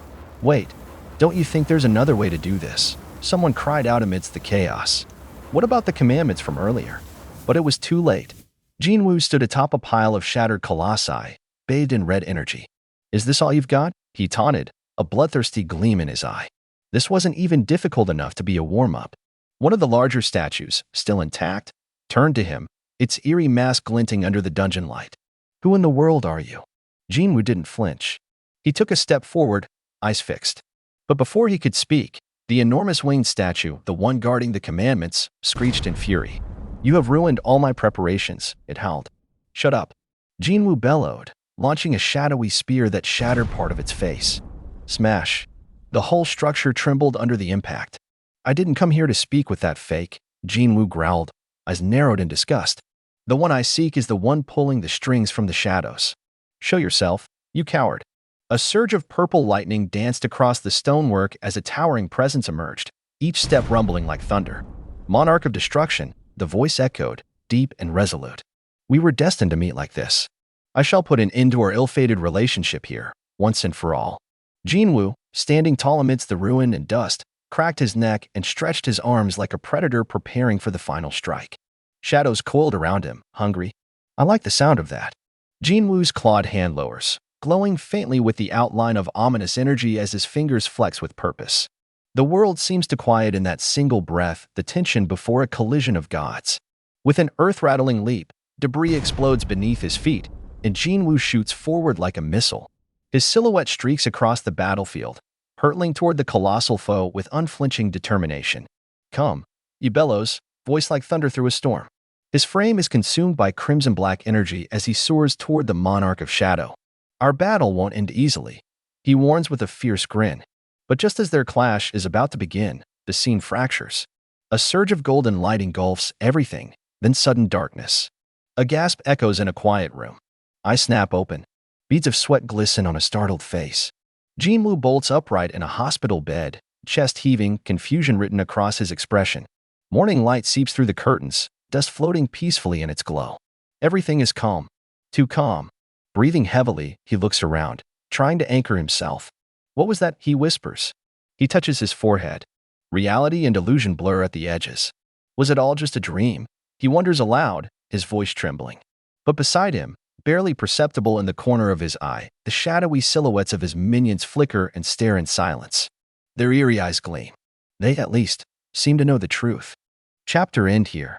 For more, like and subscribe. Welcome to 217 Colic YT. The chapter begins. As the city pulses with ordinary life, the blue-lit crest of the police station stands resolute. Inside, whispered rumors weave their way through the precinct walls, tales of an officer who moves unseen yet never fails. They call him the Ghost. Among the rows of desks and stacks of reports, rookie officer Lee Se-won walks with a quiet eagerness, still adjusting to the rhythm of his new post. His mind races with hearsay he's heard since joining, the myth of a man who solves not only his own cases but those left in dust by others. An arrest rate impossibly clocked at 200%. A presence so commanding even the fiercest criminals wilt beneath it. Constable Lee Se-won is the name on his badge, but today he's just another new recruit caught in the awe of legend. Inside the buzzing station, chatter fills the air as officers swap files and coffee breaks. Despite his low rank, the Ghost has already become a legend among the precinct's ranks. There's even talk that he turned down promotions just to stay in the field, relentless in pursuit of justice. A choice rare and respected. Se-won, nervous but composed, exchanges greetings with a senior officer offering a warm smile and a cup of coffee. The camaraderie settles his nerves until he casually mentions that he'll be partnering with Officer Sung. That name alone makes the coffee sputter from his colleague's lips. Recognition flickers instantly. The Ghost? The senior officer mutters. Se-won gulps. Whispers confirm it. The elusive officer whose name traveled beyond their station, whose work left no shadow untouched, he's standing right behind them. As Jinwoo, now a plainclothes officer, approaches with quiet gravity, the conversation halts. The man of legend, stoic, unreadable, glances at the rookie with eyes that see through stories. With a nod, he's ready to begin. I'll go teach him a thing or two, he says simply, And it's not a threat, but a promise. Saewon stiffens as Jinwoo brushes past. Panic seeps in. Was the coffee his? Is he angry? Sir. Where are we going? He stammers, trailing close behind. But Jinwoo turns calmly, voice soft but clear. Why did you become a police officer? Caught off guard, Saewon answers earnestly, because I wanted to catch criminals. A rare smile plays across Jinwoo's face. That's what we're going out there to do. I became a police officer for the same reason. The two walk into the sunlight, shadows stretching behind them. You're coming with me, right? Jinwoo asks. Saewon responds without hesitation. Of course, sir. His heart thunders with anticipation. I can't believe I'm going to learn how to catch criminals from the ghost himself. Days pass. Inside the precinct's criminal investigation unit, exhaustion has taken its toll. Saewon lies face down, utterly drained, while others watch in amusement. He looks beat. One comments. It's because he spent the whole day chasing criminals with Officer Sung. Another replies. And at his desk, Jinwoo sits relaxed, tapping away at his keyboard. His eyes remain sharp, ever focused, his legend, still very much alive. A faint, ominous glow pulsed in the dim room, coiling shadows rising like mist around the floor tiles. A voice echoed low and reverent from the darkness, loyal, unwavering. You should just leave such petty work to us, my liege. The authority behind the words belonged to no ordinary presence. It was that of a shadow, a servant of darkness, ever ready. But even in this world of spectral loyalty, the cries of the living still demanded justice. At the precinct, a distraught woman slammed her hand on the table, voice trembling with grief and defiance. I'm telling you, Jeannie never would have committed suicide, officer. Her desperation flooded the air, choking every word with disbelief. Across the table, an officer spoke with the practiced calm of someone who had seen far too much pain. I understand how you must feel as her friend, but all the evidence. His words trailed off as she held out her phone. Just look at this text. She cried, hand shaking. Does this look like something a suicidal person would send 3 hours before? Her voice cracked, words swallowed by emotion. Another officer tried to reason gently. Most people commit suicide spontaneously. It's not always premeditated, but the woman wouldn't back down. Then, as if gravity itself shifted, Sung Jinwoo stepped forward. His presence drew all attention, quieting the air. Calmly, he extended his hand. May I have a look at the evidence? The senior officer hesitated, discomfort tightening his brow. Officer Sung, please don't make things more complicated. Without a word, Jinwoo flipped through the file, scanning every line. The report was cold and clinical. A woman found in a bathtub, wrist slashed, death by blood loss. The knife was found nearby, her fingerprints alone on the handle. Her outward cheer masked a known battle with depression. From every angle, it screamed textbook suicide. Jinwoo set the report down. His tone was flat. I don't see anything odd here. The friend's face fell, shock, disappointment, disbelief. But then, quietly, Jinwoo added, but I'll go investigate. Just in case. Whispers rose from the other officers. Looks like the ghost sniffed out something again. Another muttered under his breath, doesn't that bastard ever get tired? Unbothered, Sung Jinwoo turned toward the grieving friend. Hello, I'm Officer Sung Jinwoo. May I speak to you for a moment? Night draped itself over the city. The apartment loomed still and silent. Inside, the air was thick with residue of emotion, of death. A swirl of black mist coalesced at his feet. Shadows hissed and curled around his ankles as he emerged through them like a phantom. With a quiet breath, Jinwoo stepped into the crime scene, not as a man, but as something more. His eyes scanned the room, shadows slithering across the floor and walls like silent investigators. Each detail was absorbed, each object analyzed. He moved through the apartment in silence, the bedroom, the sink, the bathroom, and then the bathtub. A dark stain clung stubbornly to the enamel. Blood. Dried. Thick. Real. In the past, Jinwoo whispered to himself, I needed the body to do this. But now, his fingers stretched forward, darkness shimmering off his hand like black fire. Then he spoke. Arise. The air split as power surged outward. From the pool of death, shadows twisted violently, and a new presence began to take form. A ghostly silhouette, the victim, rose in silence, swirling blackness shaping her limbs as Jinwoo stood beneath, eyes glowing with command. The truth was about to speak through the mouth of the dead.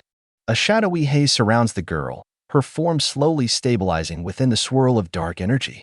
Her eyes widen in disbelief, and her voice trembles with confusion and hesitation as she clutches her new, unfamiliar shape. Across from her, Sung Jinwoo stands solemnly, framed by the glow of his summoned aura. Calm and steady, he speaks with assurance, his voice gently cutting through the silence. Don't be afraid. You've escaped the cycle of life and pain. Did you take your own life? Jinwoo asks, his gaze unwavering. Yes, she confesses, shadows flickering across her translucent face. Jinwoo's next question comes softly. Why? Her lips part, her voice caught in a trembling breath. But before she can answer, the doorbell rings, abrupt and jarring. The scene shifts to a dim apartment interior. A man, startled by the late-hour sound, sits up from his desk. With a frown etched across his tired features, he mutters, "Who could it be at this hour?" Slowly, he rises, setting aside a pen and half-filled coffee mug.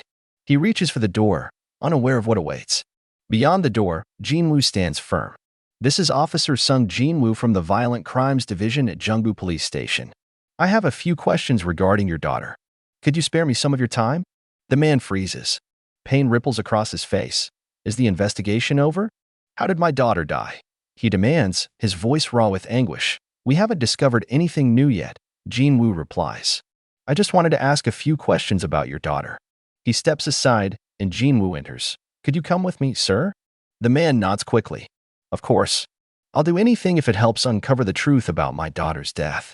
They soon sit across from each other in a quiet cafe, moonlight faintly illuminating the window glass outside. What kind of student was Miss Seojini? Jinwoo begins. The man takes a slow sip of his coffee, visibly collecting himself. I'm sorry. Can you think of anyone who might have resented your daughter? He shakes his head, emphatically. No, not at all. Jeannie never would have done anything to make someone dislike her.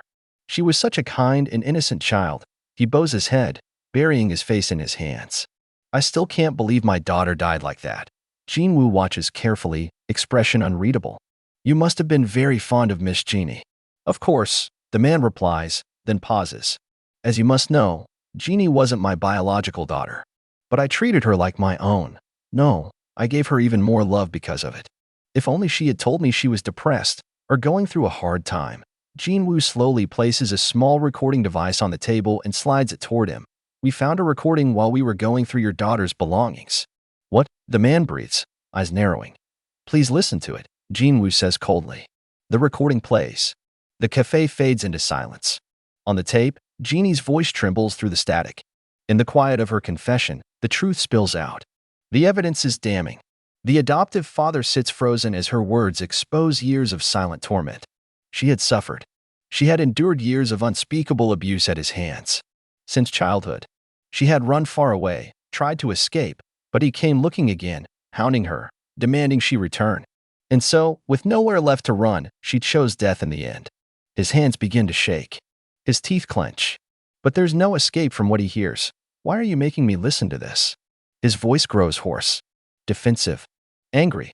If you were going to arrest me, you could have brought a few more officers and put me in handcuffs. Jinwoo lifts the recording device, dark eyes fixed on the man. He doesn't blink and says nothing.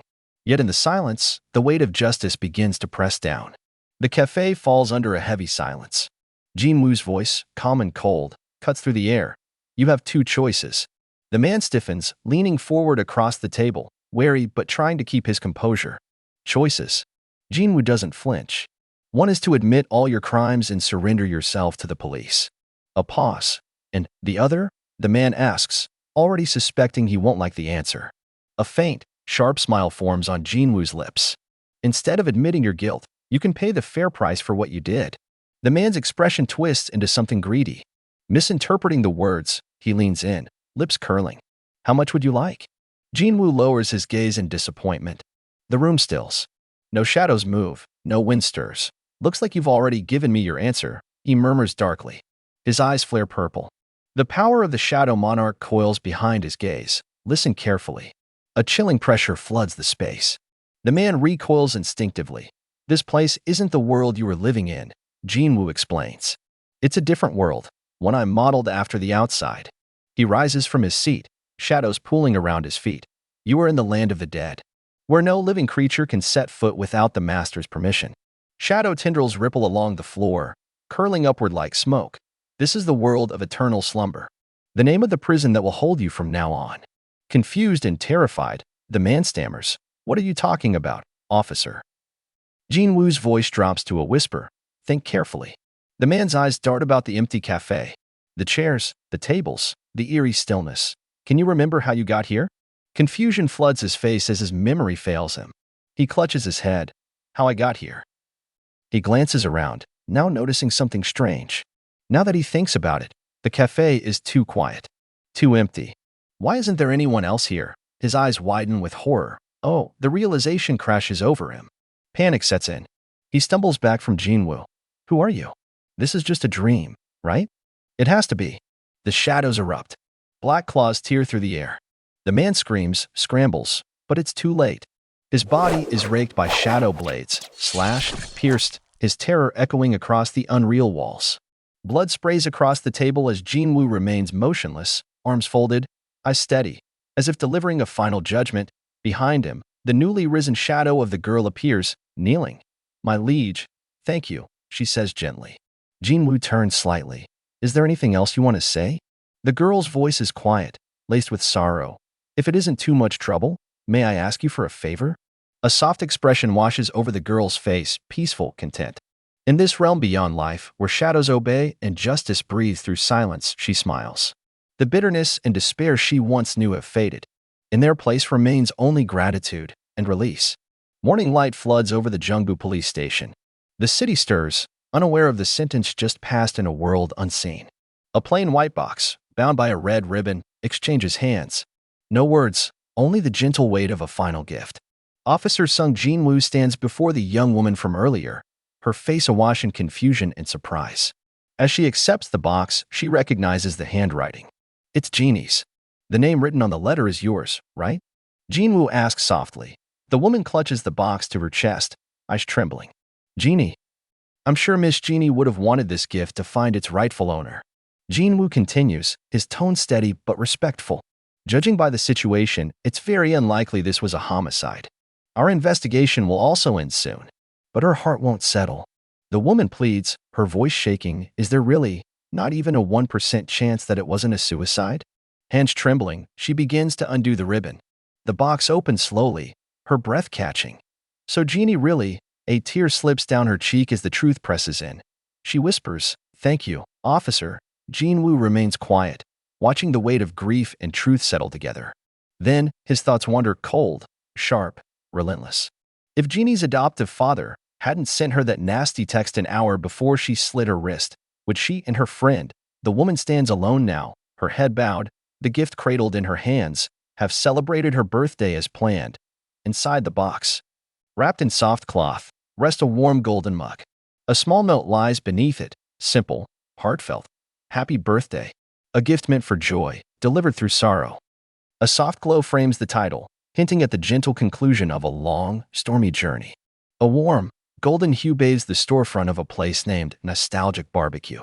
The late afternoon sun casts long, calming shadows as laughter and sizzling meats echo inside. From the rooftop stairwell, Jinho bursts through the door, flushed with excitement and nerves. Sir, he calls, urgency in his tone. I'm planning to propose to Gina. Inside, Jinwoo sits across the table, silently tending to the grill. The table is adorned with an array of dishes, meat, vegetables, and sauces, steam curling into the amber light. Jinwoo looks up, his chopsticks momentarily paused midair. Jinho stands upright, clutching a small box tightly in both hands. There's a still beat, broken by the young man's eager follow-up. I'm serious. I'm going to do it today. Do you think she'll like this ring? He opens the box, revealing a glimmering piece of jewelry. Jinwoo leans forward, examining it with a quiet curiosity. But instead of answering, he confesses he doesn't really know much about that kind of thing. A sigh escapes the young suitor, but he quickly waves off the doubt. It's okay, he reassures himself. I prepared different gifts just in case. I wasn't sure what she'd like. He leans in, more serious now. We're building something new on the company property. When Gina finishes her residency, she can open her own clinic there. The dream begins to take form, bricks laid down with love, ambition, and a hope for the future. Jinwoo raises an eyebrow. Wait, the building's worth 30 billion won? Jinho beams proudly. How did you know that? Jinwoo casually takes a sip from his glass, referencing an offer he received, coincidentally, for the exact same amount. The realization strikes Jinho like a thunderbolt. Is this fate? But Jinwoo shakes his head with a small smile. You don't need to go that far to earn her affection. He lifts his cup, calm and grounded. You're a good guy, Jinho. Just show her your true self. Tears well up in Jinho's eyes, his emotions spilling over. He stammers with gratitude, voice trembling. Can I hug you, sir? A flat no is all he gets. But he charges forward anyway, arms wide and tears flying as he crashes into Jinwoo, toppling the plates and silverware. The table shakes, dishes clatter, but the embrace is warm, foolish, heartfelt, and honest. Later, night blankets the sky. Jinwoo arrives home under moonlight, the quiet hum of the city dimmed beneath the rustle of trees. The front door clicks open. He steps inside. I'm home, he says softly. A tiny voice immediately echoes down the hallway. Dada.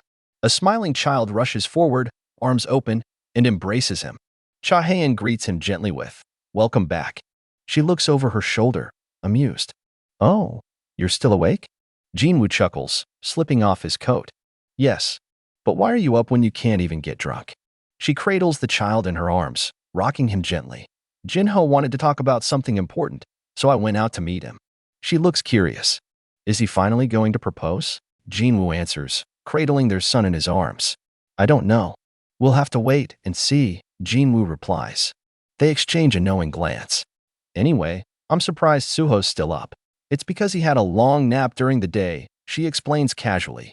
But then, Jinwoo suddenly narrows his eyes, glancing sideways. There's an odd shift in the air. Huh? What's up with these guys? He mutters. Dark figures slowly phase into view, shadow soldiers, with glowing purple outlines and auras humming faintly in the light. Haen sighs knowingly. Well, she begins, but the shadows don't wait for her to explain. Bellion steps forward first, his voice crackling with power. Why can't we teach our little king how to wield a sword? Does that make any sense to you, Igris? The Dark Knight, standing firm beside him, answers with calm authority. In this world, those with academic prowess are the ones who hold power. Bellion. Jinwoo can only stare, stunned. Suho coos in his arms, entirely oblivious to the clashing ideologies around him. Finally, Jinwoo groans in mock exhaustion. Hey, I'm not against Suho learning swordsmanship or studying. He pauses, lifting his son higher. But why don't you worry about that after he learns how to walk? Haen crosses her arms, a smirk tugging at the corner of her mouth. And why don't you come home earlier until he learns how to walk? Jinwoo? Caught off guard, Jinwoo freezes, then lowers his head slightly, voice make. Oh, yes, ma'am. The three of them share a light laugh under the soft kitchen lights, the king of shadows, his queen, and their little prince, just a family wrapped in warmth and fleeting peace, if only for the night. After some time, we see. The building looms familiar, its slogan, the police are always by your side. Inside, the corridor stretches toward a door marked Chief's office. Jinwoo enters, calm and unreadable. Did you want to see me, Chief? He asks, voice low, respectful, yet coldly composed. The chief glances up from behind his desk, concern tugging at his features. He leans back with a sigh. There's a rumor going around that you're still investigating the other officers' cases, he begins, words cautious. Please, keep it to a level where your colleagues won't resent you. He adds a name for weight, Mr. Sung. But Jinwoo's gaze doesn't flinch. The chief's words float in the air, careful and veiled, but Jinwoo doesn't rise to them. I'm not a hunter anymore, Chief. And you're my boss now. So you don't need to speak so formally. The chief shakes his head, a quiet smile breaking through the tension. But I still feel most comfortable addressing you that way, he admits. By the way, did you know the adoptive father of that woman, the one who took her own life, went missing a few days ago? Jinwoo responds flatly. No, I didn't know. A beat passes. Coincidentally, all the security cameras around his house malfunctioned at the time. The chief continues, his gaze narrowing slightly. Jinwoo offers nothing but silence and a small, humorless smile. What a strange coincidence, he says. But the chief lets it go. Whatever you do, I trust you, Mr. Sung. Anyway, that's not why I called you here. He slides something across the desk, a small, nondescript envelope. Jinwoo picks it up with a glance. What's this? I thought you might want to know. The chief's tone darkens, the words slower now, more deliberate. The chairman of the Hunters Association, Chairman Go Gahi, is in critical condition. The weight of those words sinks in like a falling stone. The next scene opens in silence. A hospital tower gleams under the afternoon sun, sterile and shining. But within its walls, the monitor's rhythmic beeping echoes steadily, each note a metronome marking the fragility of time. Go-Gunny lies still, frail beneath layers of white sheets. Tubes and wires wrap around him like vines clinging to a tree in its winter. Jinwoo stands quietly at the foot of the bed. Shadowy tendrils waver behind him, loyal and silent, guardians of a solemn moment. Then, his eyes flutter open. Slowly, he turns his head, finding Jinwoo there. A tired smile grows on his withered face. With trembling hands, he taps gently on the oxygen mask, his voice thin but sincere. "It's nice to see you again." His eyes, though dim, hold depth. "I see you've returned, young man." Jinwoo steps closer. "I've actually been searching for you, for a long time." Gunny's voice trembles, half breath, half hope. "If you wish to be healed again, sir." But the old man raises a hand gently, silencing that offer. "I've lived a long life," he says, soft and final. And in that small room, beneath sterile light and soft beeping, the two men, warrior and mentor, share a moment beyond battles, one rooted in loyalty, sacrifice, and quiet farewell. Lying back in his hospital bed, Go-Gunhee's gaze softened with age but burned with resolve. His voice, though rasped with time, carried weight. He thanked Jinwoo for the 10 extra years of life the Shadow Monarch had granted him. In that time, he had tied all loose ends, fulfilled his last duties, and finished everything he'd set out to do. That alone, he said, was enough for him. But his eyes shifted, shimmering not just with gratitude but something deeper. There was one more thing he needed. A favor, one that had clung to his soul since that fateful day. His voice quivered as he recalled the words Jinwoo once told him, that they had fought side by side in another world. The memory was faint, but the emotion behind it surged. With effort, he sat up. Muscles, frail with age, strained to obey his will. He asked not for healing, not for more borrowed time. He asked to see, to truly witness the world they shared in battle. His fingers trembled against the sheets as he pleaded, "Show me that world." He wanted to know how it had shaped them, what he had become, and who Jinwoo truly was when everything was at stake. Jinwoo hesitated. The memories weren't all noble. Many were steeped in blood, sacrifice, and shadows. But Go-Gunhee, undeterred, insisted. He just wanted to reclaim the memories lost to time, to remember the man he once was. Tears welled in his eyes as he searched Jinwoo's face for affirmation. Without a word, the Shadow Monarch moved closer. His fingertips lit with violet energy as they reached for Go-Gunhee's weathered hand. The room dimmed under the glow of magic. Power surged in silence as Jinwoo's palm met his. A bridge formed, not of time or space, but of memory. In a flash, Go-Gunhee's mind plunged into the past. His eyes shot wide open as scenes unfolded before him. There he stood, young, fierce, and proud, meeting Jinwoo for the first time. "Mr. Sung Jinwoo," he had said with warmth and strength. "It's a pleasure to meet you. My name is Go-Gunhee. I want to fight." An island, 150 kilometers from Jeju, had been attacked. The ant that emerged flew farther than anyone believed possible, even into the heart of Mokpo. Back then, he had stood tall in the car, making a fateful offer. He had seen potential, destiny, in Jinwoo. "So, you're planning on forming your own guild?" he had asked with a knowing smile. "Certified S-rank hunters don't need licenses. Just a phone call." More visions swirled around him. "I'll do everything I can to help," he had once vowed. "Please stay." Then came the memories of pain. His own failure. His hand clenched tightly around a glass, shattering it. He remembered the Blade Guild's fall, Japan's chaos, the political disarray. So much blood. So many mistakes. And with his eyes flaring wide and veins pulsing in his temple, he remembered the cost. The sacrifices that were made because of your crafty ploy. Everything will fall on your shoulders. He had warned them then, and he relived it now, his voice trembling with fury and fear. "I wouldn't want an entire country, no, all of Asia, to be plunged into a crisis because of one man's ploy." Go-Gunhee's trembling fingers grasped his chest, as if the weight of all his remaining strength was drawn to one final moment of clarity. His eyes widened with realization as light softly flickered in his gaze. "The greatest fragment of brilliant light," he murmured. In the next instant, within the folds of the veil between realms, a storm of divine energy tore reality apart. From the white brilliance emerged a towering, solemn figure. Go Gunhee stood face to face with the being once again, his mind crossing dimensions, embraced by the presence of an entity too powerful to be contained. You isolated my office in a dimensional gap. I'm impressed, the being intoned. The air shimmered with tension. Mana stormed around them as memories and moments collided. Jinwoo's thoughts raced. If the holy water of life might be able to, he gripped the bottle tightly, the glow of its essence reflecting in his shadowy aura. He crouched beside Go Gunhee, pressing the vial to his lips, but the old man gently stopped him.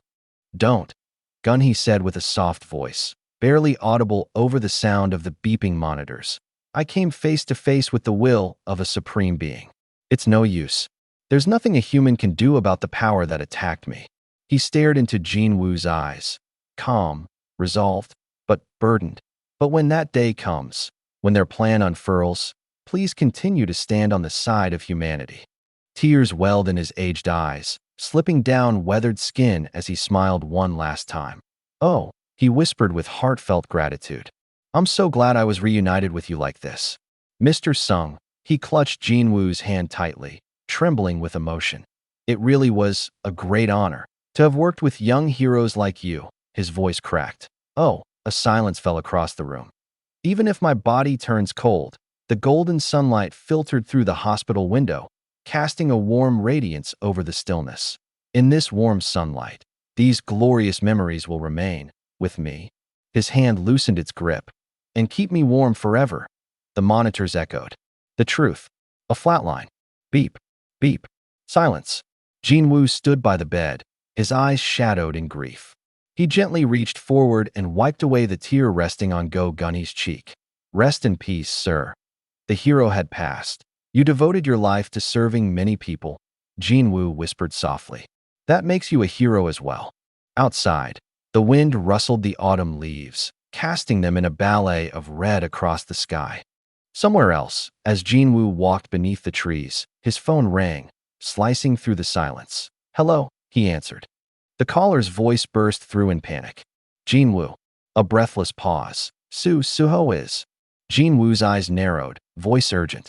What is it? The reply came in a frantic gasp. Our Suho is flying. Inside the house, chaos reigned. Plates spun through the air. Water flew. Dishes clattered to the floor. And there, soaring gleefully in midair, little Suho floated with a proud grin, surrounded by clapping shadow soldiers and a flapping red-winged beast, his laughter echoing through the room. In the midst of the havoc, Jinwoo's voice came through the phone, calm yet slightly puzzled. What? The response on the other end was panicked but clear. I'm saying Suho is flying all over the house right now. Jinwoo's expression shifted from confusion to mild surprise. He paused, registering the surreal update. That's strange, he muttered thoughtfully. Considering who Suho's parents are, I thought he'd be running around the moment he was born. In the background, Wu Jinchul, chuckling with amusement, added to the moment's lightness, unaware of the scale of chaos currently unfolding at home. Still holding the phone, Jinwoo smiled as he reassured them. It's okay. Don't worry about it. What? The other voice echoed again, still frazzled. I'll teach Suho everything, starting with flying. A beat of silence. You can fly too? Came the amazed reply. Jinwoo simply smiled, his tone relaxed. Didn't I mention it to you? As golden leaves rustled beneath his feet, Jinwoo stepped forward through the autumn-lit path. A quiet monologue stirred with poetic calm in his thoughts. When autumn comes, winter follows, and spring returns again. The tranquil hospital room faded gently from memory. Doctors moved about in hushed silence as sunlight filtered over the body of Go Gunhee. Everything has a beginning and an ending, and after the ending, there is another beginning. A shattering sound brought Jinwoo back to the present. No, Suho. Put that down, he shouted instinctively over the call. But his tone softened again as he continued walking through the fading light of the city park. Cha-han, I'll be home early today. His thoughts drifted, gentle and warm as the sun setting behind him. But it looks like winter is still far away at our home. Back at the house, chaos reigned. Suho soared gleefully through the air, guided by a flurry of loyal shadow beasts. Dishes flew like comets, shattered glass glittered across the floor. Since our little king can fly, he should learn how to fight in advance. No, nonsense, cried Heian in disbelief, falling to her knees amidst the mess. This means he'll become a pilot in the future. Please hurry home, Jinwoo, she cried out in desperation, barely dodging another flying bowl as Suho laughed with uncontrollable joy.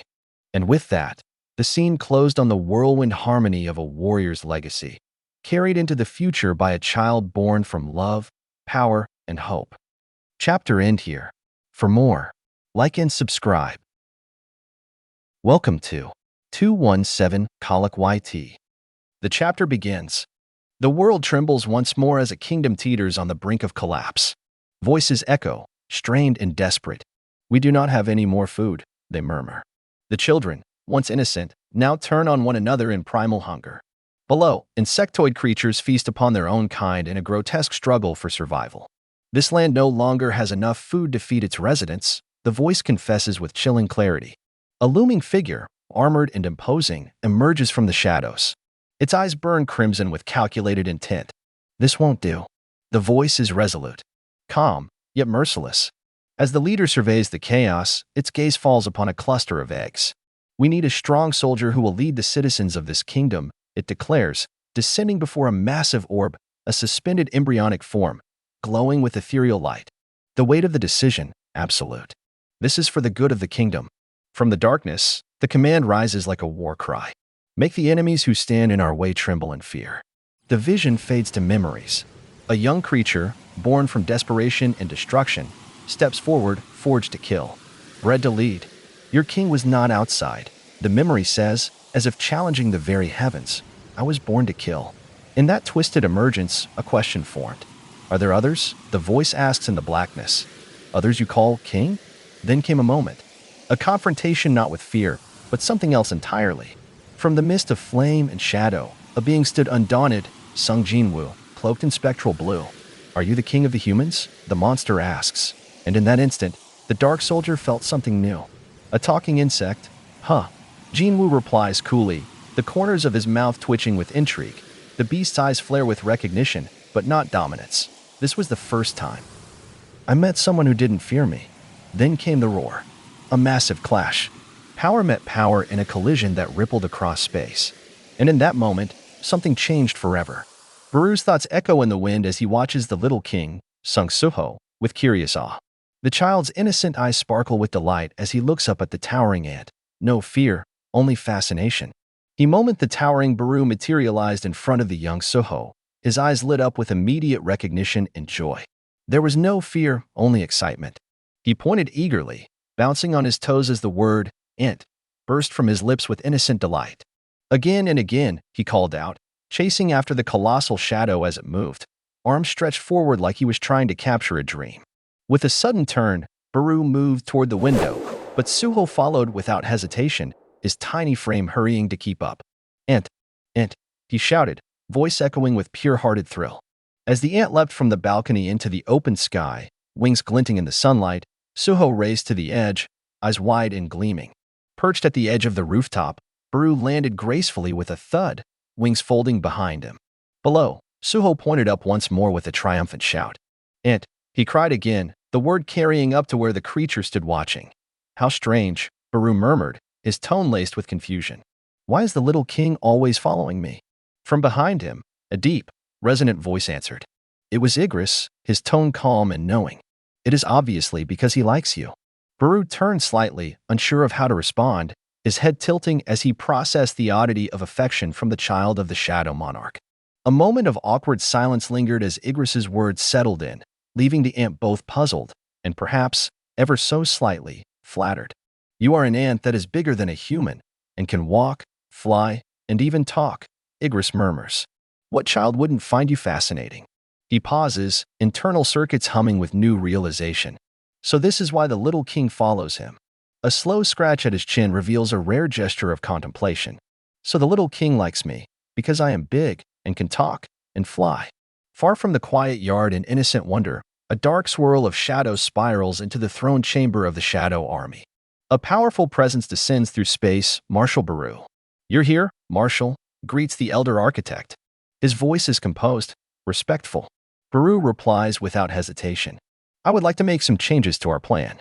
The elder blinks in surprise. Pardon, but Marshal Baru. He gestures toward the towering statue in progress, a colossal monument to their king. We've been preparing the sacred statue of our king for months now. In order to commemorate his 32nd birthday, Baru interrupts, calm yet firm. I'm not saying we should scrap the plan entirely. I would just like to make some adjustments. He begins pointing to sections with commanding grace.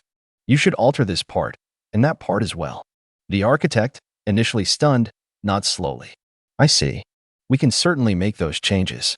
The panel pulls wide, showing the pair standing beneath the feet of the statue. The sheer scale of the tribute to Jinwoo is humbling.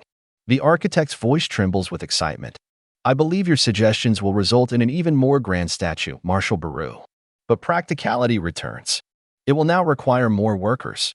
The architect proposes an idea. Would it be all right if I summon the demons from the demon's castle created by the architect? Baru considers, then nods. Of course. If that is all, I will go tend to some other business. The scene shifts. Outside the Shadow Realm, day breaks over a modern house, peaceful and unaware of the storm approaching. A black car idles just beyond the gates. Inside, masked men whisper nervously. Sir, are we really going to do this? You little chicken. Why? Are you scared now that we're here? The older man hisses. No, sir. The tension thickens. Our organization was destroyed because of that bastard, Sung Jinwoo. He ruined us, so we should do the same to him. Don't you think? You're right, sir. Doors click open. One man steps out, eyes dark with intent. The official story is that Detective Sung's wife and kid were killed by burglars during the day. Got it? Yes, sir. With grim resolve, they move toward the house. How could they not have a security system in place, living in such a big house? It's like they're asking to be robbed and killed. Don't get nervous and make any mistakes. They move low, like rats in the grass. The plan is unfolding. But then, What the? Why are you the only one behind me? The lead man turns sharply. Where are the other two? I'm not sure. A flicker of fear touches his voice. Those little brats. Did they run away because they were scared? Grab. From the shadows, monstrous claws wrap around his face. A towering figure looms behind him, glowing with violet fury. A whisper, soft and deadly. Shoo! The man's eyes widen in terror, caught in the grip of a being born for war and death. The night air hung still as Baru towered protectively over the squirming intruder, his claws curled with quiet restraint. The child, the little king, had only just fallen into peaceful slumber. Baru's tone, though soft, carried menace. He could not allow a lowly invader to break the boy's rest. The man struggled against the ant's iron grasp, feet flailing uselessly in midair, muffled cries lost in the silence of the hallway. Baru's mind drifted. He had seen that look before, the pure terror in the intruder's eyes. But now it only served as a bitter contrast to the gaze he cherished most. His king's gaze, filled with trust. The little king's, filled with innocent curiosity. That was the warmth he protected. That was the purpose behind the blade that now pierced the would-be assassin's throat, silencing him for good. Elsewhere, in the glowing core of the Shadow Kingdom, twilight spilled like ink across an evernight sky. Spires stretched toward the heavens, their silver glow shimmering under eternal starlight. And below, gathered before the base of a massive statue in progress, were Baru's loyalists, reviewing the latest adjustments to their work. What do you think? A shadow soldier asked eagerly. We made all the changes you suggested, Marshal. Baru stepped forward, his claws curled thoughtfully as he gazed upon the monument. It's incredible, he hissed with delight. The colossal statue gleamed proudly, Jinwoo, eternal sovereign, carved in heroic grandeur. One hand raised high, the other cradling a child, a symbol of strength and protection. Around its base, the shadow soldiers erupted in cheers, pride beaming in their auras. I'm sure our king will be happy when he sees this grand and beautiful statue. Baru chuckled again. Once our little king is able to walk these lands in the future, this will be a meaningful gift for him as well. In the distance, the giggling of a child echoed.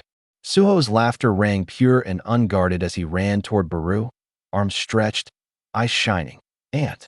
Baru turned at the sound, confused for a brief second before his glowing eyes softened. The child's joy surged. Aunt. With unhesitating glee, the boy leapt straight at him. Eek! Baru flinched, instinctively opening his arms, and caught the little prince midair. Aunt. Years passed like drifting petals on the wind. In a quiet school office, A teacher laid down a folder before Jinwoo's wife, now older but graceful as ever. Ma'am. These pictures were drawn by Suho. She paused, looking through the stack. The first drawing was simple, yet peculiar. A strange black ant with glowing white eyes, standing upright like a man. Why are you showing me this? She asked softly. He was told to draw his friend. The teacher replied. And that's what he drew. Her eyes studied the sketch. Oh, she turned to the next drawing, blinking in surprise. Now that I look closely, the ant has 2 legs. The teacher nodded. There are more drawings in the back. She flipped the page. Suho had drawn his other friends too, an odd collection of strange but distinctly humanoid shadows. Their forms, bizarre to any stranger, held a charm only a child's pure affection could convey. She turned another page and paused. The next picture is how Suho drew his family. The page burst with color. Crayon silhouettes of herself, Jinwoo, and their son were surrounded by towering shadows. And everyone was smiling. The teacher leaned in gently. And the last picture is his home. It's why I asked you to come today. She hesitated, voice cautious. We've met all kinds of children here, but never one who draws his family and friends like this. A crayon-streaked masterpiece filled the page, crude yet bursting with color and imagination. Suho had drawn his home, a warm red roof nestled above a family of stick figures. Surrounding the house, tall and shadowy silhouettes loomed in harmony. These weren't monsters in his eyes, but protectors, friends, family, and at the heart of it all stood Giant Dad. His teacher, concerned, had asked why Suho had drawn so many figures at the bottom of the house. The boy answered simply, that's where they live. His friends, his family, and Giant Dad, at first worried. Could a child so cheerful be hiding something darker? But no signs pointed to pain or trauma. Instead, they wondered, could it be talent? A rare artistic gift? Suho himself sat quietly, a splash of purple pastel staining his fingers, deeply focused as he brought to life another memory from his soul. With innocent concentration, he filled the sketchbook with scenes few others could imagine. Meanwhile, a new day bloomed at the police station. Congratulations on your promotion, sir, rang out with pride.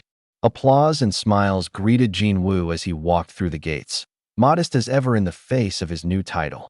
His team surrounded him, warm and casual. You owe us dinner, Captain Sung, they teased.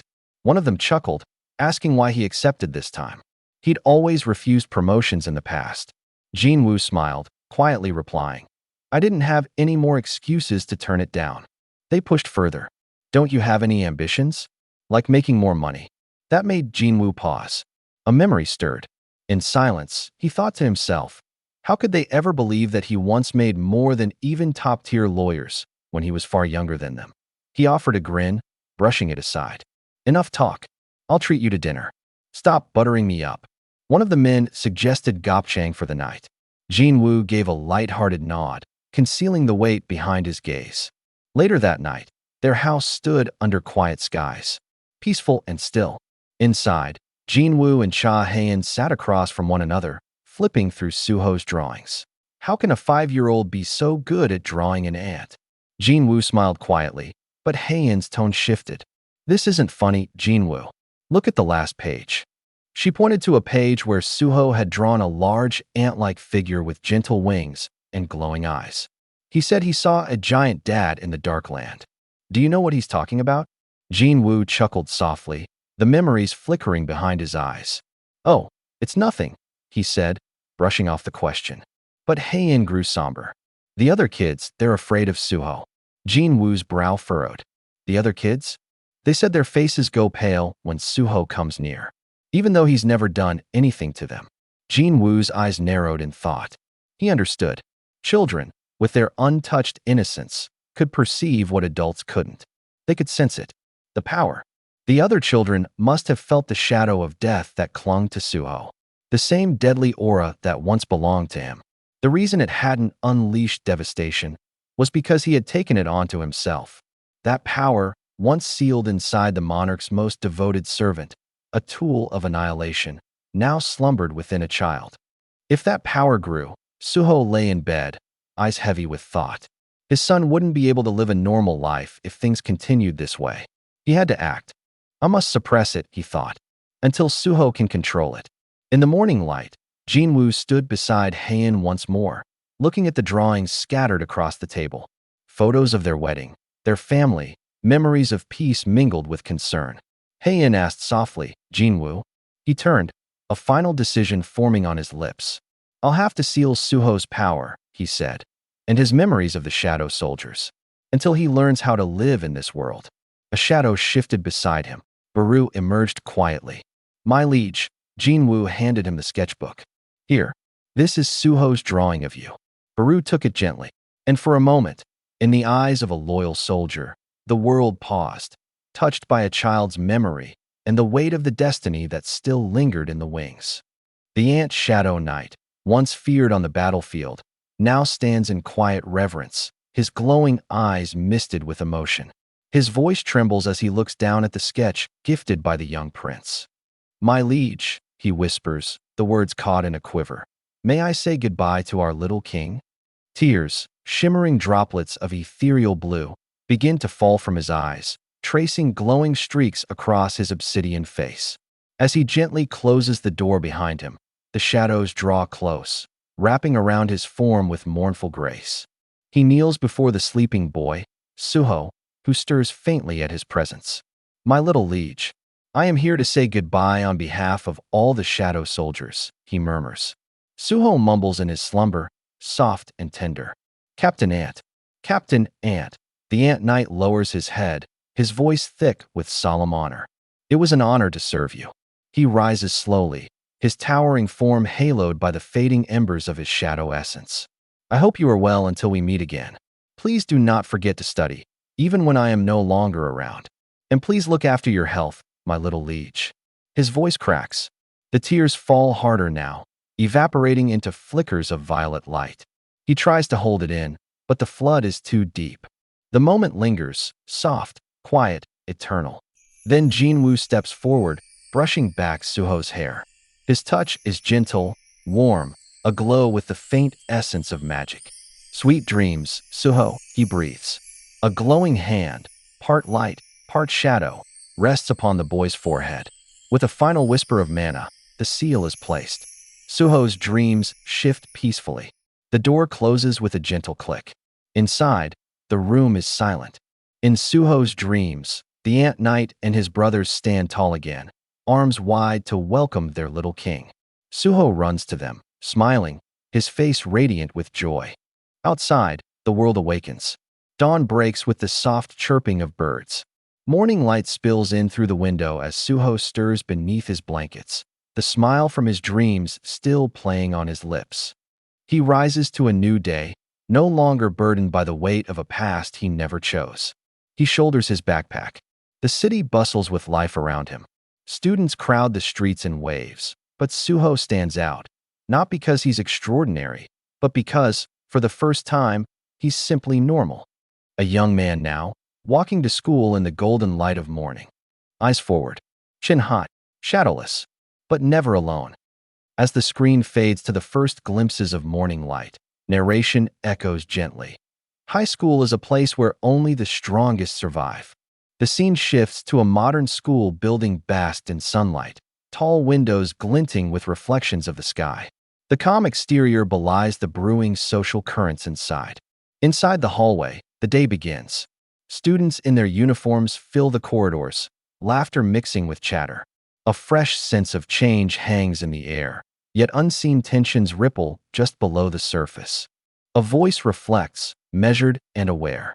"Now that I'm here, I'm in a new class with new classmates." The narration belongs to Lee Yunxiao, first-year high school student. He looks around the room, absorbing everything with sharp, cautious eyes.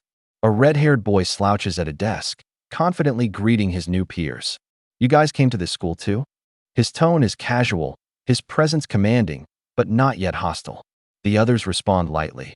"I studied a bit at the last minute." Already, invisible lines begin to draw themselves between friend and foe. In the background, the narrator continues. "It only takes a single look around to understand your position." A short exchange follows. "Huh? You're here too, Joe Sungo?" "Yeah," comes the reply. But beneath the surface of that exchange is something else. A look. A pause. Calculation. You quickly realize who will become your friend. The voice continues, almost grim. And who you can boss around. Jo Sung-go's expression shifts, watching one student in particular. His confident smirk sharpens into something more menacing. The voice in his head whispers strategy.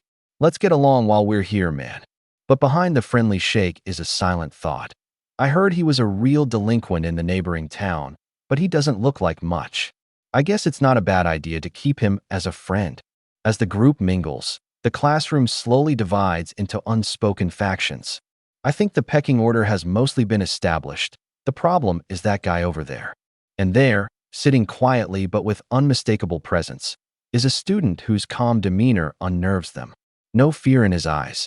No submission in his posture. What the? Why isn't he lowering his eyes? Jo Sung-go's smile falters. His arrogance quickly sparks into irritation. What's wrong? One of the others asks, noticing the shift.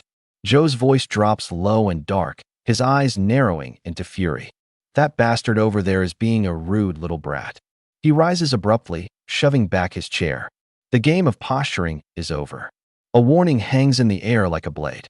One of the boys steps forward, his voice low and urgent. Hey, I went to middle school with that guy. Trust me, you should just leave him alone. But Lee's doesn't listen. His blood boils. The warning only fuels his pride. He growls under his breath, his eyes narrowing with the intensity of a beast backed into a corner. Hey, Jo Sung-go. The moment that name is uttered, Lee's expression contorts in fury and arrogance. His bloodshot eyes blaze red, and the threat leaves his lips like venom. Do you want to die?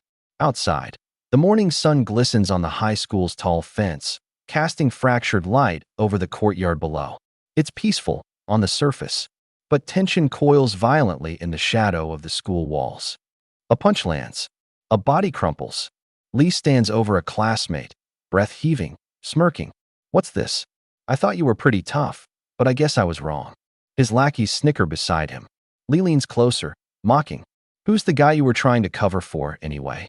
Still gasping, the battered student pushes out a trembling response, blood trickling down his lip. He was the strongest guy at my middle school. His body shakes. Sweat drips down his face. But it's not fear for himself that tightens his throat. It's fear of what Joe doesn't understand. He isn't someone you and I can take down. Lee raises an eyebrow, confused, but before he can retort, the student explains with a grim voice. I was afraid something bad might go down here too, which is why I stopped you. Slap? Lee's hand flashes across the air, cracking against the side of the boy's face. Hey, dumbass.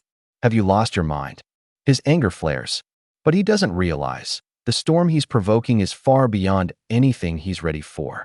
Lee Yincheol's fists landed with merciless precision. Rage and disbelief flickered in his eyes as he struck again and again, furious that his supposed dominance was being questioned. If he was that strong, I would have already heard about him, he shouted.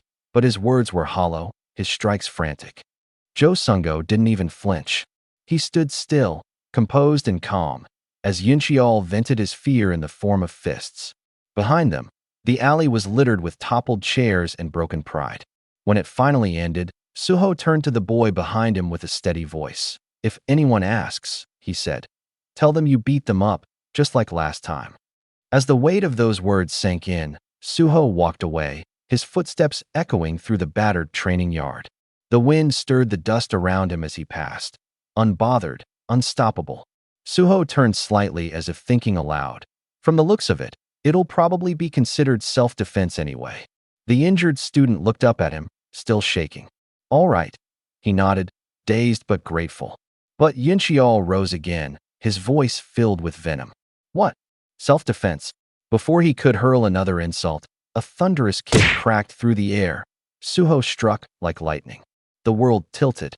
The force knocked Yincheol off balance instantly. The next moment, a blur of fists and feet erupted across the courtyard.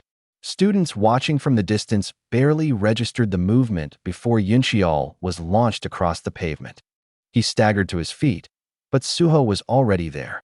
Another brutal strike crashed through. The sheer velocity of Suho's attack sent his opponent flying again, legs buckling, pride shattered. Cracks spidered through the wall behind them where he landed, the echo of impact still ringing. Then, silence. A slow-motion moment. Yin wide, panic-filled eyes catching the full strength of the blow coming his way. A final devastating uppercut lifted him into the air, body limp, before gravity claimed him and he dropped with a heavy plop among the broken crates and bruised egos. Suho dusted off his hands, turning away from the wreckage. Now that things have come to this, I'll leave the cleanup to you again. The other student blinked, dumbfounded, and nodded. Oh, okay. A few others whispered nearby, astonished. Whoa. Suho beat up all three of them. And in the haze of awe and sunlight, Suho's hand calmly tightened around the strap of his school bag, as if this had all been just another walk through the day.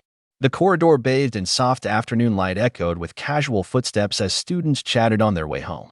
Unaware, unburdened, life continued on, oblivious to what was unraveling behind a single locked door. Inside, the boy sat alone, chin resting on his hand, staring vacantly at nothing. His thoughts drifted with the stillness of the classroom, a boredom so deep it felt like suffocation. Life is so dull. He sighed and looked out the window, nostalgic for something he couldn't name. I feel like there used to be more excitement in my life before. Rising from his chair, he decided to head out. Maybe to the arcade. Anywhere but here. But as he tried the door, it wouldn't budge. A cold shiver slipped down his spine. Why won't the door open? Meanwhile, the school day carried on as usual. Students poured through the gates. Friends laughed, voices rising against the golden sky. Others passed a soccer ball around in the dusty courtyard, unaware that, somewhere above, reality was beginning to fracture. From the classroom window, he looked out, but something was off. He blinked. The world outside had stopped. A ball floated midair, unmoving. People stood frozen, caught mid-step, mid-breath. Everything was silent. Inside the school, shadows twisted unnaturally. A tendril of crimson lightning licked the ceiling. Crackles of energy surged through the hall like creeping vines of flame. Time has stopped. But how did this happen? He turned slowly and saw it. A swirling black vortex, glowing and violent, tearing through the air like a portal to another world. It pulsed with malevolent energy, and within its depths, something ancient whispered. His heart thudded faster. Fear twisted in his gut. What is that thing? What am I supposed to do in a situation like this? And then, a thought. His mother's voice, distant but clear. You take after your father. His eyes sharpened. He clenched his fist. What would Dad have done in this situation? The air around the portal buzzed with magnetic pressure. His heartbeat pounded louder. Louder. With determined steps, he walked forward. He didn't know what was waiting on the other side, but he knew what he had to do. And without hesitation, he entered. A sharp clack echoed off the cold stone wall as the torch locked into its holder.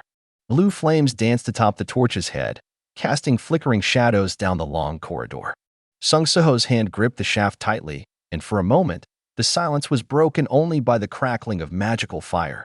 The hallway came alive with ghostly illumination, revealing a cavernous vault that stretched downward into shadow. His eyes widened. Whoa, the word escaped him like breath and frost as he peered into the seemingly endless chamber below. Weapons lined the walls, swords, spears, axes, shields, each radiating with quiet power.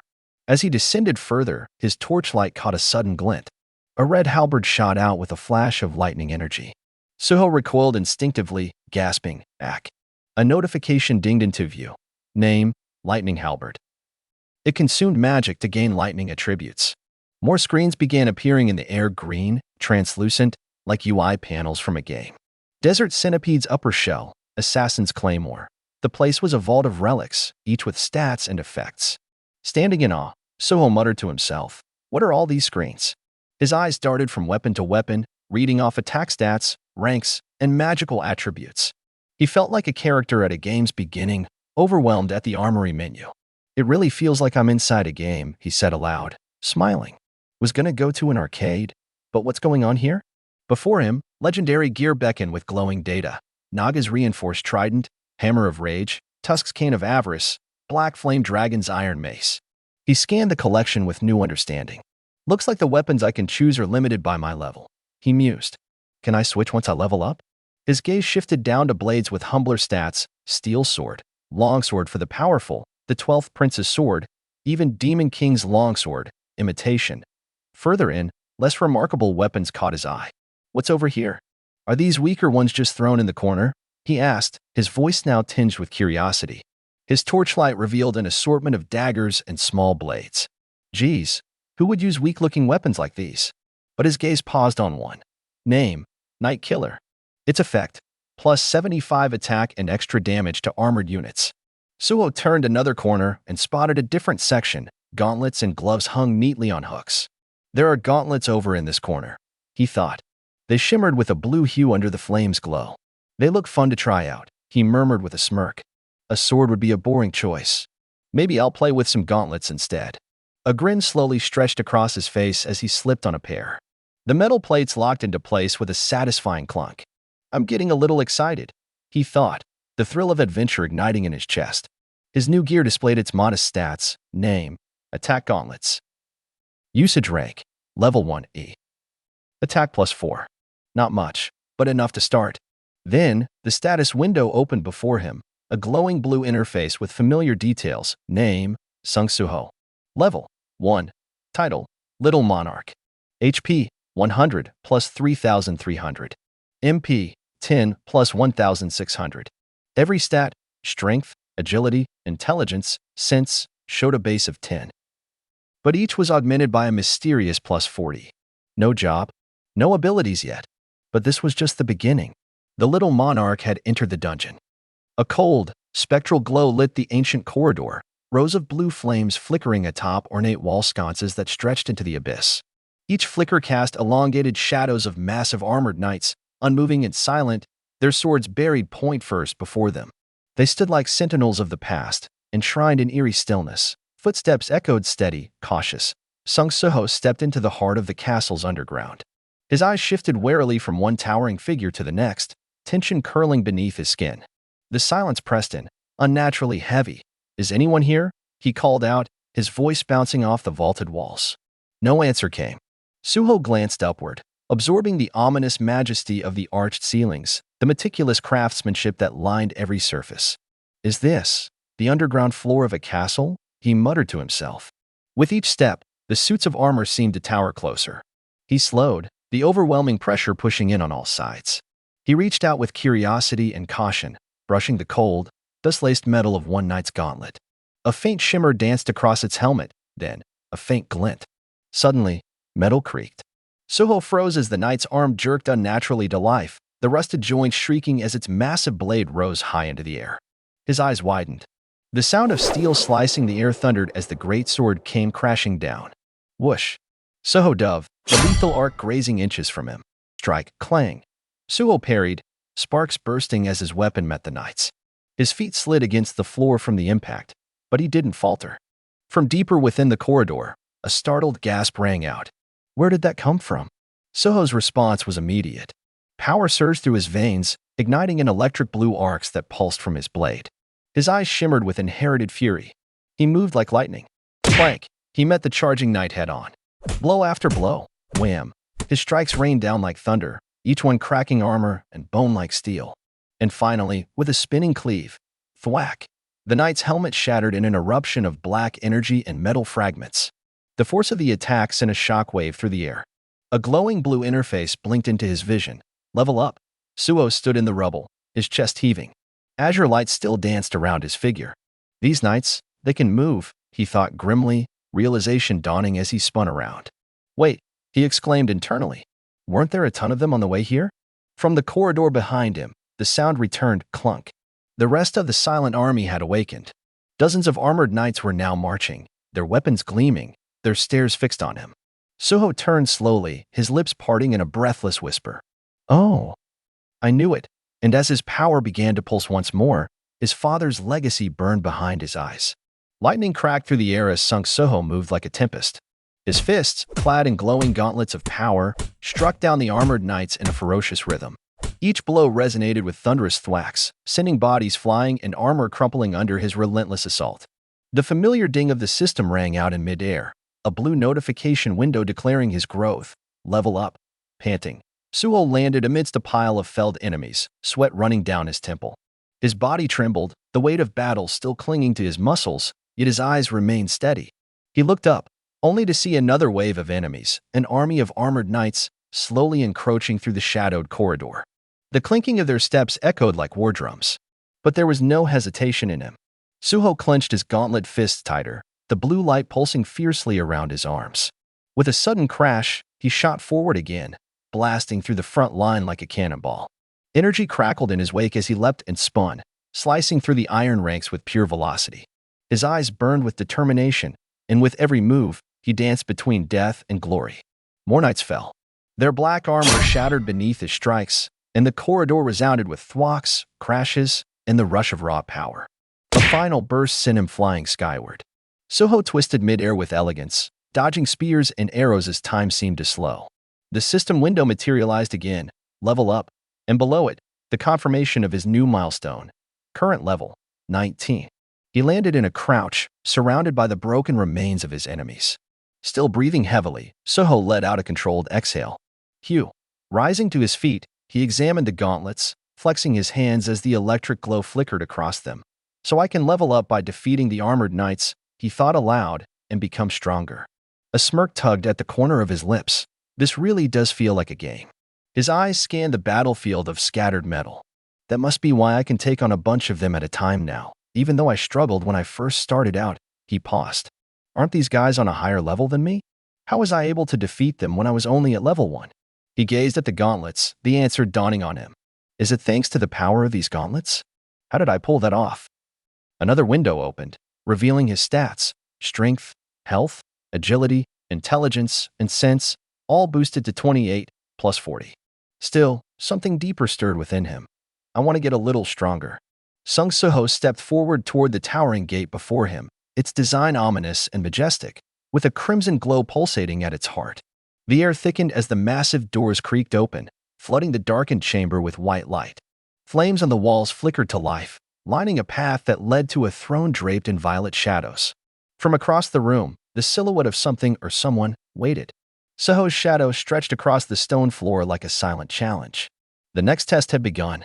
Suho stepped through the mist-drenched corridor, the shadow of an ancient sentinel looming ahead. From the darkness, glowing violet eyes stirred, drifting within a void of shadows. They locked onto Suho with cautious curiosity. Is he the mob boss? No, this wasn't just another opponent. The gaze tightened. He looked strong. And then movement. Slow, deliberate, as if the monster was awakening from deep slumber. Black tendrils of energy curled around its armored frame. A gauntlet fist, etched with lightning, clenched the throne's edge. The sound rang out as the massive being stepped forward, fully revealing its terrifying form, warped and monstrous, its blades surging with violent arcs of dark lightning. It raised its weapon. Energy swelled around it like a brewing storm. Suho's breath caught. He could feel the weight of the threat before him, but hesitation had no place here. I have to make the first move, he thought. Muscles tensed, Suho clenched his gauntlet, the glowing runes responding with a quiet hum. Then he dashed forward, launching himself straight at the Black Knight. Their clash ignited the air. Huh. Suho's eyes widened mid-sprint. A fraction of a second too late. Kaboom. A deafening explosion rocked the chamber. Suho was hurled through the air, smashed into the walls by the sheer impact of the monster's counterattack. Debris rained from above, and a crack split the floor like a scar. He gasped, eyes wide in shock. Blood flecked across his face. Bolt. His instinct screamed. Scrambling upright, he bolted. Ack. His legs carried him down the corridor, desperate and breathless, driven not by fear, but the need to survive.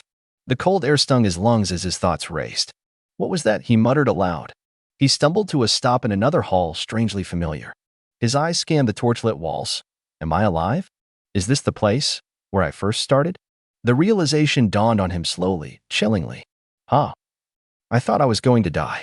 He moved forward cautiously, eyes flicking across the details. Something was off. One of the torches is out. I'm pretty sure all 3 were lit the first time. He narrowed his eyes. Is it just a coincidence? No, this can't be a coincidence. Suho looked down at his weapon-clad hands. Since I leveled up, I better change my weapon. He reached into his inventory. With a metallic clunk, a new pair of gauntlets locked into place. Spikes and glowing nodes lined their contours, deadlier, sharper. Name: Needle-knuckle type gauntlets. Usage rank: level 15. C+. Type: gloves. Attack plus 27, critical damage plus 10%. I better be more careful, he whispered to himself. He stepped forward once again, deeper into the dungeon. The torchlight danced erratically, flickering. There's no telling what'll happen if all 3 torches go out, and somewhere deep within the darkness, something stirred again. Suho slammed into the cold, unforgiving floor, his breath ripped from his lungs by the sheer force of the blow. Pain surged through his chest as he rolled instinctively, barely avoiding another incoming strike. His hands clenched the tiled ground, trembling with frustration and rising adrenaline. The room glowed dimly under flickering torches, casting long shadows over ancient stone walls. A single torch flared to life behind him, the sudden light a chilling reminder that it is his last chance. He staggered to his feet, panting. Ugh, he groaned, eyes narrowing as he turned toward the flickering flame and the sealed gate ahead. But his reprieve was short-lived. Damn it, Suho cursed, the words echoing in the stone chamber. The enemy was relentless. Towering in the smoke stood a dark knight clad in shadow-forged armor, its burning eyes glowing with malevolence. The gap in power was vast. That dark knight is way too strong. Isn't the gap in power too big here? Suho grit his teeth. His heart pounded in frustration. This is so frustrating. At this rate, I'll never defeat him. Then his gaze landed on a weapon embedded in the wall, an exact replica of the Dark Knight's own. The ornate hilt, the corrupted aura, the flickering embers of flame, it was unmistakable. Wait, that weapon looks like the one he was using, he muttered, stepping forward. A green holographic tag appeared above the sword. Name, Demon King's Longsword, Imitation. Its effect was clear. Storm of white flames will be activated upon attacking. If the one he has is the real deal, that means he's on a way higher level than I am. He clenched his fists, then inhaled sharply. Resolve hardened in his eyes. All right. In that case, I'll have to level up a bit more before I face him. The next moment, Suho stepped back into the armory. With calm precision and unwavering focus, he equipped himself, a new sword, a reinforced shield, armor imbued with magic. His silhouette gleamed under the blue-tinted light as he readied for battle. I'll have to be really careful this time, steel echoed in the chamber. Clunk. The undead knights returned once more, an army of iron and bone marching without pause, their forms resurrected over and over. Their rusted weapons gleamed under the torchlight. Suho stepped forward to meet them, his voice cool and composed. We meet again. Aren't you guys tired of this? His gaze narrowed as he watched them reform. These knights keep getting resurrected. Then it hit him. That must mean they can regenerate an infinite number of times. A twisted grin curled across his lips. Crack. His sword cleaved through one of the knights in an instant. A bright blue alert appeared mid-air. Notice. Level up. Another slash. Another scream. Notice. Level up. His sword danced with speed and precision, each movement fluid, lethal, art born of survival and training. With every enemy felled, Suho's strength surged. The grind was merciless, but it was working. A shadowy archer took aim at him, drawing back a glowing bowstring. But Suho dashed forward like lightning, a blur in the Dark Knight's corrupted dungeon. Wham! His attack landed before the arrow ever flew, sending the enemy crashing back into stone. Notice. Level up. He stood in the aftermath of his rampage, surrounded by shattered armor, drifting embers, and a storm of rising energy. His breath came in heavy huffs, not from exhaustion, but from the thrill of battle. Suho was leveling up, and the tide was beginning to turn. A sudden surge of power ripples through the room as the system screen pulses in front of Suho. With a shimmering glow, the words flash before him. Level up. The blue hue of the notification illuminates his determined expression, locking onto his intense eyes burning with newfound strength and clarity. Ding! Another alert appears in quick succession. The player has reached the required level. The message blinks again, persistent, resolute. You have received a job change quest. The screen then slides into a new query, suspended in digital light. Accept this quest? Below the question, two simple options, accept or decline. Without hesitation, accept. Ding! The entire chamber groans as magic surges through the floors. The announcement is clear. The job change quest will now begin. Violet portals spiral open across the cracked marble floor, spilling ghostly light and dark mist into the air. A new message forms before his eyes, glowing in blue. You will accumulate more points the longer you stay alive. These points are needed to advance to a higher rank class. This isn't just a trial, it's a crucible of endurance and combat, one that will shape his next evolution. Then the enemies come. A powerful stomp shakes the ground. Another step follows. Heavily armored knights, more formidable than before, emerge from the swirling darkness. Their presence radiates pressure and fatal intent. They are not mindless constructs. These are executioners summoned to break the unworthy. Suho's lips pull into a slow, almost delighted grin. Lightning flickers across his body. His transformation is almost complete. A timer appears before him 14 seconds, counting every second of his trial. A low chuckle escapes his throat as the storm of mana coils around him like a beast unfurling. His gaze locks onto the enemies without fear. Instead, he welcomes them. "I was just thinking I could use a clock," he murmurs, voice edged with fire. "This is perfect." Chapter end here. For more, like and subscribe.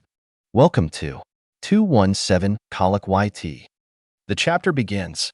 A spectral figure, cloaked in tattered shadows, lunges forward as flames erupt from his outstretched arms. The magic swirls like a vortex of heat and fury, illuminating his torn, otherworldly form. With a deafening blast, the spell detonates. The flaming explosion tears through the corridor, incinerating everything in its path. The very air ripples from the shockwave. From above, a form crashes down, slamming into the ground with overwhelming force.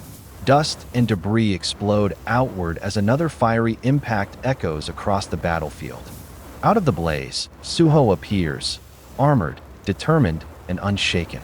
His breath heavy, sweat trailing down his brow, but his stance never falters. The glow of chaos dances across his blade. Surrounding him, cursed spirits writhe and shriek in silence. Their hooded forms, half consumed by their own decay, recoil from the sheer pressure emanating from him. Suho stands tall against the inferno, shield raised, sword gleaming. His silhouette cuts through the firelight like an omen. The flames spiral higher as the horde gathers once again, relentless. With a sharp exhale and blazing eyes, he charges, cutting through the heat, slashing into their ranks. Boom! The explosion of force and willpower sends monsters flying. Panting, he steadies his breath amidst the wreckage. His chest rises and falls rapidly, battle-worn but unwavering. Suddenly, a dark portal rips open behind him. A chorus of violet energy howls as another wave of shadowy friends emerges, their bodies flickering with cursed flames. Suho turns slowly, his expression hardened, focused. There's no fear in his gaze, only grim certainty. He grips his weapon tighter and braces himself. The earth rumbles. Before him, an enormous army rises, twisted knights clad in ancient armor, their eyes burning with unholy light. They march forward in synchronized doom. But Suho exhales calmly, lowering his shield. There's no panic, only resolve. He tosses the shield aside with a clunk. "I don't need these anymore," he declares inwardly. With one swift motion, he steps forward, and the floor quakes beneath him. A stomp, followed by a deafening barrage of attacks. His sword cleaves through steel and magic alike. A relentless strikes echoes in rapid succession as pieces of enemy armor shatter and rain down around him. As debris crashes across the battlefield, Suho raises his sword once more. "And he swings, "don't need this, either." His weapon spins through the air, discarded like an obsolete relic. The battle is no longer about gear. It's about him, his strength, his will, his rebirth. With a thunderous crash, the battlefield shook as blades clashed and steel rang out. A massive sword, glowing with raw energy, slammed into the ground, shattering the tiles and sending shockwaves through the chamber. Debris scattered in all directions as armored knights were flung through the air like rag dolls, their weapons falling uselessly beside them. From the blur of chaos, Suho surged forward. His movements were sharp, primal, fluid, a blur of white and blue lightning that tore through his enemies without mercy. He ducked under a halberd, twisted past a great sword, and in a streak of power, he drove his blade upward through another foe with sheer precision. The knight's massive axe clattered to the floor just as its body dissolved into light and dust. Blades crossed in a deadly X, cutting down the air and stone alike. Suho's sword cleaved through another knight, the clean arc of energy leaving a luminous trail in the air. His face was locked in grim focus, his body a blur of deadly rhythm. Another opponent rose, too slow, and Suho spun, elbow driving with brutal efficiency across the knight's helm, crushing it in an explosion of sparks. A smirk tugged at his lips. Energy crackled across his clenched fist as he dismissed the notion of weaponry with absolute confidence. "I don't need a weapon," he thought to himself, electricity coiling around his limbs like a living force. After all, a man only needs his fists. The dungeon's silence was broken by a soft chime. A blue system window materialized before him. Level up. Then another, and another. His eyes flicked across the string of messages, each one marking a rapid ascent. He stood alone, surrounded by the remnants of fallen knights, breathing heavily as the glowing prompts confirmed his rising strength. Another notice appeared. You are qualified for a job placement in a high-rank class due to the number of promotion points you have acquired. The system began to evaluate him, analyzing the storm he had unleashed upon the battlefield. Your tenacity allows you to overcome all difficulties. You do not fear any challenge and trust in your own ability to move forward. Then, with one final chime, the system declared, your job is a fighter. Your job has been decided. But it wasn't over. New messages cascaded before his eyes. Your playtime lasted longer than expected. Your remaining health exceeds 50%. All of your enemies have been defeated. Each metric pushed his promotion points even higher. Then the final announcement landed like a hammer strike. Your total promotion points have exceeded the achievement limit. Your job will change from fighter to soul striker. Energy surged through Suho's body as the new title etched itself into his core. But he clenched his fists tighter, frowning. This isn't good enough, he thought grimly. In order to defeat that mob boss, I have to become even stronger. The fallen knights around him began to shimmer with the promise of regeneration. If you do not move on, the enemies in the field will be regenerated one at a time. He could not afford to waste a second. And then his reward appeared. From the remains of the battle, artifacts floated toward him. A glowing warden's necklace, marked with a powerful A-rank classification, and the shimmering high-ranking mage's ring, gleaming on his hand like a badge of potential.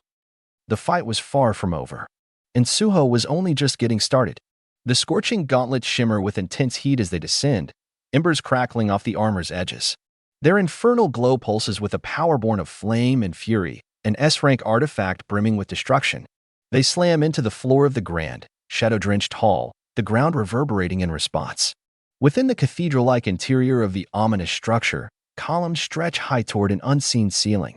Shadows pool in corners as firelight flickers along stained glass windows. Upon the throne at the center, a terrifying silhouette broods, clad in jet-black armor, adorned with jagged horns and wreathed in violet flames. His crimson blade pulses like a heartbeat, and in the silence, a breath seems to shake the room. The colossal figure waits with a predator's stillness, his crimson eyes glowing beneath the helm. Then, the air crackles with new presence. A rift in the space bursts open, revealing a young man stepping through with searing blue fire licking around his form. It is Suho, the legacy of a monarch and hunter. Suho's calm voice cuts through the silence. Kept you waiting, didn't I? His expression is resolute, his voice steady. Lightning surges around his gauntlets, red energy dancing along his arms like veins of raw magic. The tension coils. Power surges. It's my turn to take you down now, he declares. From the throne, the shadowed figure rises, gripping his enormous violet blade. The room explodes into violence. With a crack, the dark monarch lunges forward, sword shattering the air itself. Suho braces, his wide eyes momentarily reflect the coming strike, and then boom, the world becomes chaos. Energy detonates around them, walls tremble, and marble cracks under the shockwave. The clash hurls Suho across the floor as the dark figure follows in a relentless pursuit. Blast! Blast! The force of their strikes fractures the foundation as the throne room crumbles beneath them. In a stunning motion, both warriors dash forward, trails of light streaking behind. Red and blue. Shadow and flame. A whirlwind of destruction swirls around them as the battle escalates, their figures darting through the storm of rubble and power. Suho ducks a strike, slides through, then retaliates with a clean hit to the side. The dark armored knight recoils. Another punch. Sparks burst on impact. Streaks of lightning cut across the air, their duel carving a path of devastation through the battlefield. The war has begun. Legacy against Abyss. Sun against Monarch. The air screams as Suho rockets through the chaos, his body bathed in blue streaks of lightning-fast motion. But it's not enough. Not yet. Gritting his teeth, eyes locked forward with searing determination, he pushes harder, faster, deeper into his well of power. This still isn't good enough, he thinks, his own heartbeat drumming louder than the wind. I have to move a little faster. In the very next heartbeat, he slams into the armored titan with devastating force. The impact rings out, clang, A concussive boom of magic and steel colliding at breakneck speed. Shockwaves ripple out, shattering walls and tearing through the battlefield. He leaps again without hesitation, a blur of momentum rebounding from cracked stone. The battlefield spirals beneath him. Red lightning dances around his enemy as the crimson-armored foe lunges upward. They meet in a thunderous collision of wills, slam, as the arena quakes beneath their feet. Electricity crackles through the aftermath, ghostly arcs of power lingering in the air. The red-cloaked knight reels from the blow, dark armor fractured and sparking. From the shadows, a hushed thought echoes. Our little monarch hasn't even reached his full potential, yet he's already this strong. Their blades crash again, hurling violet shockwaves in every direction. Dust, rubble, and sparks fill the void between them. Suho's fists glow with raw energy. His muscles pulse with restrained might as he throws himself back into the fight. As his gauntlets clash with the knight's sword once more, he begins to realize this opponent is no ordinary enemy. Now that I'm fighting him again after leveling up, I can tell, his gaze narrows, locking onto the red-eyed warrior, that this dark knight is much stronger than I imagined. The realization fuels him, sharpens him. Compared to the average knights he'd fought before, this foe is a whole different beast. Not just a puppet of regeneration, this one feels alive. A commander. A gatekeeper. In other words, he's extraordinary. But Suho smiles through the sweat and pain. If he's extraordinary, then so am I. Their next clash is cataclysmic. Smash. The explosion sends waves of power rattling the bones of the dungeon itself. Statues shudder. Pillars tremble. Everything in the vicinity bears witness to this duel of monsters. Suho's mind flashes back to earlier. The moment he first stepped into this cursed domain. The strange stats. The gauntlets of ancient power. How had he survived? How had he overwhelmed enemies so far above his level? Was it thanks to the power of the gauntlets? He wonders. As he barrels forward again, thoughts flicker like lightning. All of my stats increased by 1 point each time I leveled up. The numbers float before him: strength, 80, plus 40, agility, 80, plus 40, sense, 80, plus 40, health, intelligence, everything boosted far beyond what a level 70 could reach. If I factor in all the extra stat points I gained, then my current level isn't 70, it's more like 110. Whamga! The impact explodes again, walls buckle, magic lights the air in a rainbow of destruction. Suho's power has reached a crescendo. And then, behind it all, a hidden system message emerges from the storm, crisp and absolute. Title: Little Monarch. Due to inheriting the power of the Monarch of Shadows, all your abilities will increase by 40 points. And then silence breaks. A cataclysmic crash splits the stone, debris exploding outward as a towering figure cloaked in crimson and black armor descends like a meteor. The Dark Knight's blade glows with ominous energy, his red scarf billowing behind him like a river of blood. In a blur of motion, Suho shoots upward, eyes blazing, the energy coursing through his gauntlets creating trails of pure destruction. He rockets through the chaos, his fist charged with power, surging like thunder toward the descending force. The impact is instant. A blinding burst of light explodes between them, sending shockwaves across the shattered battlefield. Cracks spiral outward, the force of their collision shaking the very ground they stand upon. The walls tremble, dust rises in columns, and time itself seems to pause for a breath. Suho refuses to yield. In an unrelenting assault, he weaves around the Black Knight like a lightning storm given form. Wham! Wham! Every blow lands with the weight of vengeance, his strikes echoing like drumbeats of war. He spins, launches, strikes again. Wham! The Dark Knight is driven back with each hit, metal clashing with power, shadows clashing with light. Energy ripples through the space around them, distorting everything in its wake. And then, with a swift tap against the stone, Suho pivots and launches a devastating strike. Thwack! His foe is sent crashing into the cliffside, shattering rock and mountain alike. Dust swirls from the impact crater, but Suho's figure remains upright, unshaken. From within the crater, purple lightning crackles. The enemy rises once more, jagged energy wrapping around his frame. Glowing eyes pierce the haze. The little monarch has an incredible amount of potential, the thought echoes from within the abyss. Shadows tighten around him. As the son of our king, who has become one with the previous godlike monarch, and an S-rank born of battle, the ground splits apart as Suho, surrounded by crackling arcs of energy, gathers strength. Power surges from his core, an untamed storm of mana and raw instinct. His eyes burn with the fire of a warrior who refuses to yield. Though he barely understands the vast depths of the power flowing through him, his instincts sharpen like a blade. He leaps, With a booming jump, the floor beneath him shatters as he rockets into the air, propelled by sheer force. Every muscle in his body strains, every fiber tuned for a single purpose, victory. Above the battlefield, time seems to slow. Suho's figure shines amidst swirling light, defiant in midair. A voice, deep, ancient, echoes within the void. Little monarch, you have defeated me. The words aren't filled with bitterness. They carry respect. Finality. A sudden clank splits the air as Suho's empowered fist collides with the monstrous body of his opponent. A devastating shockwave erupts outward, the impact throwing tremors through the chamber like a quake from the heavens. The monstrous figure begins to crumble. From above, Suho crashes down in a final strike, his silhouette a burning comet surrounded by violet flares. The enemy is driven into the shattered floor with meteoric force.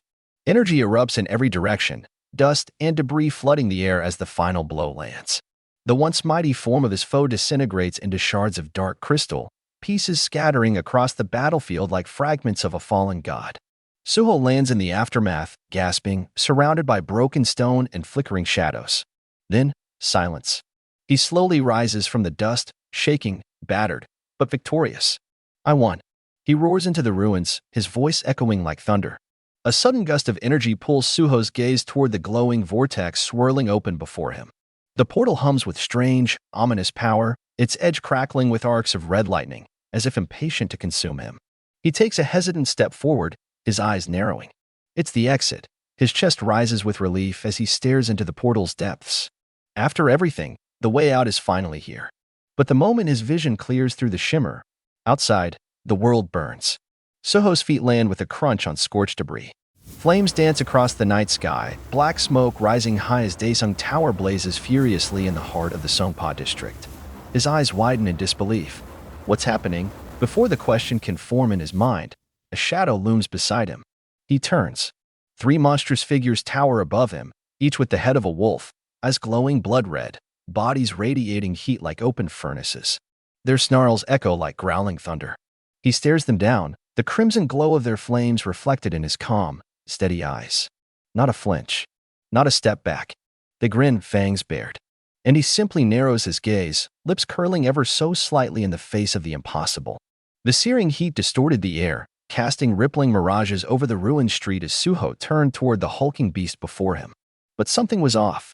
The towering 3-headed creature, flames licking up from each snarling skull, wasn't attacking. Instead, it trembled. Droplets of sweat rolled down its muscular frame. Each of its monstrous heads shifted nervously, eyes darting not toward its enemy, but around the burning chaos that surrounded them. The inferno cast flickering shadows across the ground as Suho narrowed his eyes. He couldn't sense hostility, only fear. He tilted his head, his voice calm and curious. This isn't a monster. Maybe, just an ugly statue. His gaze drifted around the fire-scorched street. Why is everything on fire in this place? The creature whimpered, an unnatural, pitiful sound that didn't match its terrifying appearance. Elsewhere, deep inside the labyrinth of twisted dimensions, a massive set of ornate double doors stood silently. The stillness of the corridor was suffocating. Shadows danced across the cracked floor as Suho stepped forward again. Another chamber. Another set of answers. It's yet another set of doors. His thought echoed in his mind. Well, if I don't open them, nothing will happen. With a low creak, the doors parted. On the other side, the city sprawled beneath an apocalyptic sky, dyed blood red beneath a full moon shrouded in smoke. Flames leapt across the rooftops, and within the blaze, monstrous figures surged forward, horned beasts and snarling devils, their eyes glowing like embers in a furnace. They poured into the city like a tide of living nightmares. Back in the heart of the wreckage, Suho stood tall as the dust settled around his boots. From all sides, demons emerged, claws scraping stone, tails flicking, jaws snapping. Their bloodlust was palpable. The temperature seemed to rise with every breath they took. He didn't flinch. The sky behind him lit up with dying sunlight streaked through black smoke, casting his lone silhouette across the battlefield. One man against an army. Then, from amidst the ruins, a boy appeared. Suho's expression shifted in surprise. Huh. The moment Suho steps onto the 10th floor, a flurry of monstrous claws and fangs lash out at him. But with an expression of calm indifference, he casually swats the first beast aside, its body crashing into rubble like a puppet stripped of strings. Time seems to slow around him as he ascends 20th floor, then 30th. Each enemy that dares confront him is dealt with in an instant, his fists carving through the chaos with effortless precision. Monsters vanish in blurs of motion, pulverized by his overwhelming strength. By the 50th floor, Suho pauses, surrounded by shattered remains and fading embers. What the? Why are they all so weak? The thought lingers in his mind as another giant falls to his strike. He observes the carnage, unimpressed. The challenge he anticipated is nowhere to be found. It only took a few punches to kill the bosses on each floor. This is kinda boring, he mutters, almost disappointed. As he surges forward, a flicker of realization passes through him. Did I level up too much when I was trying to defeat the Dark Knight? He ponders this while crashing down upon yet another elite enemy, splitting it apart in one clean blow. The world seems to bend around his pace, power radiates from him like a storm. Judging by the map, this place does seem pretty big. But if I work quickly, it should only take me an hour to clear each floor. Far above, observers watch his relentless advance with growing disbelief. How is he progressing so quickly on his own without any soldiers? Their voices are laced with disbelief and fear. Bolts of light scream down from the heavens, slicing across the sky. Cries of panic rise as shockwaves ripple through the burning landscape. He already cleared the 87th floor and got this far? Suho emerges through a swirling vortex of lightning and arcane crackle. His eyes, focused and unshaken, shine with unwavering resolve. I'm finally on the 100th floor, he notes. Sparks dance around him, drawn to the surging power coiled in his limbs. Well, I'm sure the 100th floor won't be that hard to clear, either, he mutters, narrowing his gaze. And then, through the storm of golden light, she appears. A woman clad in radiant armor steps forward, flanked by two towering knights. Her expression is calm, confident, almost serene. But her presence radiates authority. Behind her, the light stretches far and wide, casting long shadows across the battlefield. A new force has entered the stage, and this time, it may not be so easy. Suho launched forward with blinding speed, cutting through the air like a blade of light. His voice was calm but determined. He had no interest in wasting time. Before the enemy could even react, he closed the distance. But then, the woman flinched and raised her hand in protest, her voice trembling. Wait. The tension softened slightly as Essel stepped forward, her violet eyes filled with hesitant admiration. She explained that even their king had struggled to climb the castle floors. No one had expected the little monarch to reach this far, this fast, especially without soldiers. She grinned, lowering her stance in respect, recalling how he couldn't even clear this floor in the past. Suho paused at her words. Last time, he echoed, but Essel quickly dismissed it with a nervous chuckle. It's nothing. Straightening her back, she formally introduced herself. I am Essel, the eldest daughter of the powerful Radira clan. Her words echoed with pride and ceremony as she gestured grandly. Welcome to the final stage. Suho looked around, slightly puzzled. Wait, it's already over? Aren't there more stages? Essel shook her head gently. No, it ends with us. She explained that there once existed a stage called the Demon King, but after her clan became the most powerful among demons, it had been eliminated. Then, with a diplomatic smile, she extended an invitation. Firstly, congratulations on entering the demon's castle for the first time. My father, the head of our clan, has prepared a grand celebration in your honor. Suho's gaze shifted toward a glowing formation nearby. You said this is the end, but what's that? He asked. Essel turned toward the structure and answered plainly. That is a gate. It will take you to a space outside the demon's castle. Suho's brows furrowed slightly, curiosity stirring. A gate. The path was opening once more, but this time, not for combat. It was a door into the unknown. And Suho, as always, stood ready to step through it. Crackling with mystic energy, the swirling vortex looms, alive, pulsing with unearthly light. Suho gazes at it, captivated by the raw spectacle of the gate. He ponders its name, the simplicity and power behind it. A gate, an opening to another space, to another possibility. He likes the sound of that. Within the violet currents of dimensional magic, Suho senses freedom, but also a farewell. As he turns from it, Essel steps forward, her voice laced with surprise. Wait, you're leaving already? But the banquet. Her eyes are wide, lingering with hope. The demon soldiers behind her stand tall and still like silent watchers of their realm. Suho gives a casual shrug, that familiar calm in his voice. I don't know what you demons eat, but I'm still too young to drink alcohol. A soft grin tugs at his lips as he adds, we can have the banquet when I'm older. Essel's expression falters, just for a moment, as she accepts his choice. Very well, then I'll see you again some other time. Her tone is steady, but something flickers in her eyes. A pause. A breath caught in her throat. Wait. The thought slams into her like a cold wind. A memory. A promise once made by a different monarch. Her eyes widen with realization, her voice catching in her throat. The monarch also promised to return, but he never did. Her heart clenches, the weight of the past pressing into the present. Suho, already turning toward the gate, glances back, his voice softer now. You said you're the Radira clan's Essel, right? I'll be sure to remember your name. He raises his hand in a quiet gesture of farewell. See you later. A giggle escapes Essel despite herself, the tension lifting from her shoulders. Her lips curve into a smile, gentle and warm. She gives a small wave in return, her eyes bright. All right. See you later. In that small moment, beneath the crumbling ruins, before the gate, two paths part with unspoken respect. And maybe the promise of another meeting. A swirling vortex churned before Suho like a storm frozen in time, violent, luminous, and pulling at the very air around it. He hovered inches from its surface, the void radiating with ethereal force. His thoughts churned alongside it. This has to be the exit, right? The uncertainty hung heavy in his chest. Could this be a path out, or just another illusion, a trap waiting to consume him? The gate pulsed. It looked like salvation. It smelled like danger. Or is it a trap? He whispered to himself, scanning the currents of energy warping around him. He clenched his fists, his instincts sharpening with each heartbeat. Could it be that the game still isn't over? From the shadows, red eyes began to glow, first a few, then dozens. Their guttural howls sliced through the silence. Crawling from the blackened mist came monstrous, insectoid creatures, their spiked limbs bristling with hostility. They swarmed like a plague, shrieking as they emerged from every corner of the void. Their numbers were endless. Their hunger, unmistakable. Suho landed softly amidst the rising chaos, sweat beading on his face. His eyes darted from shadow to shadow. No words. Just the crushing realization of what awaited him. The ground below shook. Corpses of ancient beasts lay scattered across the cracked stone battlefield. The mist thickened. And then they charged. Dozens of demonic ants, wings slicing the air, descended upon him in a tidal wave of fury. Where did these huge ants come from?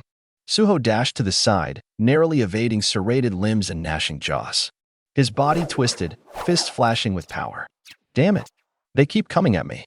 Whack. He struck with precision, each blow exploding through chitin and fong, sending splinters of dark exoskeleton flying into the stormlit air. Still, the swarm thickened, and the gate waited, silent and watching.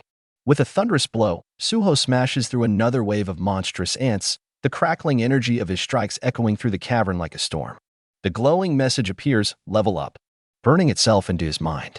Despite the swarm's relentlessness, a silver lining flickers in his thoughts. Their numbers may be endless, but they're pushing him to grow faster. His fists are bruised, his breath heavy, but his level soars. Level 94. Name, Sung Suho. Each enemy fallen is another step toward strength. Among the battered corpses of slain ants, Suho straightens, his fists tightening. The fury in his eyes dims slightly, replaced by cold focus. He's no longer surprised by their attacks. He's adapting. All right, he mutters under his breath. Since I've gotten used to fighting these ants, I think I'm ready to enter those doors. Before him looms a towering gate of shadowed stone, ominous and ancient. Without hesitation, he steps through. A vast chamber stretches beyond, a cathedral of gloom. His eyes narrow. The space is enormous. Too enormous. His footsteps echo as he paces forward, cautious. In the center of the room stands a lone figure, still and armored in black, its form radiating an eerie violet light. This room is huge, Suho observes. Is it because whoever's using it is also huge? His gaze sharpens. Is that the only monster in this room? The figure begins to move. Each footstep reverberates through the stone. Its dark armor gleams with arcane pulses, twin blades at its sides pulsing with an ominous glow. Suho tenses, readying himself for the clash, but something feels wrong. His breath catches. A glint of light streaks down the figure's face. Tears. Suho's thoughts falter as confusion replaces instinct. But why? He wonders aloud, watching the tears fall, glistening like shards of memory. Is he crying?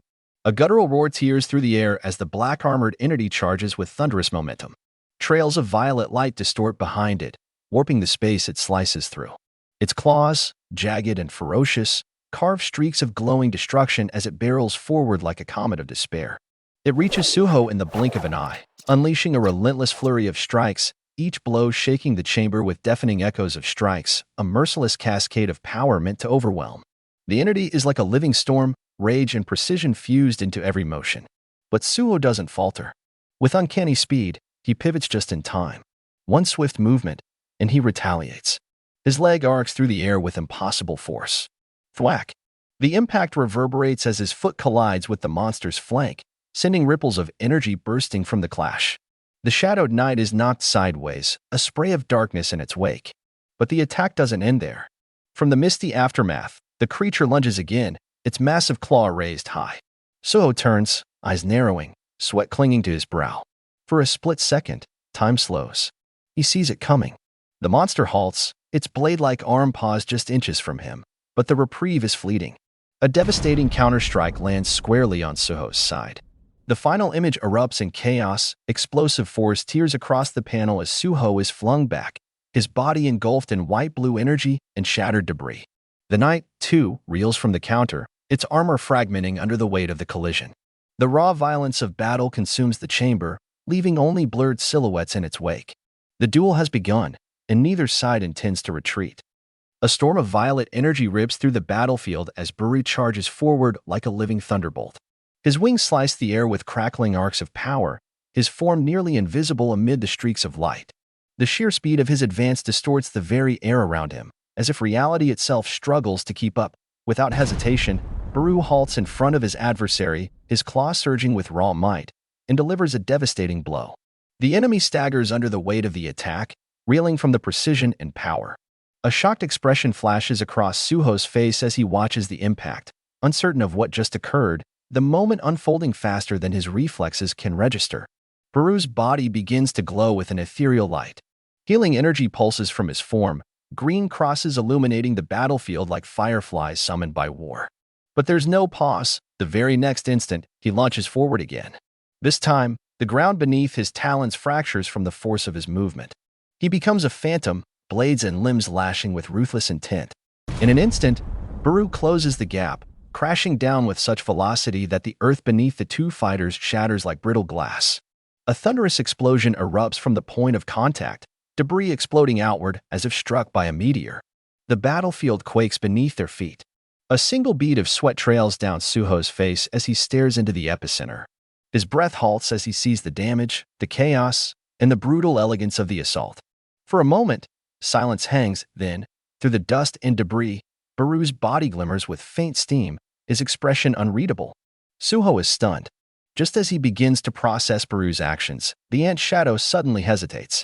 For a brief, flickering second, it freezes, its movements no longer flowing. The pause is just long enough. Suho seizes the moment, striking with instinct. His fist collides with blinding force. The impact echoes like thunder in the still air. The clash sends tremors through the room, Baru reeling backward, his body flaring with violet and black shadows. What the hell is this ant doing? Suho thinks, eyes narrowing as he watches Baru twist in confusion. The shadow ant lets out a primal roar, uncharacteristic and filled with something uncertain. The battlefield darkens, and as Baru stands, shaking, emitting a distorted cry, the tension shifts. Something has changed. His form trembles unnaturally. Suho watches him collapse to the floor, shadows dissipating with each labored breath. Baru whispers, I let my guard down. Suho, breathing hard, steadies himself. Relief washes over him like a wave, his muscles relaxing as he sees his opponent falter. Thank God, he gasps. And then, faintly but unmistakably, he hears the sound. The tone of level-up messages ring in his ears. A flicker of triumph. A reward for surviving. This is such a relief, Suho thinks, glancing at the motionless figure of Baru. The ant had wings, and he fought fiercely, but something had felled off. He didn't even attack me properly. He hesitated. He left openings. A seed of confusion burrows deeper in Suho's thoughts. He barely won, but it was clear. Baru had been holding back. Just then, a sharp crackle tears through the air. Suho turns, eyes widening. A vortex of crimson-black energy begins swirling violently behind him. Its presence chills the room. A new gate begins to form, twisting, unstable, and growing. Another gate, he murmurs, disbelief shadowing his face. A violet storm of light encircles Suho as he steps into the portal, his eyes sharp with resolve. He mutters inwardly, believing this time the battle is over. Level 99, his status etched clearly as the energy vortex coils around him. But as the dimensional current twists, something goes wrong. He emerges into a twilight battlefield once more. Not home, not safety. A familiar dread washes over him. Before him stands a horde, monsters twisted and grotesque, their red eyes gleaming from the shadows of ancient trees. Winged fiends perch above, beastly titans lumber below. It's the same nightmare, endlessly repeated. Suho exhales sharply. Not this again. His body remains tense, his aura flaring. He lifts his eyes toward the moonless sky, where dragons and horrors roam freely. The question presses deep into his heart. Will this game ever end? As if mocking his thought, the monsters charge. Suho darts upward, fist charged with blinding light, hurling himself into the fray. He strikes with divine fury, his blows cracking through scaled hides and snapping bone like thunder. Yet still, his level refuses to climb. Still 99. From above, another creature streaks toward him, with icy breath. It barrels down like a comet. Suho doesn't flinch. He counters with a flash, launching the beast with a single punishing strike that sends tremors through the ground. The rhythm of war intensifies. A giant ogre swings down with a crude axe, its roar shaking the forest. Suho meets at midair, blades clashing in a streak of white. Sparks scatter, and the echo of steel against steel crashes like rolling thunder. He vanishes for a breath, then reappears, hammering into the ogre's skull with explosive force. Blood sprays. Bones shatter. The beast topples back, crumbling into dust. But there's no time to rest. Two more rush him, massive, green-skinned brutes with sharpened tusks and foaming rage. He lands lightly between them, a single step igniting a shockwave of power. The earth cracks beneath his feet. He spins and delivers punishing blows, smashing one into the dirt. A blur of claws, fangs, and steel surrounds him. Still, he doesn't retreat. One by one, his enemies fall to his relentless speed. Whack, thwack, wham. His fists and elbows turn each strike into a weapon of absolute judgment. A thunderous crack exploded across the battlefield as his blow connected, shaking the monstrous tide that surged before him. Shadow energy surged around him, and in the midst of chaos, he carved his way into the fray. Towering beasts with axes and sharpened claws lunged, but Suho's momentum was relentless, his body a streak of destruction plunging through their formation. From above, more of the winged horrors descended, their grotesque forms eclipsing the sky. Suho lifted his gaze and narrowed his eyes, the reflection of his enemies dancing in their glowing blue light. He leapt forward, spinning in midair with surgical precision, dodging the descending swarm as he unleashed a shattering counterattack. The ground splintered beneath the weight of battle as monsters slammed down all around him. Suho slid between them with blade raised, narrowly escaping the jagged maw of a reptilian beast that lunged with a deafening roar, teeth bared and ready to devour. He skidded to a halt, eyes wide, breath ragged, but still, he stood. A sudden shift rippled across the air. Dozens, no, hundreds, of shadow creatures burst from the battlefield, sweeping the enemies into the sky. Black wings clashed against green claws in an aerial whirlwind, ripping through the monsters in a dark flurry of shadow and steel. The ground seemed a distant memory beneath him as he steadied his blade. So he wants to fight in the air. Huh, Suho muttered under his breath, his instincts locking onto the new threat. Before him, the red demon let out a furious snarl. His bloodshot eyes glowed like molten coals, his clawed hand curling with malicious intent. With a lurch, he shot forward, clashing with Suho in a burst of power. "Let's do this," Suho growled, and with that, the sky ignited with a violent shockwave. His fist, sheathed in brilliant light, slammed into the demon's chest. The air fractured as if reality itself trembled under their blows. In the distance, dragonkin and flying beasts swirled into the chaos. Light and shadow crossed paths like dueling blades in the sky. Energy blasts streaked across the firmament, exploding in bursts of electric blue. One after another, they lit the heavens, each collision ringing out like divine thunder. The red demon howled and charged through the lightstorm, undeterred, his savage grin widening. And then, Suho emerged from the lightning haze, framed by the jagged mouth of a mountain cavern. Backlit by a radiant aura, he stared into the heart of the storm with unwavering resolve, his gauntlet-clad hand gripping his weapon tighter. From beyond the clouds, a colossal presence stirred. Crystalline and vast, a monstrous figure descended, its body covered in jagged shards of diamond-like armor, towering far above the battlefield. With a heavy thud, it landed. Its voice boomed like an echo from a forgotten age. "Ha ha. It has been 30 years since I joined the soldiers in the world of eternal slumber." The ancient titan had awakened. A towering presence radiated in the darkness, cloaked in flowing shadow flame, his silhouette clad in obsidian armor streaked with violet energy. With every breath, the air trembled around him.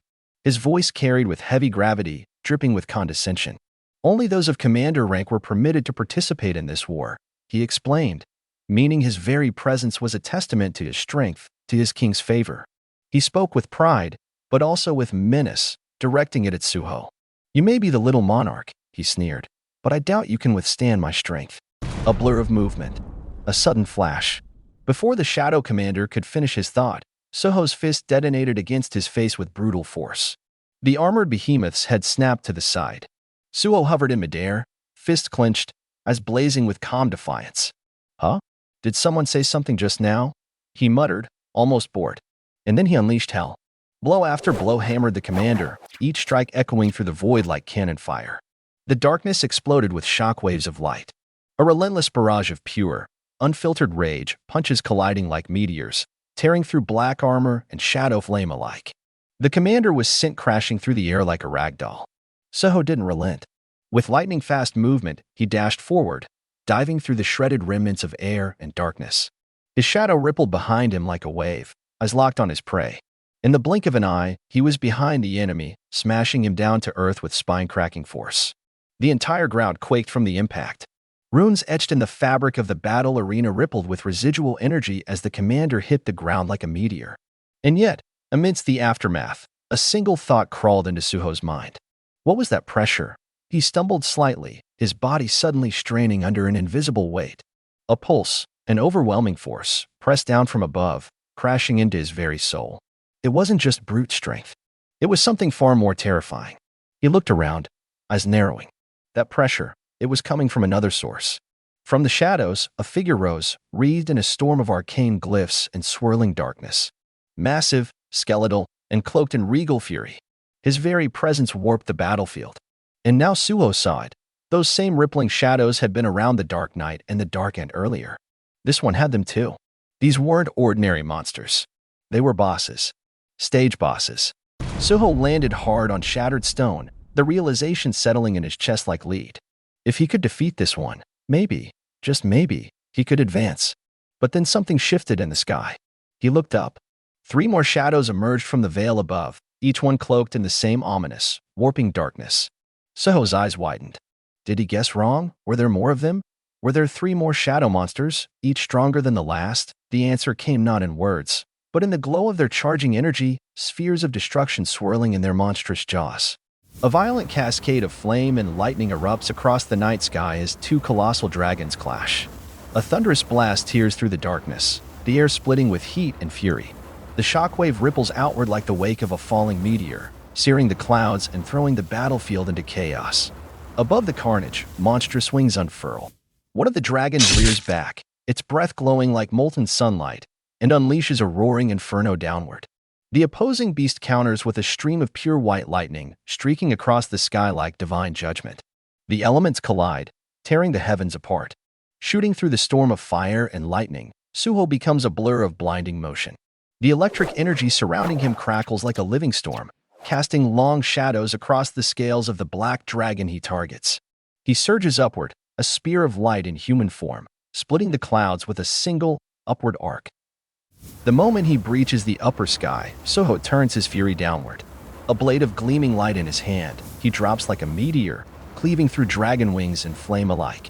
The battlefield explodes in motion around him, claws clash, fangs snap, shadows writhe, and still he pushes forward, carving a path through the chaos. Lightning pulses violently from beneath his feet as he rockets forward again, eyes burning with determination. His movements distort the space around him, each step launching him faster, higher, and deeper into the horde. Pow, pow.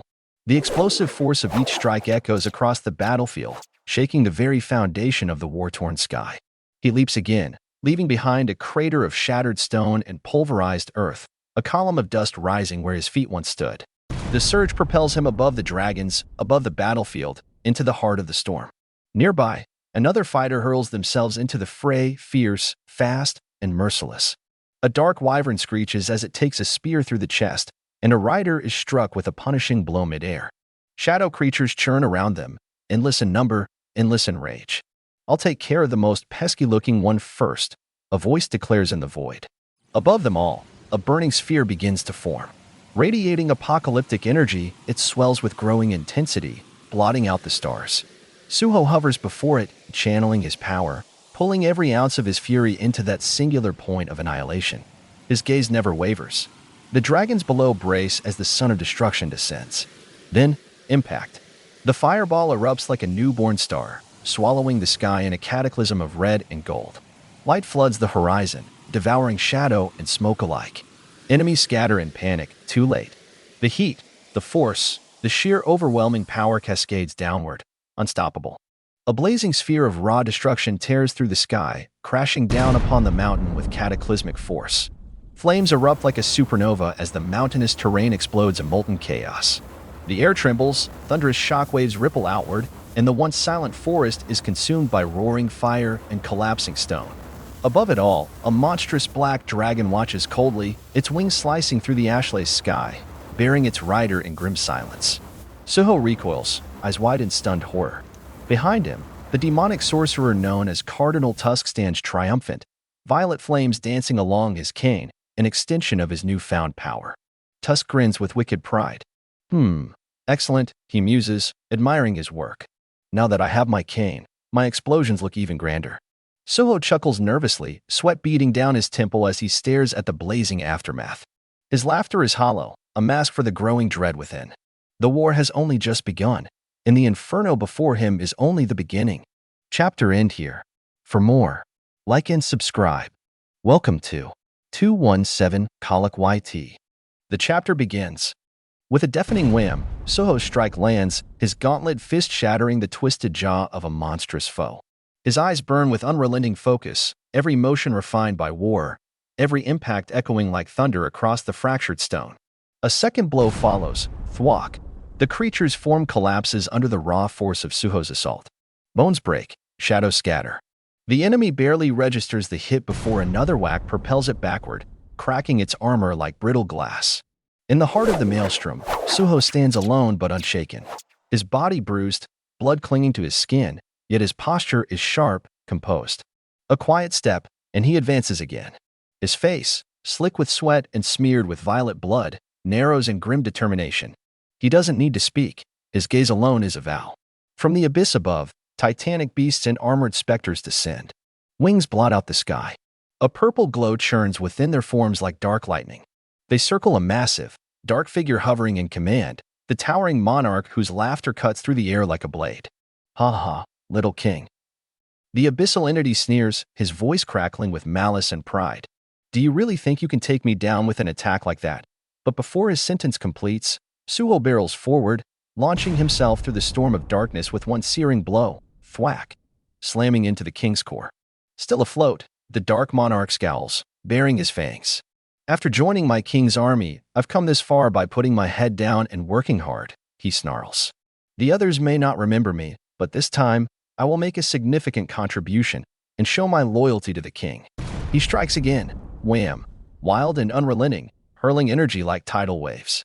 Suho dodges, then counters, weaving through the storm of glowing death, landing on the enemy's back a blur of control and fury. Launching himself into the air, Suho evades another wave of gnashing jaws. Yet even he can feel it now, the limits of his strength drawing close. If these monsters keep coming at me, I won't last long with my current strength. The thought cuts through him sharply, a flicker of warning that only steels his resolve. High above the battlefield, Suho's body glows, his gauntlets sparking. I need, he breathes, fist pulsing with power, to control my power a little better, with more accuracy, and without wasting any of it. Electric light explodes outward, tracing every vein in his body, swelling like a second skin of flame. So that I can handle an army of monsters, all on my own. His eyes ignite. The smoke curls. The storm is far from over. A streak of darkness hurtles across the air like a meteor, feral, unrelenting, and cloaked in violet fury. The monstrous beast with blazing white eyes tears through the sky, its velocity bending space, trailing with jagged lines of warped light. Its roar is a harbinger of devastation, echoing before its claws even reach the ground. With each breath, its presence deepens, the very air seems to split under the weight of its charge. The beast's jagged maw, illuminated by its inner rage, reveals fangs meant for annihilation. It bears down like a storm incarnate, ripping through the remnants of silence. Then, in a blinding instant, it slams into Suho with the force of an avalanche, the impact tearing the landscape apart. A sharp kaboom rips through the battlefield, sending waves of destruction in every direction. Sparks and shadow clash in a chaotic ballet of fury and resistance. From the chaos, a second figure rises, more composed, more precise. Cloaked in pulsing red energy and anchored in purpose, this new enemy wastes no time. With explosive speed, he engages Suho directly, clashing against the youth's crackling aura. The sky becomes a whirlpool of power as Suho skids back slightly, then stops the momentum with a counterforce of his own. His eyes, focused and cold, lock onto the crimson-eyed foe. If this is how things were to end, it would be too boring, he mutters, his voice sharp with disappointment. Energy swirls around him as he raises one arm. But if you don't have anything more to show me. His tone hardens. Get lost. In one swift motion, Suho slams his empowered fist into the enemy, a bone-rattling smash that explodes into a burst of raw energy. The ground trembles. Dust clouds erupt. From the debris, all that remains is a hand, severed, glowing, disintegrating into ash. Silence returns, brief, trembling. Above it all, Suho floats in a swirling sphere of crimson and white, divine threads of power coiling from his back like tendrils of awakened wrath. Before him lies the carcass of the monstrous beast, fallen, defeated. His body bears no signs of growth, but within, something has shifted. My stats haven't increased, but after fighting so many times, Suho says, inspecting the dark energy rippling along his gauntlet-clad arm, I've gotten better at using my power. From the haze of destruction, something stirs. A titanic figure begins to materialize, an imposing silhouette wrapped in obsidian armor and cloaked in black mist. Its steps quake the earth, each footfall a declaration of dominance. Suho looks up at the towering being approaching him. The power radiating from this one is on a completely different scale. His instincts scream. He's strong, Suho notes internally. A flicker of thrill dances behind his gaze. The monster halts before him, wings outstretched like the herald of doom. Suho's eyes narrow, mind flashing back to past battles. In fact, he might even be stronger than that ant from before. The air tightens. The next storm is about to begin. Suho stood tall beneath the swirling purple sky, his gauntlet glowing with crimson veins. His breath was steady, but his gaze held urgency. You can talk too, right? He asked, facing the massive armored figure looming ahead. There's something I want to ask you before we start fighting. The dark figure's eyes pulsed with ethereal light. Suho narrowed his own. What percentage of all the monsters here have I fought so far? A low voice responded, calm and grave. Even if you exclude the soldiers at the demon's castle, you have only battled about 1/3000th of those gathered here. Suho's eyes widened slightly, staring down at the carnage behind him, twisted corpses of ogres, wyverns, armored beasts, and yet it was barely a fraction of what awaited. I thought I took out a lot of you, he muttered, clenching his fist. But I guess I wasn't even close to defeating you all. He drew in a breath, the weight of reality hitting him. Then, he tightened his grip. All right. Dust swirled around him as he stepped forward with defiance in his stance. Let's fight. From the shadows stepped a towering figure, radiant with black armor crackling with violet energy. His presence warped the air. Each footfall sent tremors through the earth. You have grown into a splendid young man, my little king. Suho's eyes widened as he stepped back, stunned and confused. With a flash, he leapt into the air, blazing with motion. Why the hell do you guys keep calling me little king? His voice echoed with frustration, fist glowing with raw power. Does that have something to do with why I was dragged into this world? The instant he finished his words, his strike collided with the armored foe, a deafening thwack erupted as force met immovable strength. And why the little, anyway? He roared, throwing another strike. Are you trying to mock me? Suho's fury ignited into motion, his body a blur of violet lightning. He roared through the air, fist blazing, intent unshaken. Then he was slammed back, violently, by a crushing counter. His eyes bulged, the wind knocked from his lungs as he crashed into the ground with brutal force. Smash. Before he could recover, the dark figure moved again faster than the eye could follow. Shadows screeched with violent velocity. Suho's terrified eyes caught glimpses of his foe shifting and flickering. In a blink, the entity reappeared before him, shrouded in storming darkness, and with a devastating howl of power, kaboom, the earth erupted in a cyclone of violet destruction. The eerie crackle of energy laced the air as Suho darted around his towering opponent, as narrowing with realization. That sword, twisting unnaturally mid-swing, elongating like a lash, wasn't bound by physics. It moved like a serpent, deadly and unpredictable. He can turn his sword into a whip. The revelation didn't stall him. It only sharpened his focus.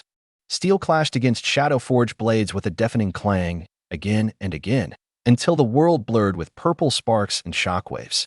Suho's gauntlets burned crimson against the violet chaos, his every strike fueled by precision and fury. Sparks burst in his wake, scattering like shattered lightning as their weapons met, over and over. Then he found his rhythm, ducking low, closing the gap. The monstrous knight's strength lay in his weapon's flexibility. But that versatility had a limit. Suho's smirk cut through the chaos. The weapon might be versatile, but all I need to do is grab hold of it to stop it. He lunged, fingers tightening like a vice around the seething weapon. The knight hesitated, just a fraction of a second too long. That pause was all Suho needed. An instant later, his footwork exploded into action.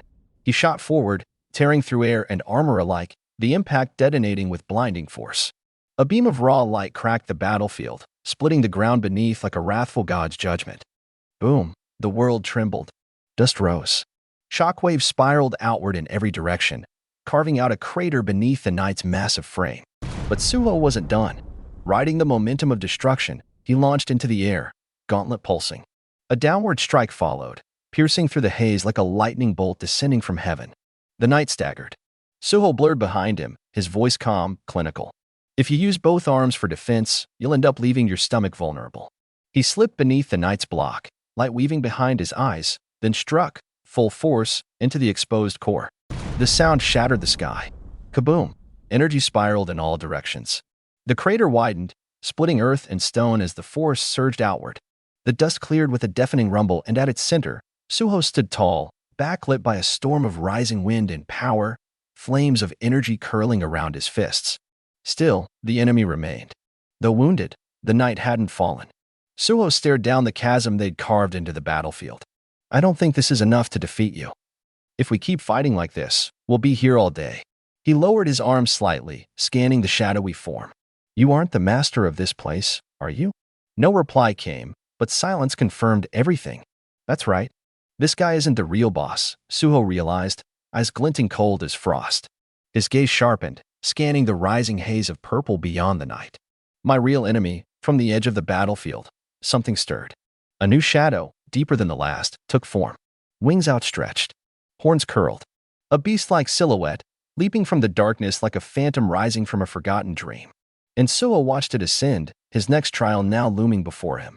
A torrential storm of light and electricity crashes into the battlefield like a wrathful god descending from the heavens.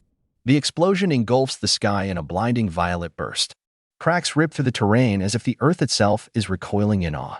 And at the epicenter of it all, Suho hovers, his silhouette trembling with destructive energy. Electricity spirals and lashes around his body as his cracked armor begins to regenerate, consumed by violent arcs of purple lightning. His ragged breathing steadies. His eyes lock onto the figure before him. He sees the truth now. That towering, otherworldly form cloaked in shadow and energy, it's him. The very presence that's haunted the edges of his soul.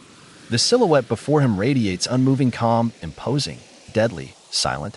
Then he sees it, a dagger glimmering faintly in the figure's hand. A memory, perhaps, a symbol, a weapon, but Suho doesn't yet know what it means. His instincts scream danger, but his mind hesitates. He steadies himself, breathes deeply, and takes a cautious step forward. This is the first opponent he's encountered here who retains human form. Could they talk? Could this be resolved without bloodshed? Suho calls out, voice firm but not hostile. Excuse me, but there's no reply. Just silence, dense as gravity. The figure doesn't move, doesn't blink, doesn't breathe. Suho narrows his eyes. He isn't answering me. Suddenly, Suho's attention is stolen. A ripple in space behind the shadowy enemy, a swirling, luminous gate bursts open like a wound in reality. He gasps. A gate. But I haven't defeated him yet. His heart pounds. A fist clenches at his side. The answer becomes clear, undeniable. This is going to be my last battle. No more uncertainty. No more restraint. The surge of will hardens into resolve. Energy floods through his limbs like a divine current, and his body rises with a force that splits stone and sky. Twin blades of lightning erupt from his back like wings born of storm and vengeance. This was it. His final stand. I can go home, His thoughts echoed with steely conviction, if I just defeat that man. From the very ground beneath him, bolts exploded upward as his power surged. The earth cracked beneath his feet, his claws clenched in unrelenting focus. His body radiated the sheer will of survival and return, the deep yearning for the end of this endless cycle. No more running. No more testing. Only one obstacle remained. And then, he moved. From the epicenter of chaos, Suho launches upward in a streak of energy, closing the distance in a blink. His body is wreathed in arcs of electricity, and the ground beneath him erupts as he takes flight, crumbling to debris under the immense pressure of his launch. The battlefield is painted with ruptured rock and surging mana, and in that instant, a shadow looms. His enemy is descending with merciless force, blades poised like a guillotine. Suho meets him head-on in midair, their weapons crashing with a deafening clash that echoes across the horizon. The collision splits the very sky.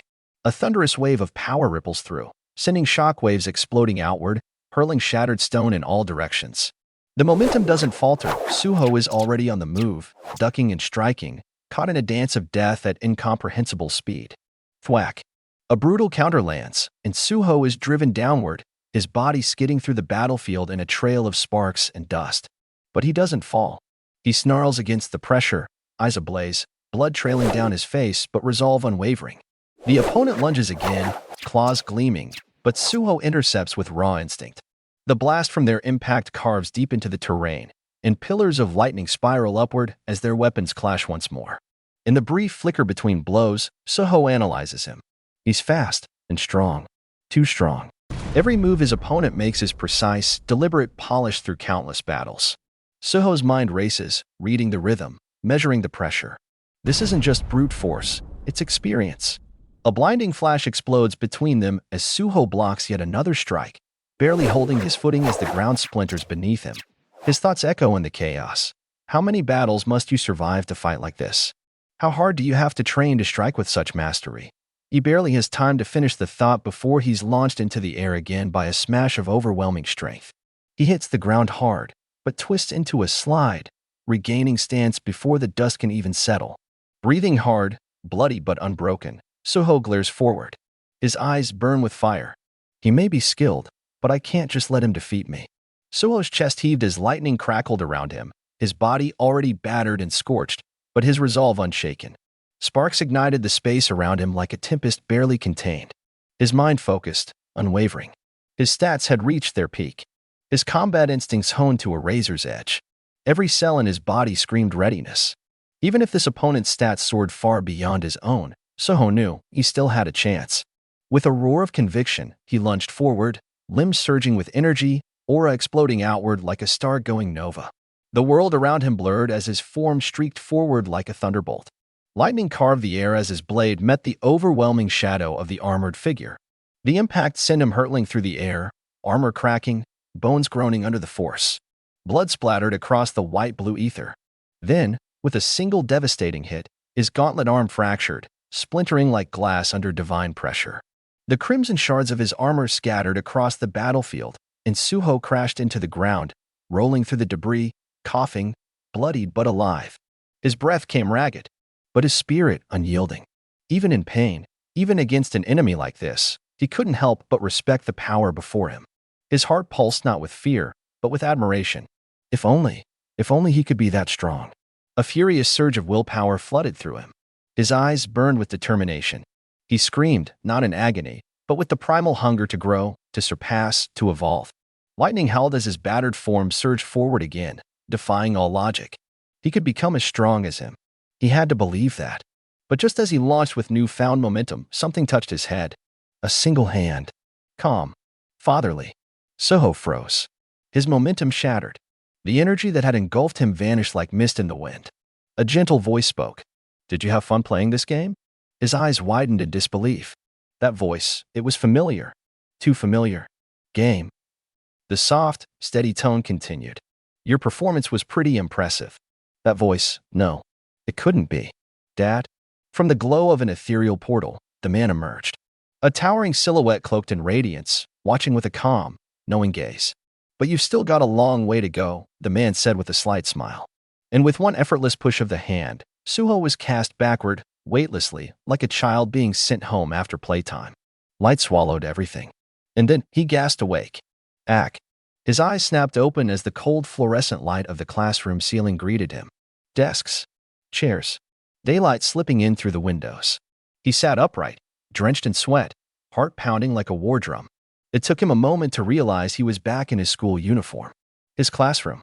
His world. He staggered forward, hands planted on the desk as the golden hue of the setting sun washed over his trembling frame. It had been a dream. A vivid, terrifying, exhilarating dream.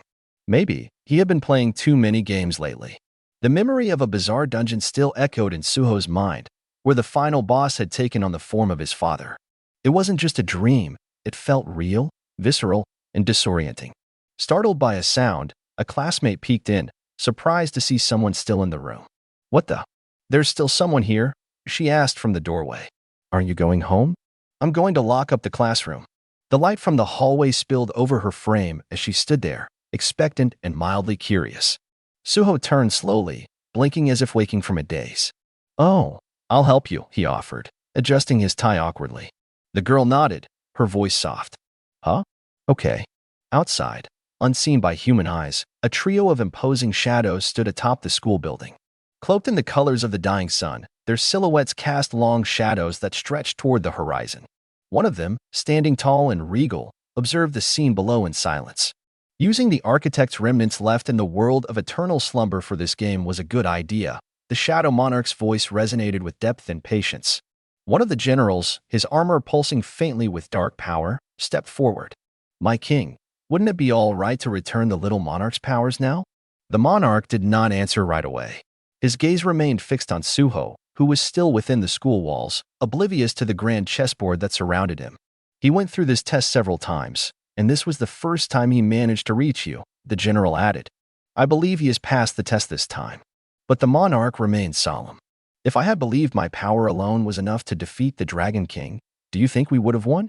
He looked out across the endless orange skyline. No matter how strong you are, you have to run away if your victory isn't guaranteed. Fighting a strong opponent without any kind of plan. Inside the glass-paneled corridor, Suho and the girl moved silently side by side. The world beyond them reflected like a sea of clouds bathed in golden light. It's just plain foolishness, the monarch finished, as if imparting wisdom through the still air. That's right, his thoughts whispered. It's still too early. The three shadows remained unmoving, sentinels of fate standing over a child destined for greatness. Someday, I'm sure he'll learn how to use his power accordingly based on the situation. Back inside, Suho smiled awkwardly as the girl giggled at something he said. The monarch's expression softened ever so slightly. And even when he doesn't know how, I'm sure he'll keep opening the door to take on the challenge. The view shifted, locking onto Suho's focused, determined face, his hand brushing back his hair as sweat ran down his temple. He didn't know the scale of the forces that watched him, but his instincts told him to be ready. Down below, the loyal ant shadow crept forward. Tears welled in its large, glimmering eyes. Little king, it whispered, the words thick with emotion. Jinwoo, standing in the ethereal twilight between realms, allowed himself a small smile. The wind stirred around him, and petals caught the fading light like embers in the sky. I have something important to do today. In the ant's hand, a child's crayon drawing showed Suho joyfully riding on its back, a whimsical vision of friendship and simpler days. Its gaze lingered on the image with quiet reverence. Should I take my family out for dinner afterward? It has been a while. Far away, amidst the city's hum, a news broadcast played. The screen flickered. Next up in the news, the camera cut to footage of the arrested con artist brothers, Hwang Dong-suk and Hwang Dong-soo, being led away in cuffs. Their schemes, which once plagued the nation, had finally come to an end. Were arrested this afternoon. The sun dipped low against the golden horizon, casting a fiery hue over the scorched trees and ash-laden hills. Smoke curled lazily into the sky as exhausted firefighters slumped beside their trucks, their uniforms streaked with soot and sweat. A recent mountain fire had nearly devoured the neighboring residential area, but thanks to the valiant efforts of 800 firefighters and 52 trucks, the flames were finally extinguished. Among the soot-streaked survivors sat a man with golden hair, his broad shoulders hunched, his expression drained. He slowly poured cool water over his head, wincing as it splashed across his face. That's cold, he gasped, a sliver of relief breaking through his fatigue. From behind him, A steady hand extended a fresh bottle of water. "Good work," said a calm voice. He turned, surprised by the gesture. "Thank you," he murmured, touched by the simple recognition. His gaze followed the figure that walked away, Captain Sung. A quiet murmur rippled among the men. Captain Sung really is amazing, one thought. The words unspoken but clearly shared.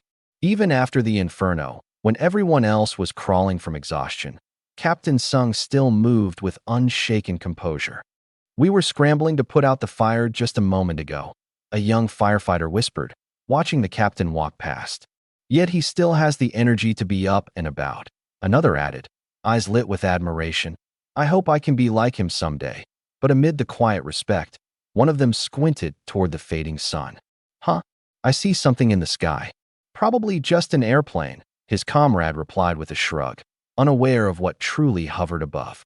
Elsewhere, the warm glow of the sunset reflected off the windows of a sleek high-rise, its polished glass catching the burning sky like a canvas painted in light. Inside its sterile hallways, a man walked with distracted steps, his co-worker jogging beside him. "Sir, are you all right?" he asked, concern in his voice. Snapped from his daze, the man blinked. "Oh yes. What were we talking about?" "You have to decide on a title for the VR game our company is about to release. Are you listening to me, sir?" But suddenly, the man's voice thundered down the corridor, overtaking every other thought. "Everyone," he roared. A beat of stunned silence fell across the office before his joyous announcement echoed like a celebration bell. "My wife is pregnant." He burst into laughter, eyes shining. "The baby is 6 weeks old." Cheers erupted from every corner. "Congratulations, President Yu," someone shouted. "You're finally going to be a father." Grinning from ear to ear, President Yu spun toward his team with wild inspiration. "Let's name our new game Beautiful World." A confused "what?" broke the spell. "Isn't that the perfect title?" Yu beamed. "After all, our game will provide a beautiful virtual world for our players." His enthusiasm met immediate resistance. "Sir, please reconsider," cried one developer, panicked. "The fate of our company depends on this game," pleaded another. "Beautiful World is a terrible name. Please don't do this." Yu flinched, taken aback by the outcry. Doubt crept across his face. "Am I that bad at naming things?" He clutched his chest, overwhelmed, staring at the sunset that blazed across the city skyline. The last rays of sunlight kissed the towering skyscrapers as the city began to blur beneath a golden veil. From the top floor, voices of admiration echoed, a spark of amazement born from a name now making headlines. Yu Jinho, standing proudly in a photo, smiled back from a magazine spread. The headline praised him. Ajin Software's President Yu Jinho, the young entrepreneur who refused to inherit his wealthy family business, achieves a miraculous success. Beside him, a younger man flipped through the article, intrigued. "Wow, really?" The words rang with disbelief and inspiration. But the reply came steady and full of promise. "Not yet, but there will be many more in the future." A familiar older man examined the same articles, his expression caught between disapproval and begrudging pride. "To think he abandoned the position I gave him to start a silly game company," he muttered, sighing. Around him, aides sorted documents, yet his focus drifted far beyond paperwork. Then his eyes softened. A rare, gentle smile traced the lines of his aged face. "Setting that aside, I can't wait to meet my grandchild." There was no bitterness now, only quiet anticipation and maybe a sense of peace. Beyond the glass and into the world, the city faded into clouds lit by the twilight sun. Golden hues gave way to deep rose and eventually to the quiet grays of dusk. The sky stretched wide and endless, a canvas now shifting to something far more cosmic. Above the clouds, something stirred. A rift cracked open in the heavens, not a storm, but a breach of space itself. An orb of radiant blue energy pulsed violently, suspended between dimensions. Light twisted and surged. Then, a soundless roar, whoosh, as the sphere expanded and deepened into a spiraling gate of celestial blue, swirling with power and secrets not meant for Earth. The stars held their breath. Something, or someone, was coming. No one knows what lies beyond the swirling abyss of a gate. To those who glance into its glowing, chaotic depths, it might as well be a terror in reality, unpredictable, unknowable, and unrelenting. This fear, the dread of the unknown, has ruled the hearts of people for years. What might emerge, what fate awaits on the other side, no one ever truly knows. And so, humanity lived in a world of constant anxiety, whispering prayers that the gates would remain closed, sealed, dormant. Yet even in such uncertain times, there were those brave, or perhaps desperate, enough to confront these horrors head-on. They charged into the gates without flinching, facing monsters and death itself. The world came to know these individuals by one name: hunters. In the gleaming light of day, as the city hums with activity, a group of hunters assembles before a newly emerged gate. Clad in armor, their silhouettes resolute, weapons in hand, they prepare to enter what may be their final battlefield. The swirling vortex beckons like a maw waiting to devour them whole. A phone beeps insistently in the office of the Hunters Association. A man at his desk picks it up, calm but weary.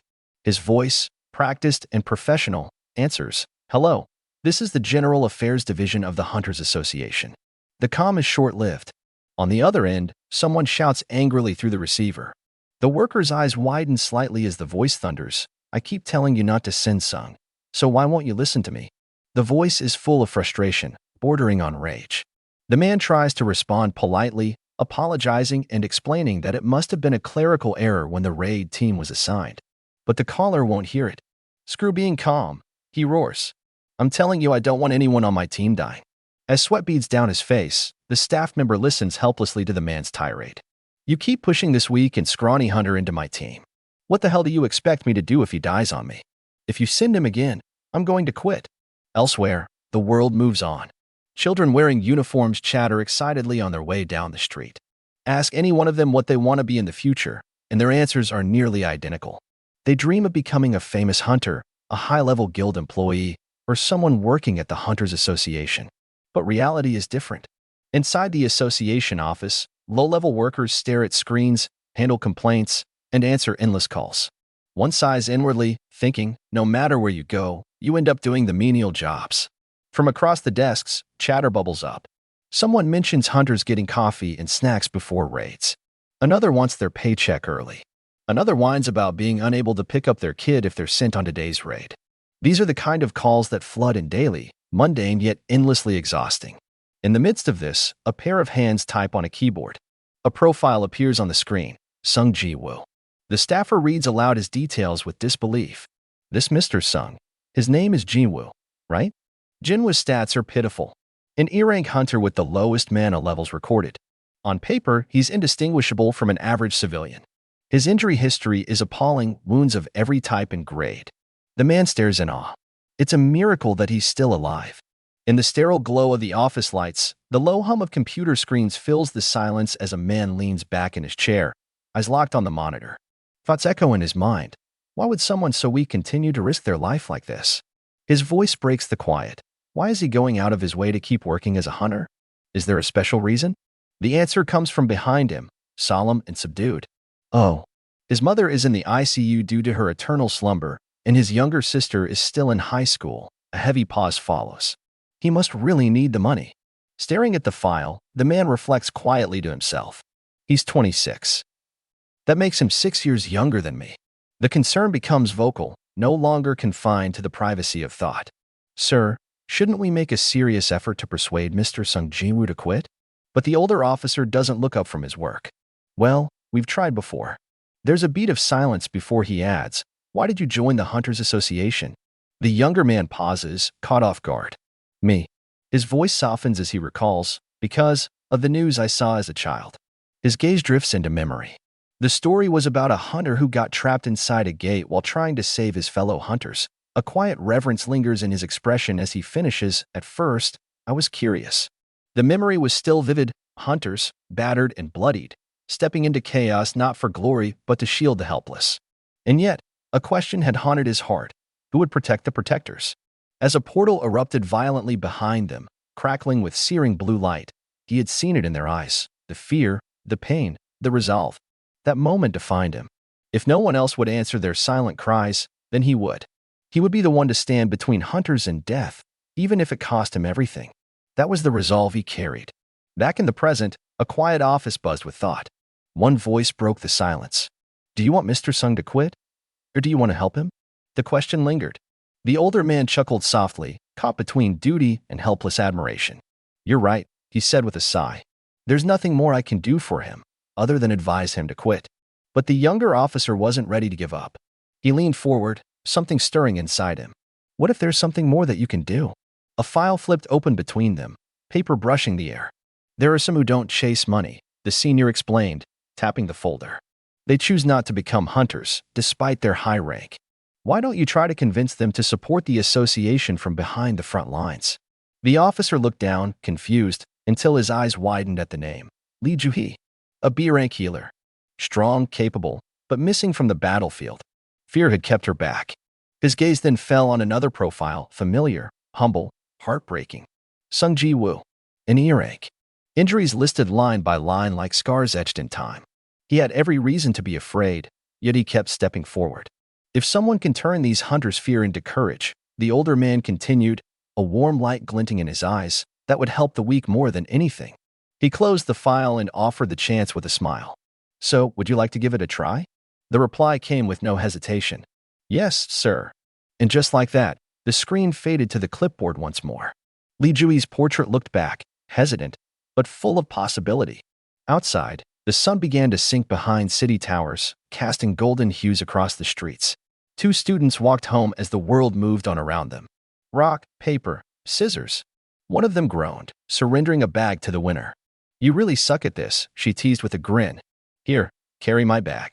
Yes, ma'am, he sighed, playfully obedient. But suddenly he paused, his eyes catching something in the fading sky. She turned. What's wrong? Is there something up there? He shook his head slowly, eyes narrowing on a horizon that had yet to reveal its secrets. No, it's nothing. Yet the weight of that glance said otherwise. The golden morning sun cast its light over the endless sprawl of the city, gilding the rooftops and streets in a quiet peace. From above, the world seemed calm, bathed in hazy warmth, unaware of the tremors that loomed beyond the horizon. But even amidst serenity, change was coming. A brilliant burst of violet flame tore through the sky as the colossal silhouette of a shadow dragon soared into view, its wings splitting clouds like knives. With a thunderous whoosh, it carved a path through the heavens, its form sleek, terrifying, and magnificent. Standing tall upon its back, cloaked in dusk and light, was Jinwoo. The wind whipped his coat as he stared forward, eyes sharp with resolve. Beside him stood Cha Hae-in, her hair catching the sun's fire as it trailed behind her. Her voice carried the soft awe of memory. It's been a while since I've seen this view, she said, her words filled with nostalgia. She turned gently to him. Jinwoo. Jinwoo held out a small velvet box. With care, he opened it, revealing a brilliant pendant that caught the morning light like a captured star. This is my gift to you for our 16th wedding anniversary. With a warm smile, he fastened the necklace around her neck, the gem settling softly against her chest. You go home first, Hae-in, he whispered. I'll be right behind you. She paused, looking into his eyes. You won't be long, right? Jinwoo nodded. I'll be waiting for you, she replied with a smile that trembled at the edge of understanding. She turned away, and he watched her go, eyes filled with emotion, strength cloaked in silence. As the last glimmer of her figure disappeared in the light, Jinwoo turned toward the oncoming storm. The skies rippled. Energy began to pulse around him. The atmosphere split, and the fabric of space twisted, opening a massive portal that howled with cosmic force. Shadows writhed in the air, swirling like smoke around his figure. They said a powerful being has the ability to summon terrible monsters from other worlds. He exhaled quietly. A black mist rose at his feet. Dark wings, horns, scales, forms from nightmares took shape around him. He floated calmly amidst a sea of rising darkness, his hand raised with solemn command. Arise. And the sky answered. After some time, we see. Blue fire flickers against the cold, ancient stone. The corridor is silent, but its stillness feels deceptive, like the hush before a storm. On the ground, strewn like discarded armor after battle, a figure slumps motionless. His form is armored, his breathing shallow, a ghost among the ruins. A towering, rune-etched door looms just ahead, sealed shut and ominously still. Its metallic patterns pulse faintly, as if aware, as if alive. Suho's heart pounds in his chest. What could be waiting for me beyond this door?